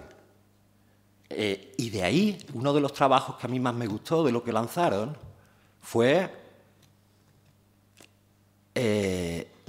un pacto entre hombres y mujeres, declaración de sentimientos, no recuerdo bien el nombre, pero era declaración de sentimientos tal, entre hombres y mujeres.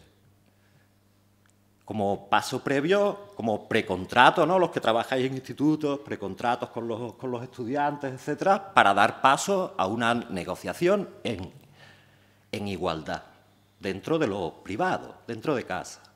Esto me parece clave. Y el tema de los cuidados, acordaros, nos tenemos que cuidar nosotros mismos, tenemos que cuidar las cosas y tenemos que cuidar a las personas que están en nuestro contexto.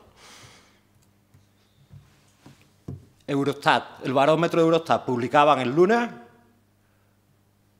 que 44% de europeos cree que el papel más importante de una mujer es la casa y los cuidados.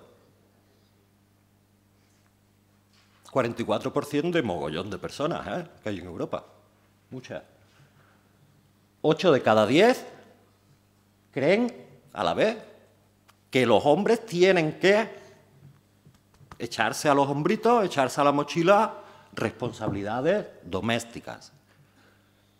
Trabajos domésticos, que no tareas. Yo soy un enemigo de la expresión tareas domésticas. Muy enemigo.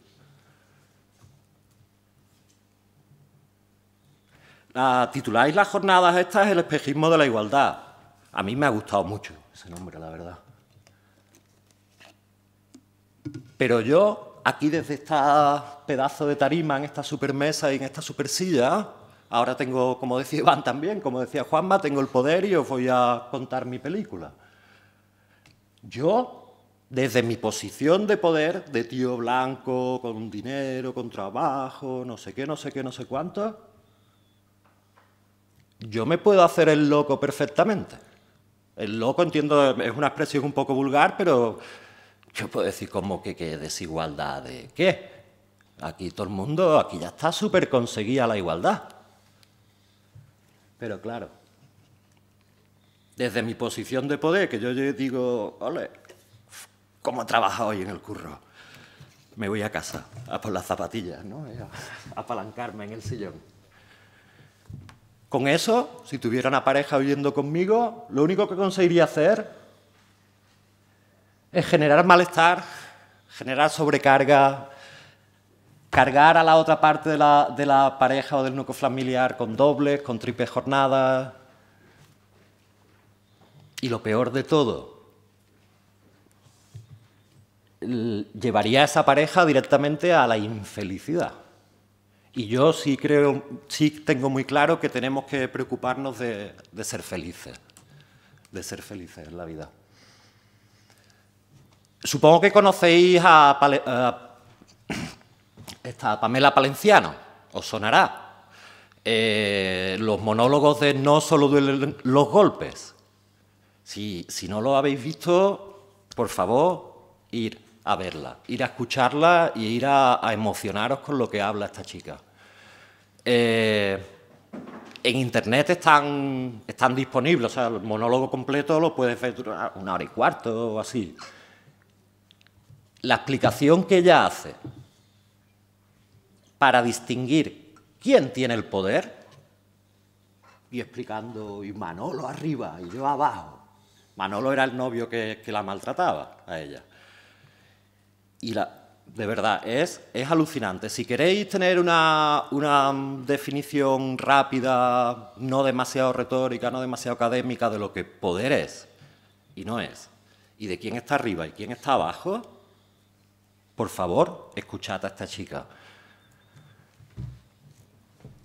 Se ha estado hablando mucho también, el rato que he tenido la oportunidad de escuchar a la gente que hablaba antes, de las supuestas características antropológicas de la mujer, culturales, bla, bla, bla, y de las de los varones. Cuando seguimos dándole coba a esto, dándole bombo a esto, la chica tiene que ser guapa, o ir arreglada, o no sé qué, o no sé cuánto, o pendientes, o si hay piojos, que decía yo muchas veces, perdonadme, yo de los 6 niños, 3 son niñas. Y os puedo decir que las 3 tienen el pelo más largo que yo. Y a mí me llega ya por aquí, ¿sabes? Imaginaros Paquita Piojos de ahí. Imaginaros, parecía Loberno, yo he parecido Loberno un montón de veces, ¿sabes? Quitando piojos. Y efectivamente, nosotros que hemos intentado preocuparnos por más o menos un mismo trato, etcétera, somos víctimas nosotros y somos ejecutores nosotros, mayores, de sí haber rapado a los 3 varones, pero a las 3 niñas no. Como un ejemplo. En fin. Y otra que es clave. El machaque que os hacen a las mujeres con que el amor es sacrificio, eso es, para mi gusto, de las cosas más antinaturales que hay. Pero bueno, yo opino que el amor es algo que tiene que hacernos felices y emocionarnos de muchísimas formas distintas, pero solo como sacrificio el amor romántico. Han puesto antes una pantalla con Pretty Woman y decía Iván que ella se esforzaba en cambiar, en moldear al hombre, no sé qué. En fin. Vale.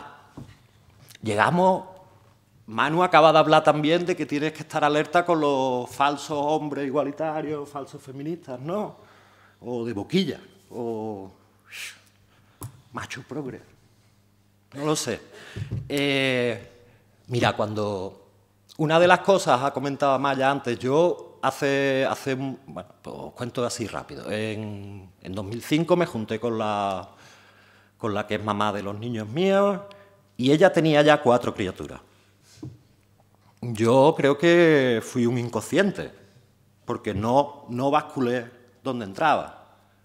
Yo jamás había vivido con niños en casa, mis sobrinillas, que tenía una entonces, muy guay, divertido, un ratito, de Tito guay, tal y cual. 5 minutillos, ¿no? Como mucho. Bueno, el caso es que yo vivo en una ciudad en la que no tengo redes familiares, desde vivo hace 20 años viviendo en Sevilla, yo soy de Cádiz. Cuando empecé a vivir con los niños, yo alucinaba. Puedo decir que eso para mí fue una de las revoluciones interiores más gordas que yo he vivido, porque no tenía ni puñetera idea de qué hacer. Eso sí, jugar, no sé qué, cosas fáciles, cosas que me mandaba mi mujer, que me decía, hay que ir al colegio, hay que ir al pediatra, hay que comprar esto, lo otro. Eso sí lo hacía del copón, ¿sabes? Pero eso es una parte tan nimia de los cuidados y de la crianza. Hoy por hoy a mí no me tiene que decir nadie la logística de mi casa. ¿Para qué? La manejo yo, ¿sabes? Pero bueno. Entonces, muchos de los muchachos que conocemos desde papás blogueros o desde grupos de hombres de diferentes ciudades, etcétera, o gente con la que va charlando por la calle, te dicen que eso de la igualdad está más que logrado, que ellos ayudan lo suficiente.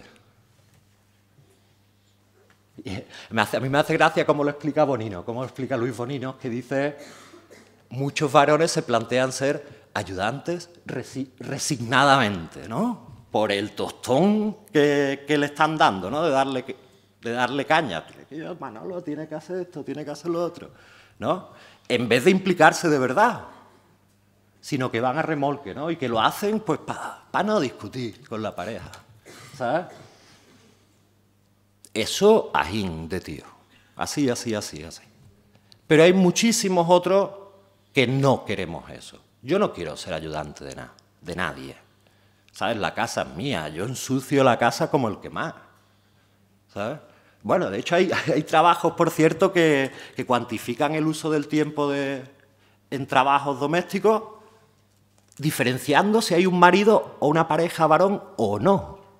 Y la sobrecarga semanal, si hay varón mayor, es de 8 horas para una mujer. Es súper interesante.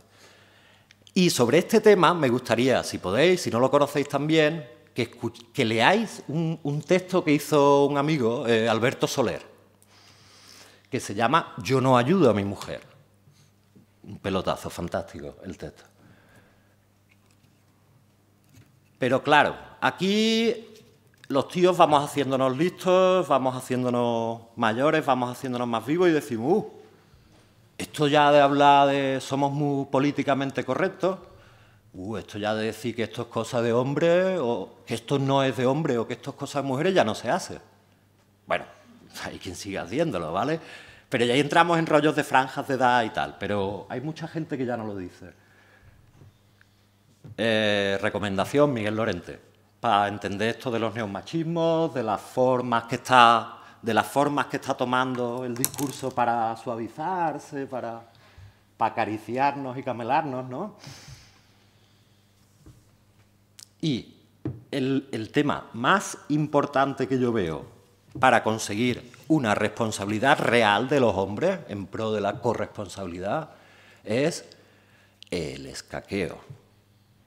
La resistencia mayor que hay para que los varones entremos o entren en el mundo de los cuidados y de la crianza es los propios varones, que se escaquean de una serie de formas que son fabulosas. Siempre sobre dos ejes de discurso: ignorancia masculina y naturalizando que el mundo de la maternidad es de las madres y el mundo de los cuidados es de las madres. Ahí os pongo unos pocos de ejemplos. Esto está muy chico para mí, yo no lo veo. No quiero hacerlo, yo no sé hacerlo, a ti te sale mejor, cariño. Una que es muy buena, es la retórica esta. Mi mujer no me deja hacerlo. ¿Eso tiene una mala leche, esa frase? Esa es una frase chunga, ¿sabes? A ti se te da mejor, amor mío. ¿Vale? Hay mucho que rascar también. Hablabais esta mañana, preguntabais o contabais, no sé si estará la persona por los micromachismos, cómo enfrentarse o los que ejecutaban las mujeres. Veo súper peligroso cargar sobre mujeres lo que hacemos nosotros, que es otra forma más de escaquearse. Escaquearse es echar la culpa fuera de ti o la causa de las cosas fuera de ti. No. Mira, a mí no me ha dado la gana fregar, pero es que ha sido culpa tuya, que tenía los pies en el suelo, ¿sabes? Y pamplinas así hay un montón. Vale. Aquí Manolo lo ha explicado muy bien. Es equidad, es justicia social. ¿Habéis oído alguna vez la expresión cuidadanía? Supongo que sí. Esa es la clave. Para mí ese es uno de los focos más importantes. Yo se la escuché a Daniel Leal hace muchísimos años y me atrapó desde el momento uno que me la dijo. Creo que es de Marcela Lagarde el término, pero no estoy seguro.